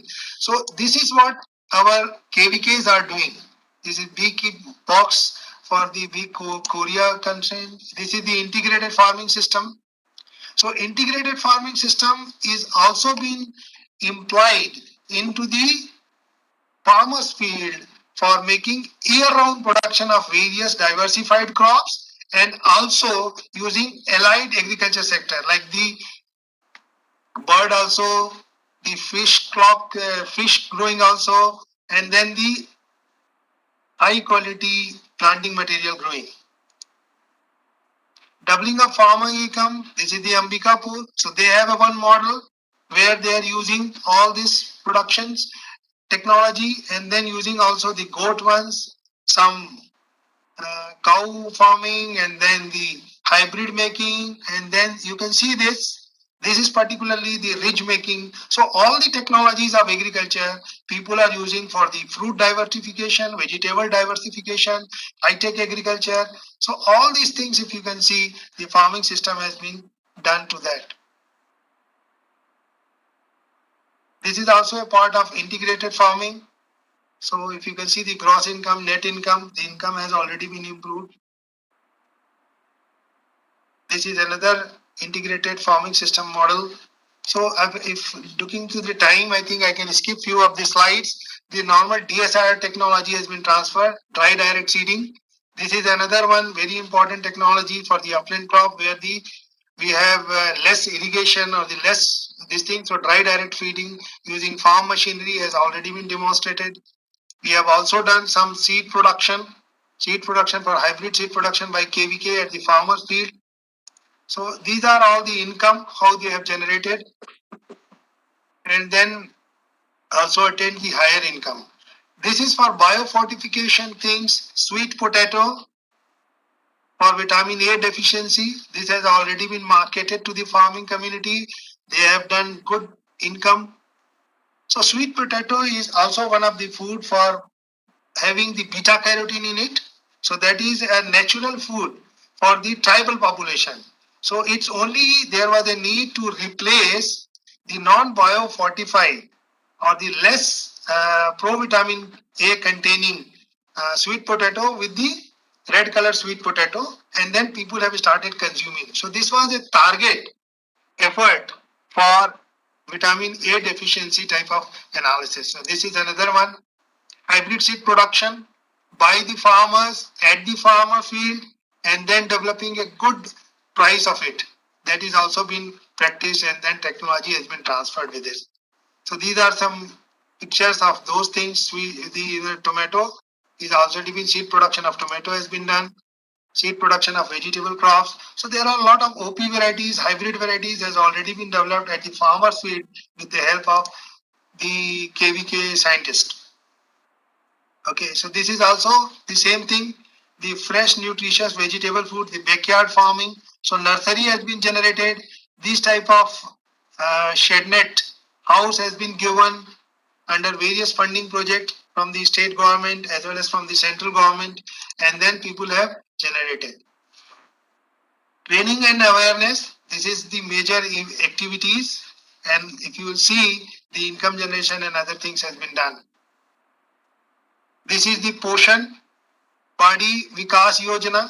This is the flagship program of state government where all the schools in their backyard, the nutritious vegetables has been grown.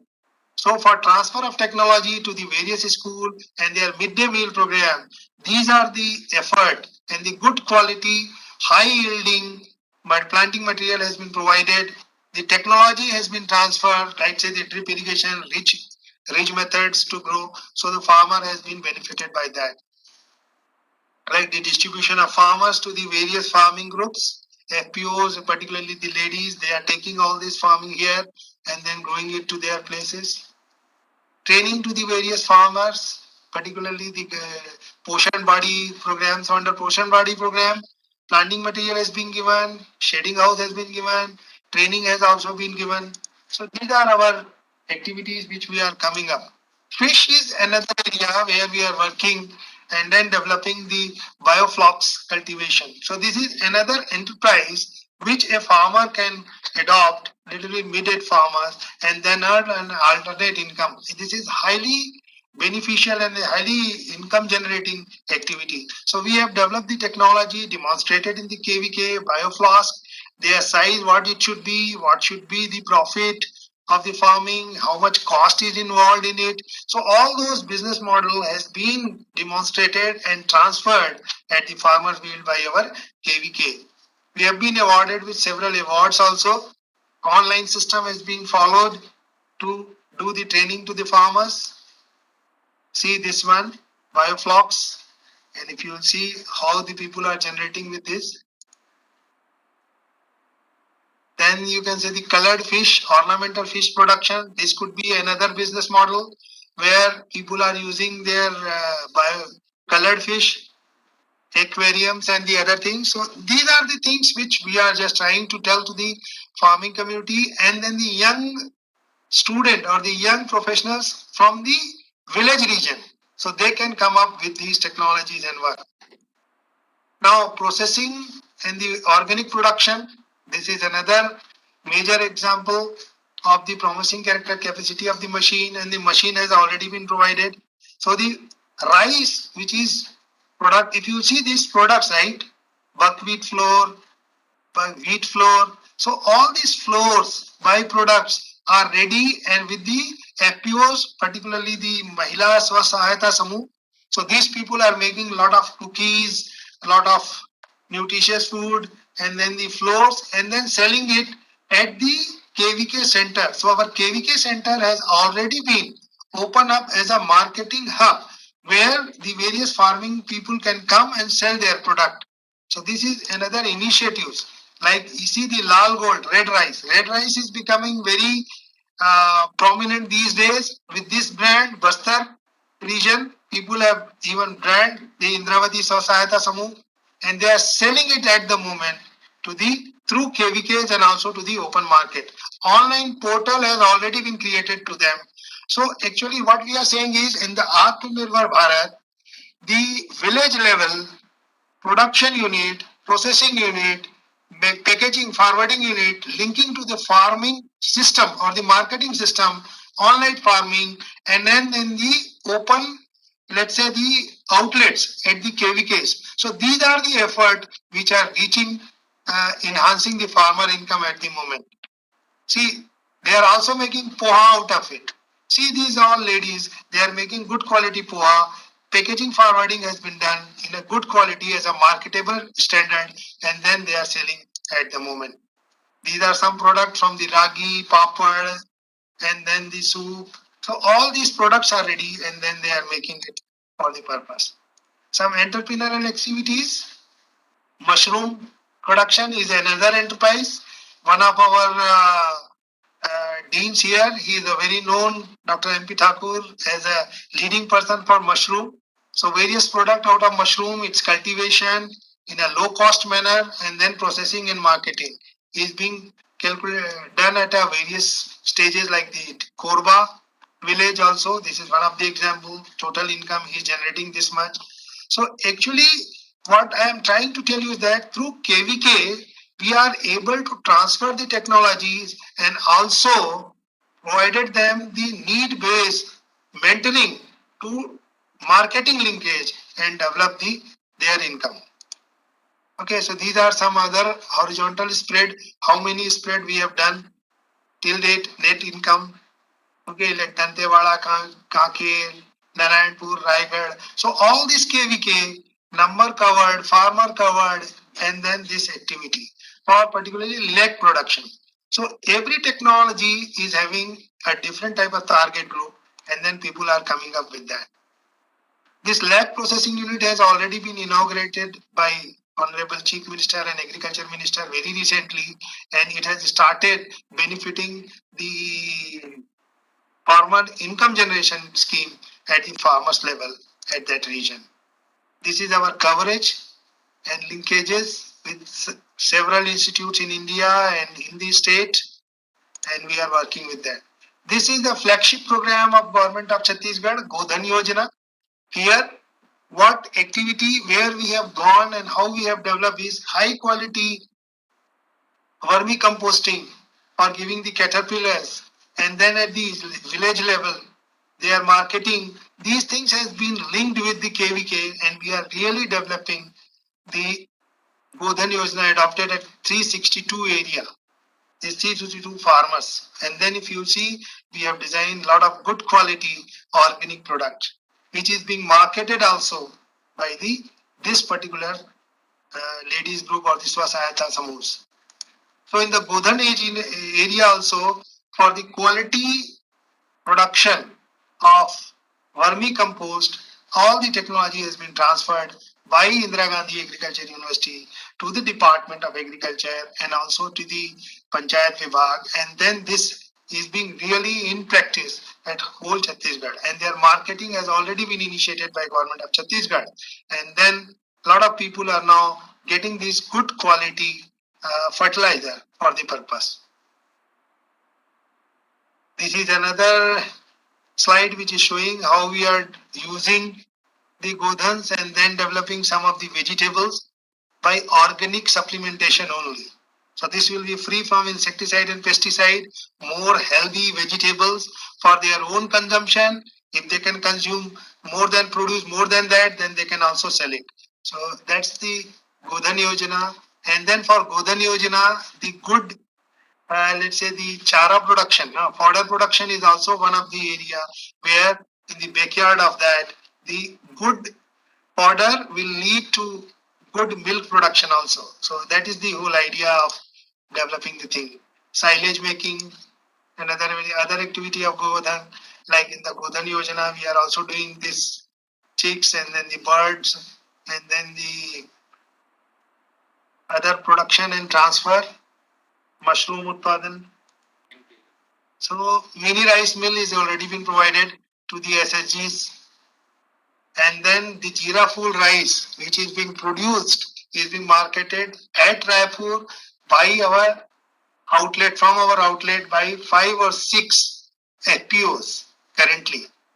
So anyone can come and then see that this is the honeybee production at Balrampur, that is in the area. Livelihood of the tribal, from the TSP we received the grant, and these are the things like gulal making, herbal gulal. Herbal gulal is another area which has been come up very well this year also. From 2-3 years we are making good gulal, and then it is coming up. The scented rice, very popular in Chhattisgarh, like Jeera Fool, like Basha Bhog. These are the rice which we have consumed. So a set of farmer is producing that rice, good quality seeds which were provided by Indira Gandhi Agriculture University, and then they process in the converge method.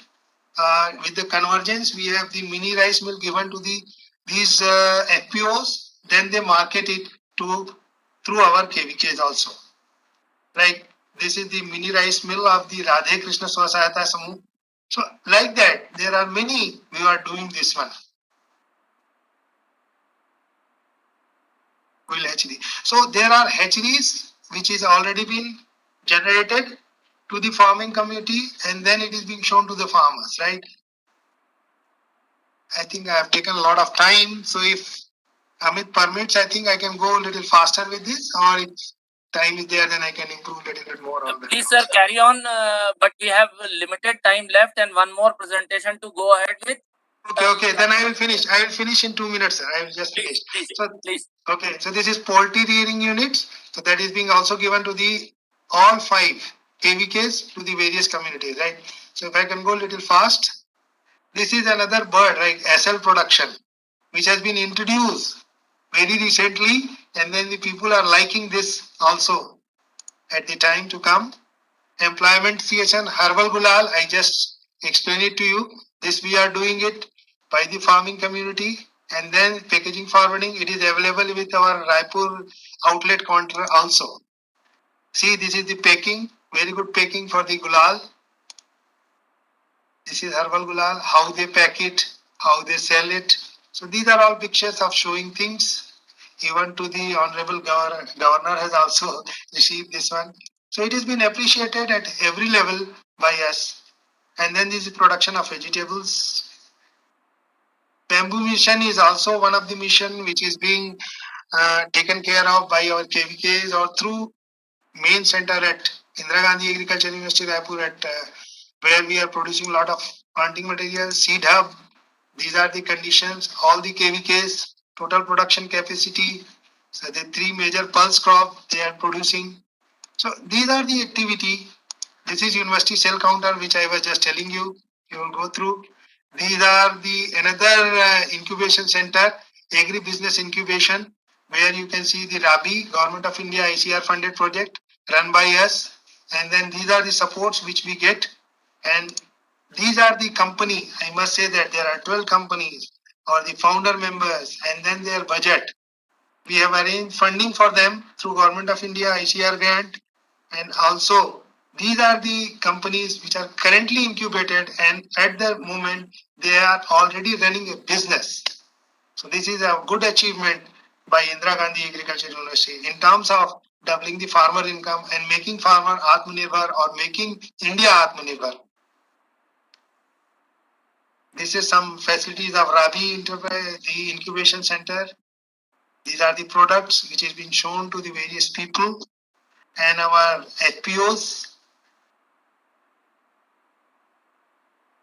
Biotech Kisan Hub is another project where 4 technology has been transferred to this many people, farming community of the Bastar region, and then we are able to produce zinc-rich rice, vegetable production, rabi pulse crop, goat farming, and bioagent. So these are the set of technology which has been demonstrated and transferred to them, and then their infrastructure has already been developed under PM Kisan Yojana, and then they are getting a lot of benefits out of it. I say the low cost vegetable production.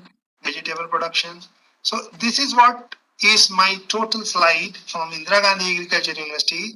But I must say that I have only concentrated on the farmer income development and the technology transfer part of it. But other than that, Indira Gandhi Agriculture University is having huge campus, around 31 total constituent college. Lot of students are coming. 3 center of excellence. So we are really working, and our funding agencies are also many. Some international like Bill and Melinda Gates Foundation, National Institute, ICAR, DST, DBT. So we have a lot of funds to really generate our activities, and the state government is also very thankful. We are very thankful to the state government for funding continuously in our 30 years of journey and producing a lot of technologies in the HR development. I must say that the student participant who have come out of this, it will speak from their placement only, and from the biotech center, if I can concentrate on biotechnology, roughly around 30 to 35 PhDs has passed out at the moment in last 10 years, and out of which in Chhattisgarh, 60% is well placed in the academic institute for teaching and others, and remaining 30% is currently posted and feeding the HR requirement of industry in Chhattisgarh, like the VNR seeds or even the gold food processing unit. So they are at the scientific position and the highly qualified position, and then serving the needs of Chhattisgarh. Thank you very much for providing me an opportunity to express and present in front of such audience, a very august audience. And I am really sorry if I have taken a little more time, but that's what is from my side. Thank you very much. Thank you, Professor Chandel sir, for giving us an insight on CBPS as well as taking up IJKVV presentation also because of preoccupations of Honorable Vice Chancellor IJKVV. We are very thankful to you for an insight in biotechnology and agriculture sector and its context to Atmnirbhar Bharat. Now, I call upon Honorable Vice Chancellor Dr. Patidar sir from OP Jindal University, Raigad, to carry on with his presentation, sir. Honorable Vice Chancellor, OP Jindal University, sir. Thank you, Dr. Dubey. I'm going to share my presentation.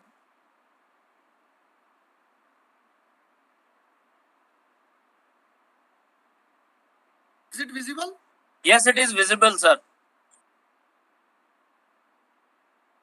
Thank you so much, CCoST, for giving us an opportunity in this Vigyan Utsav, and distinguished academic leaders from esteemed institutions. Sir, you'll have to raise a volume, please, sir. आपकी आवाज थोड़ी कम आ रही है. Please raise the volume, sir.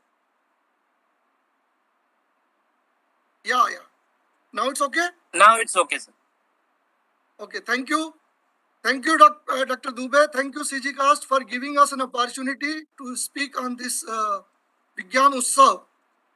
and distinguished leaders from various esteemed institutions across the Chhattisgarh and country as well. So, on behalf of the OP Jindal University, I am going to present the OPJU initiative for Science, Technology, Innovation Ecosystem supported to Atmnirbhar Bharat. And we are privileged to have that we all are organizing the Azadi Ka Mahotsav on the 75th Independence Day of our country.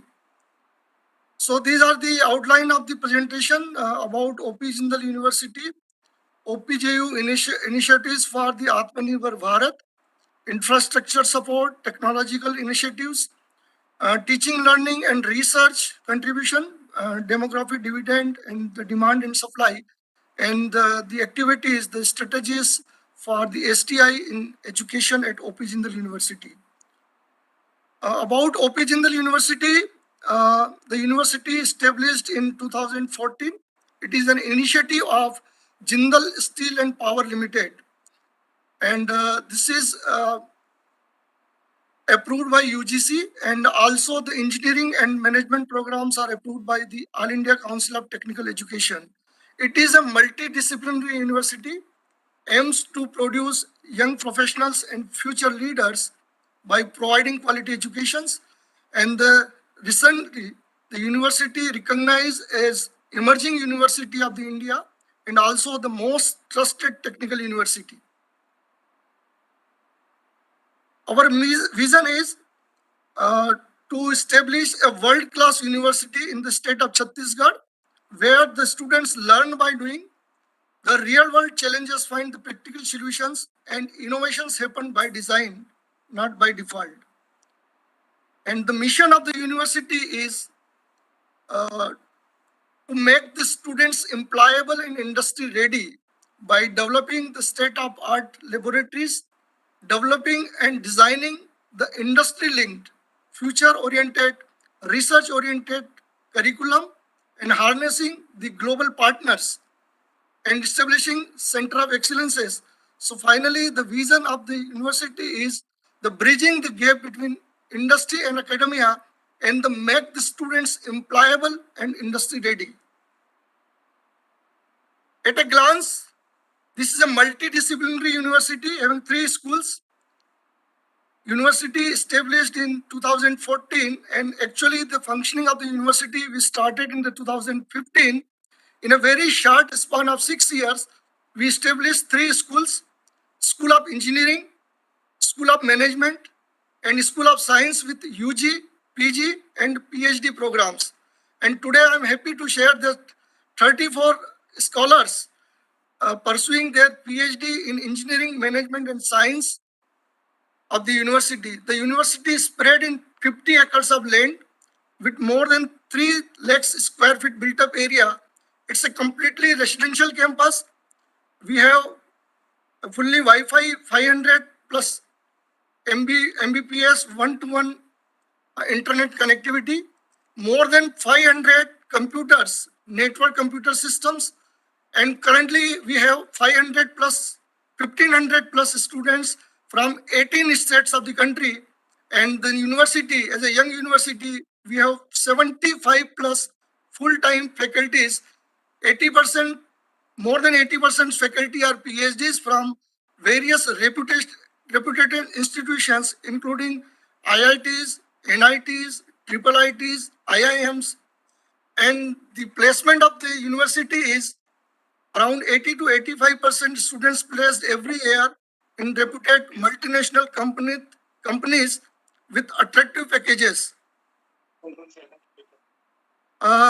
University is also taking care of one of the most important part of any educational institution in general and technical institution in particular, that is the research component.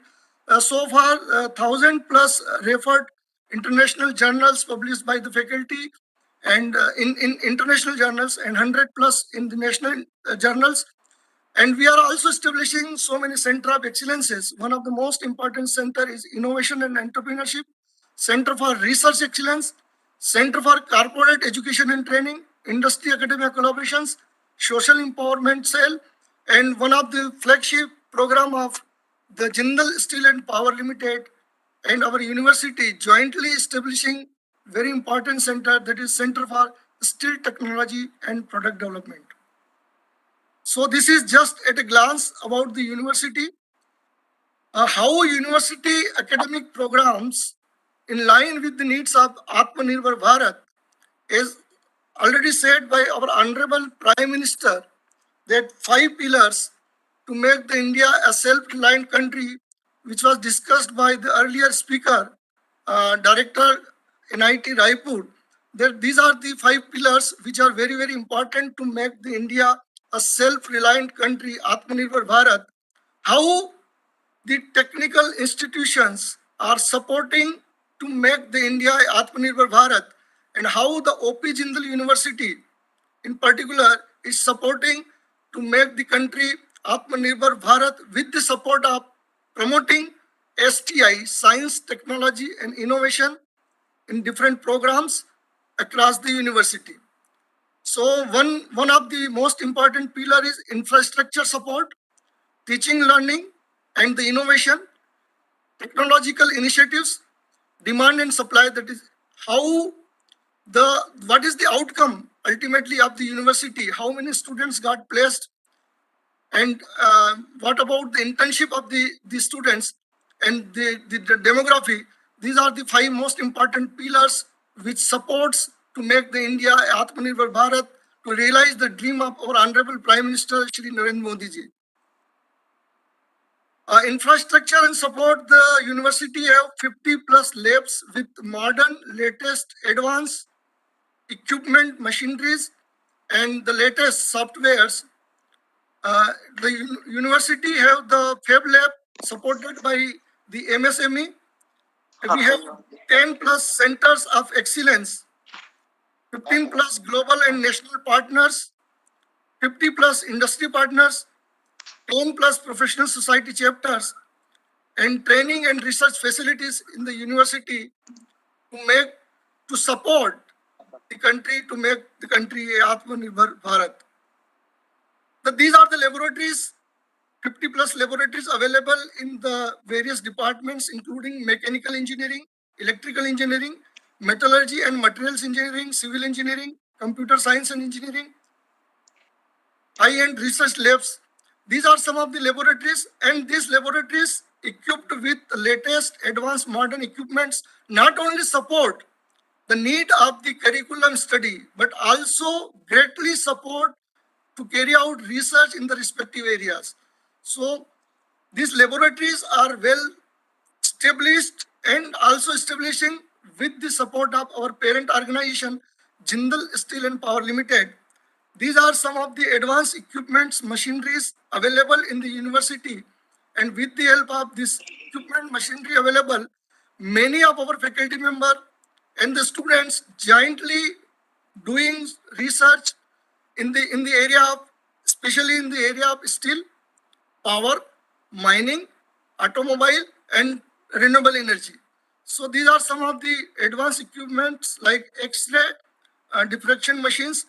This machine itself is a cost of more than 1 crore rupees. And for developing all these laboratories, infrastructure facilities, we are getting the support from our parent organization, Jindal Steel and Power Limited.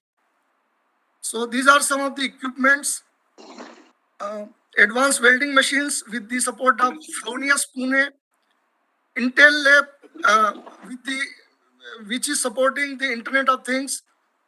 This Internet of Things lab, which we are establishing with the support of Intel, high voltage laboratories, advanced CNC machines, advanced electrical equipments. So these are some of the highlights of the laboratories in the 5 departments of School of Engineering of OP Jindal University. The university is involved in research, especially in the area of steel making, iron making, power technology, especially the renewable energy, solar, PV cell, and also involved in the automobile, electric vehicle. and the wind power generation. So these are some of the emerging areas where the university faculty and university focus to develop various research facilities so that the students and the faculty can carry out the research in these some of the emerging areas. Center of Excellence OPJU recently established one OPJU Innovation Center, and we established a company under Section 8.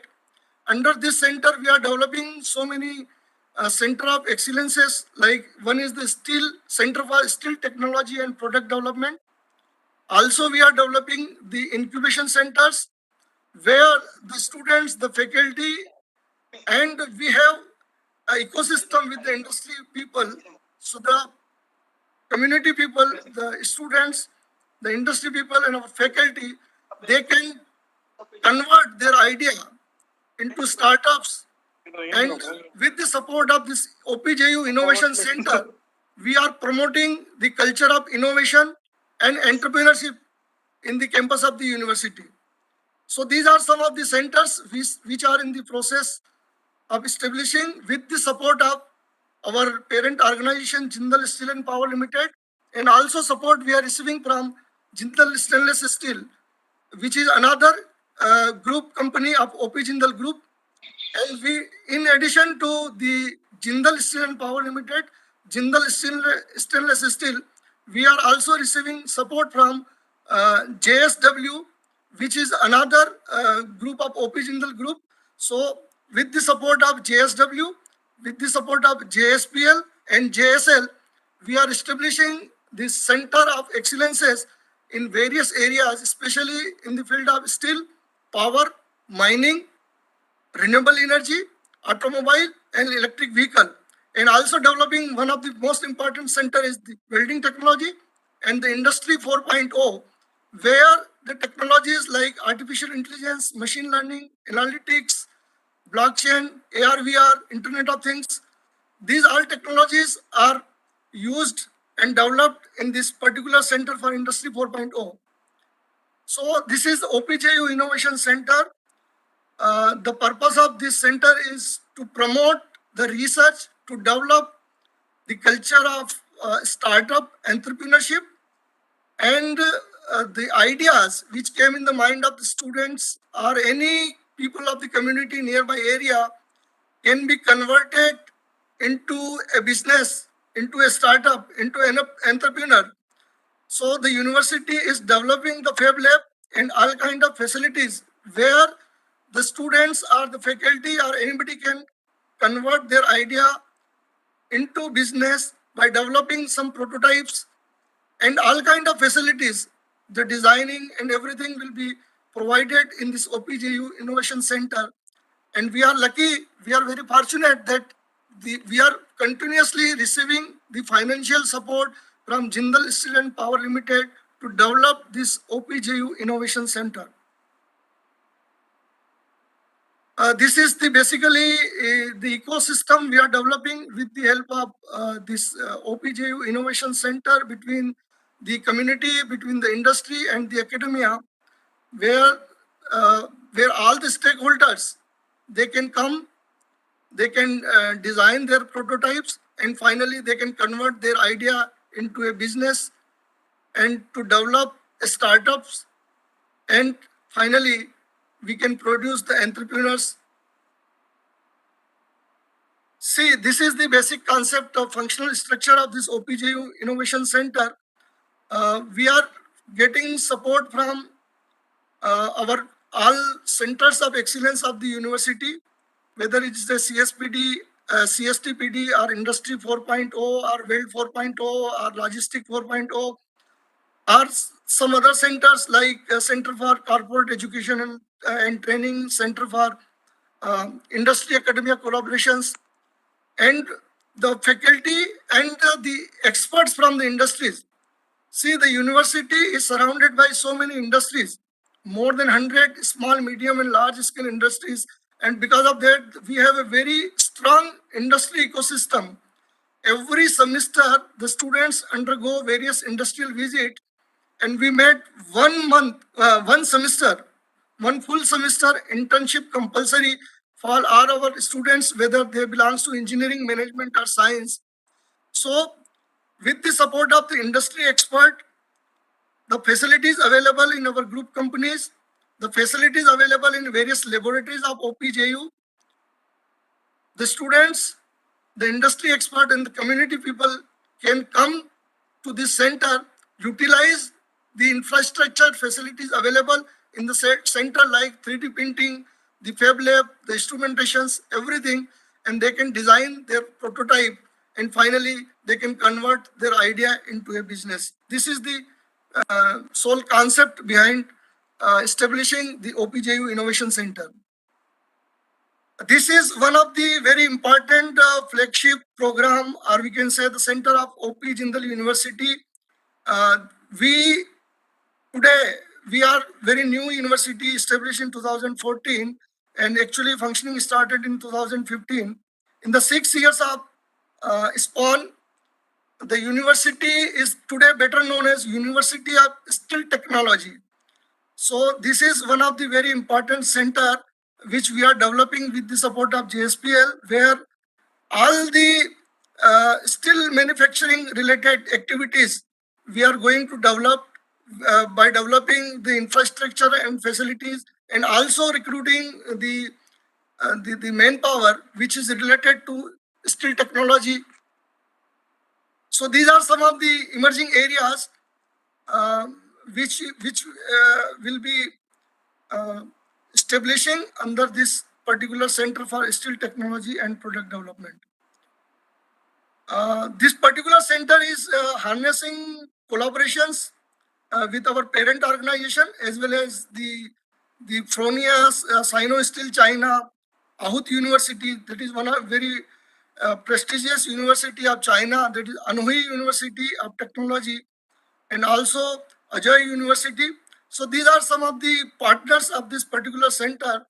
With the support of these partners, the university faculty members are publishing and doing giant research with the faculty of other universities.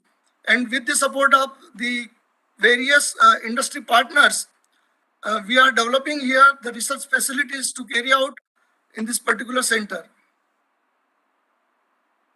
So these are some of the arm of this particular steel technology and product development.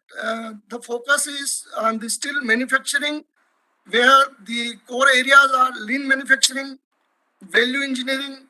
We are applying the concept of TOC, TQM, and TPM.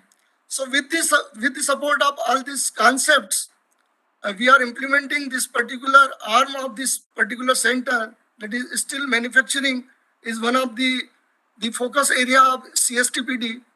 Another, one of the biggest problem and challenge in the steel industry is the logistic from raw material to finished product.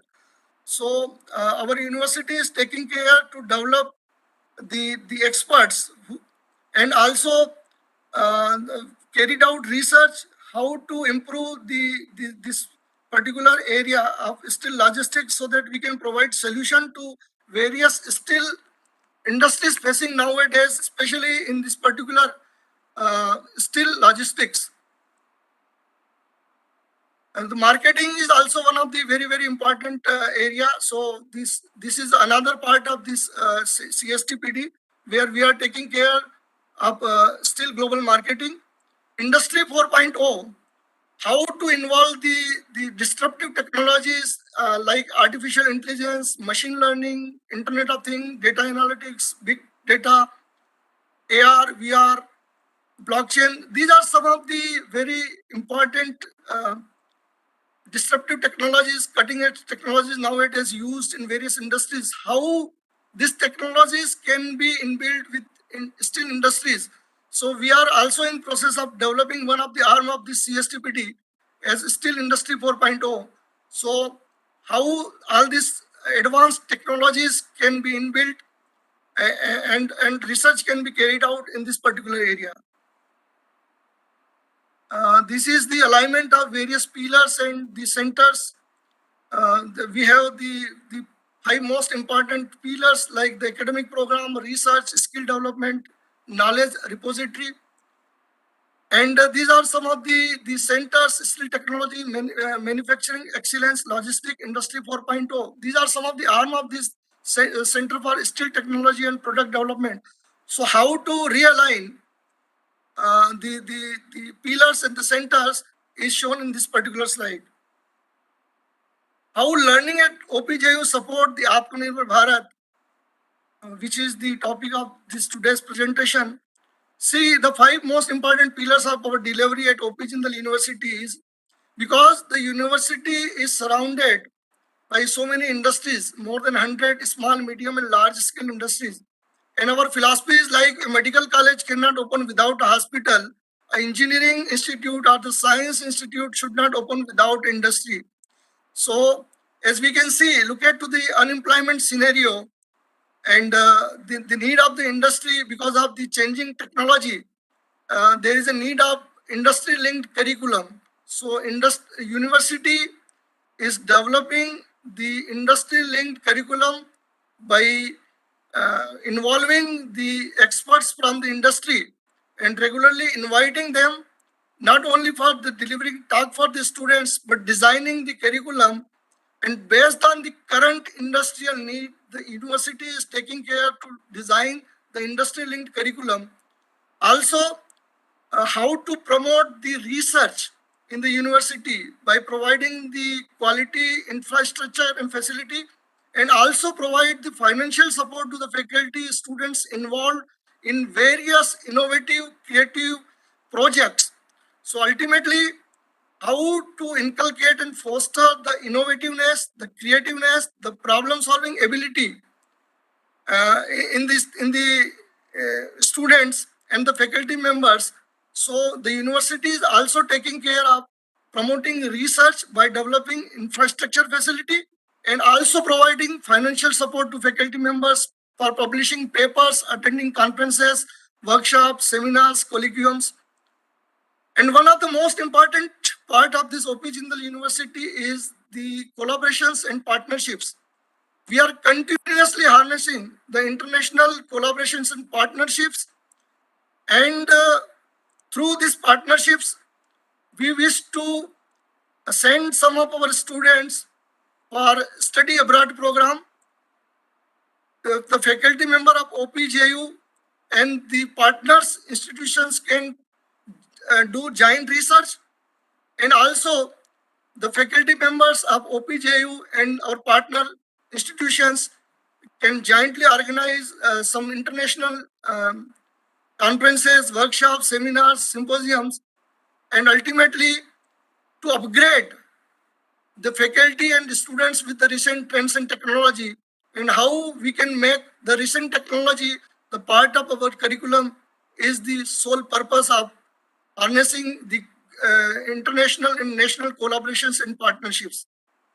Learning by doing pedagogy is one of the mool mantra of OPJU, because we believe that I said already that the philosophy of the university is like a medical college cannot open without a hospital, how engineering college can open without industry. So learning by doing is the mool mantra, and the 6-month internship is compulsory for the students. We design the curriculum in such a way that 30 to 40% we cover the theory, and 60 to 70% students learn by doing through practicals, and the experiential learning and problem and project based learning is one of the most important component of teaching pedagogy of OP Jindal University. University also provide strong career support by developing the technical skills as well as the interpersonal skills of the students. We have a full-fledged career development centers where we take care of developing the soft skills, the interpersonal skills, and overall personality of the students so that we can finally make them interview fit and the industry ready. These are some of the global partners of the university currently have. The University of Colorado, School of Mines, Colorado, USA, especially this partner is working with our most important center, that is Center for Steel Technology and Product Development.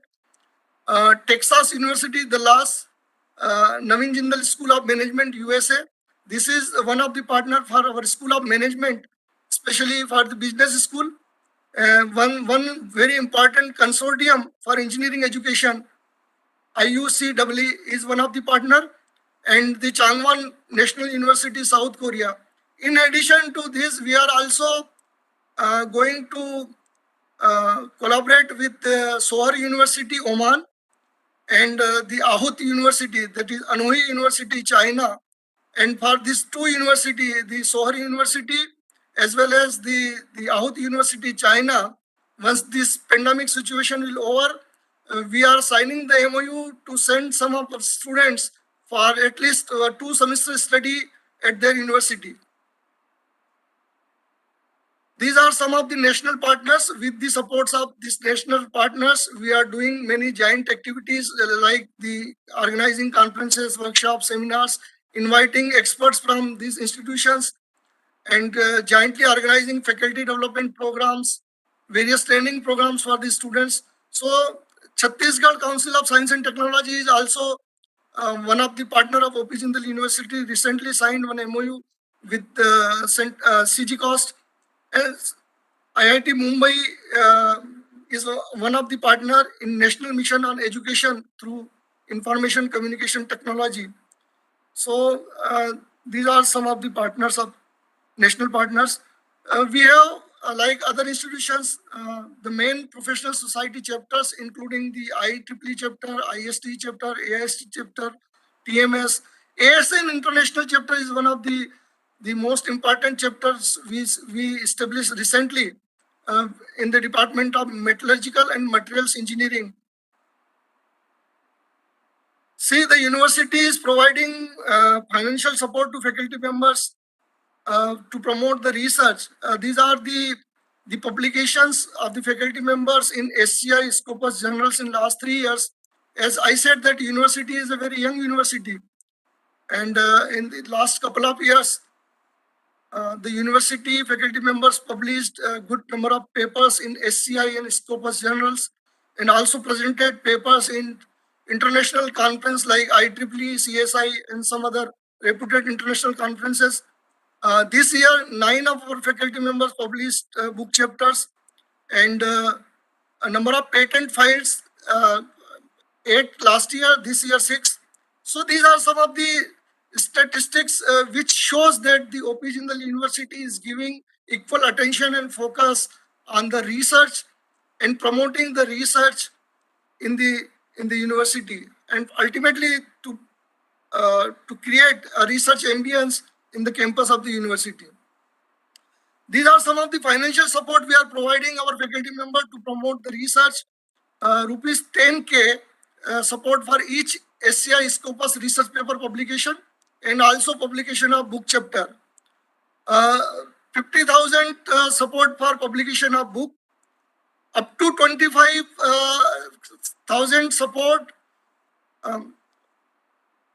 for any best project, giant project of students and the faculty members, and also 25K support for attending conferences, workshops within the country, and up to rupees 50,000 for attending international conference outside the country, and up to 40,000 support to each faculty for filing patent.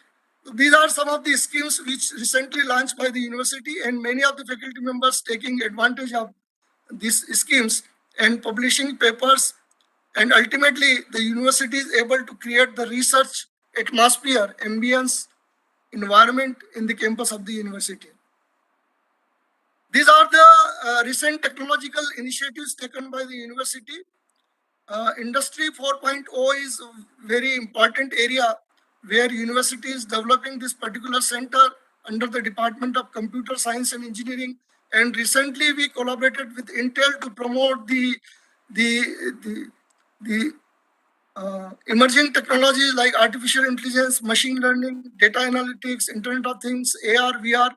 So this is one of the areas where university is giving proper attention and care, taking care to not only to promote the cutting edge technologies or the disruptive technologies, but also providing the research facilities where students and faculty members can do research in this area.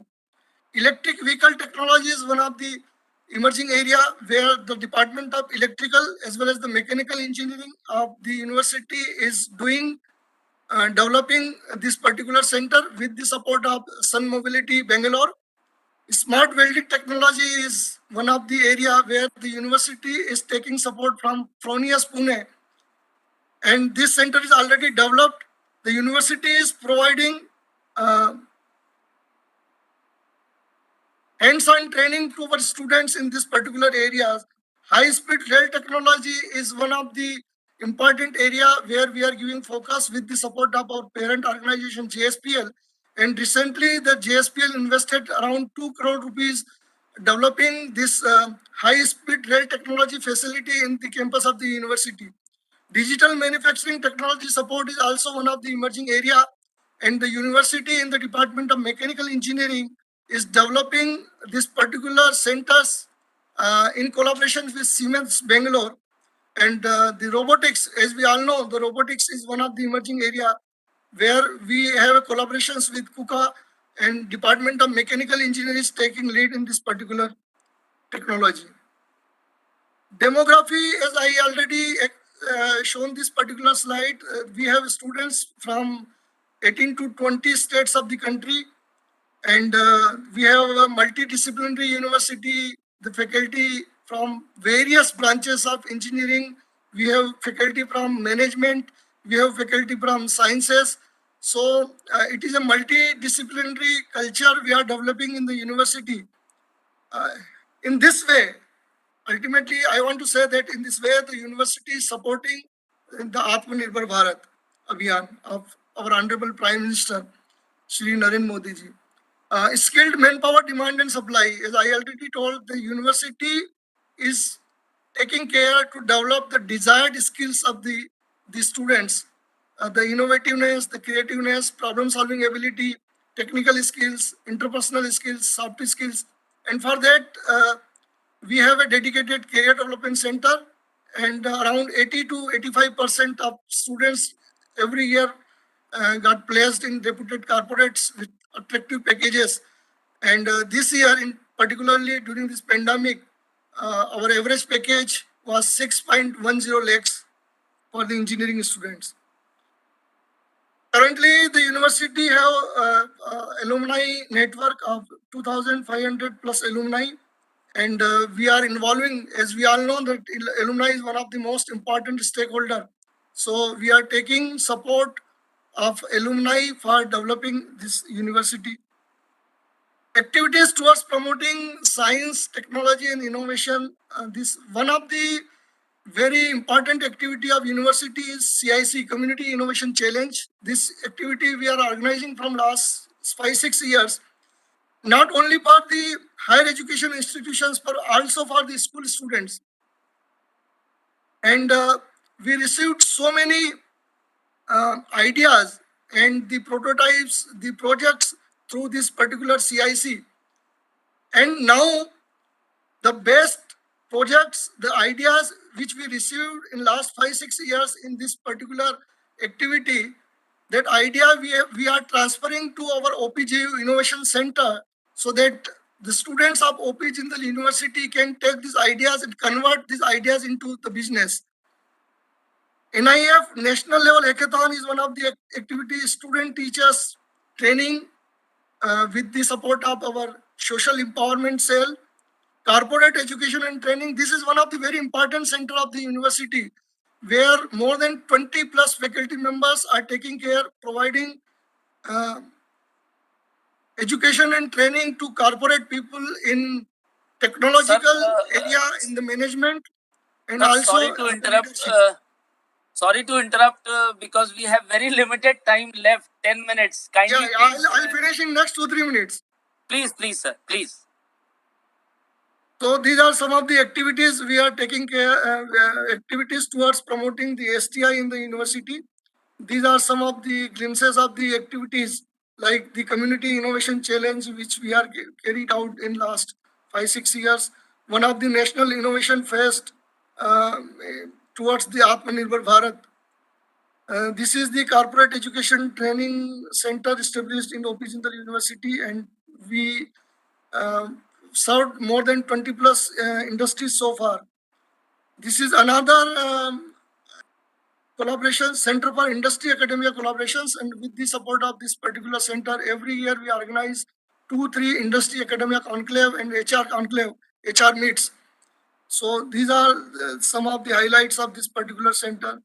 We have a industry advisory boards where various ED, HR heads, CEOs from various reputed industries of the country on our board, and we are regularly inviting them for the talk as well as for designing the curriculum of the university. These are some of the projects recently the students prepared and participated in some of the competitions.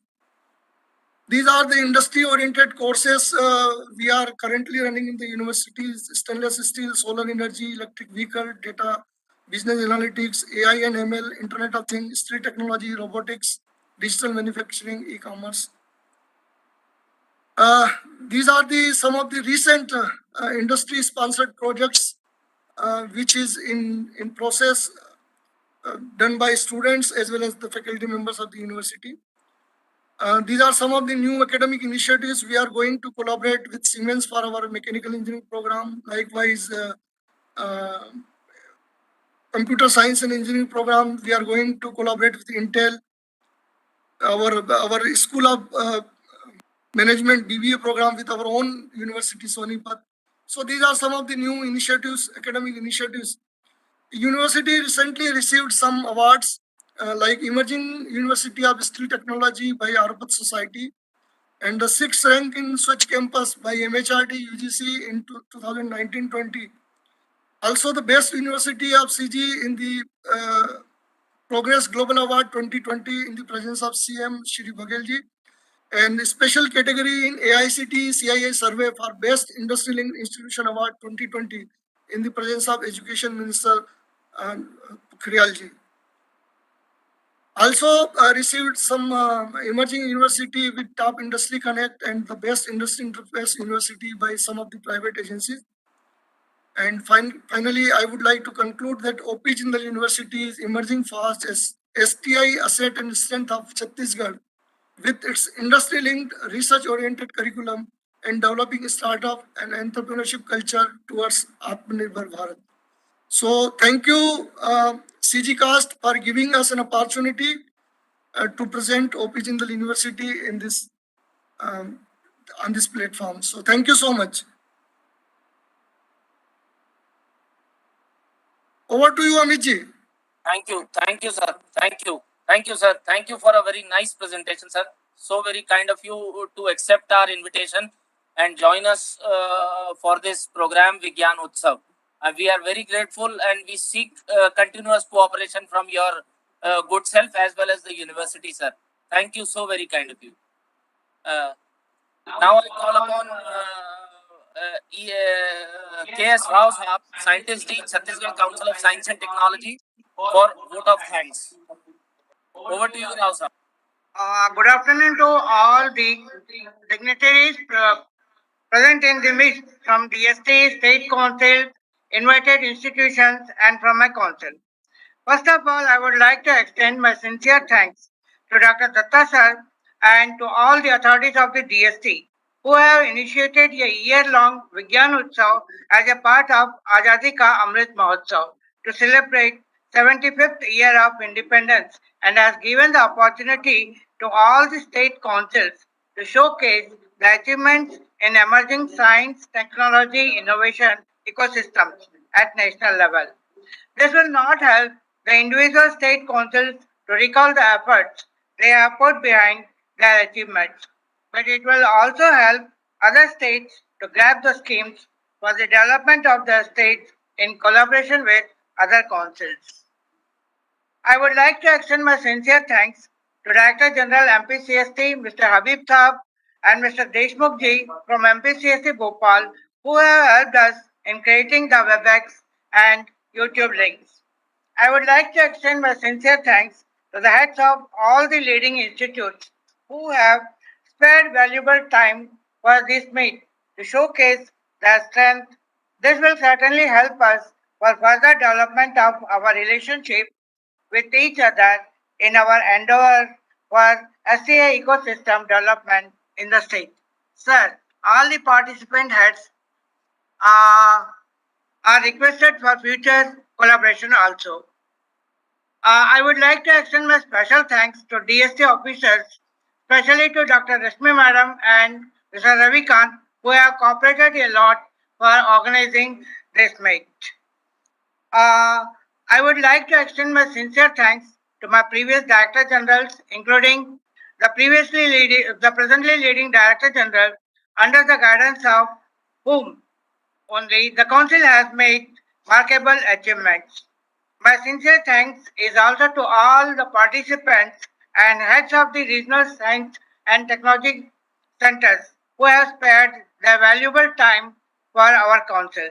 I would like to extend my sincere thanks to all colleagues without whom help the council could not make the huge achievement.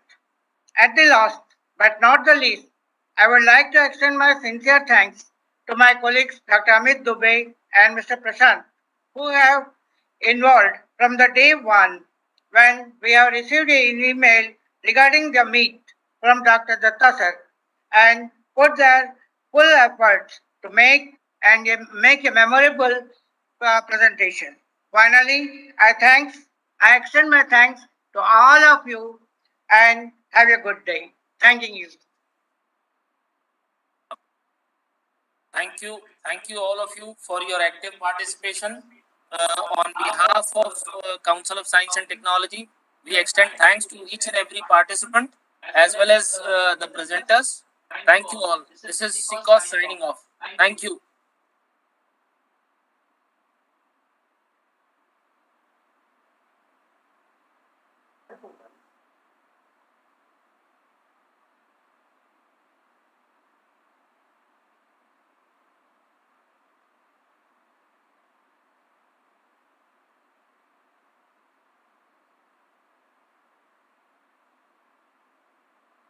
Thank you.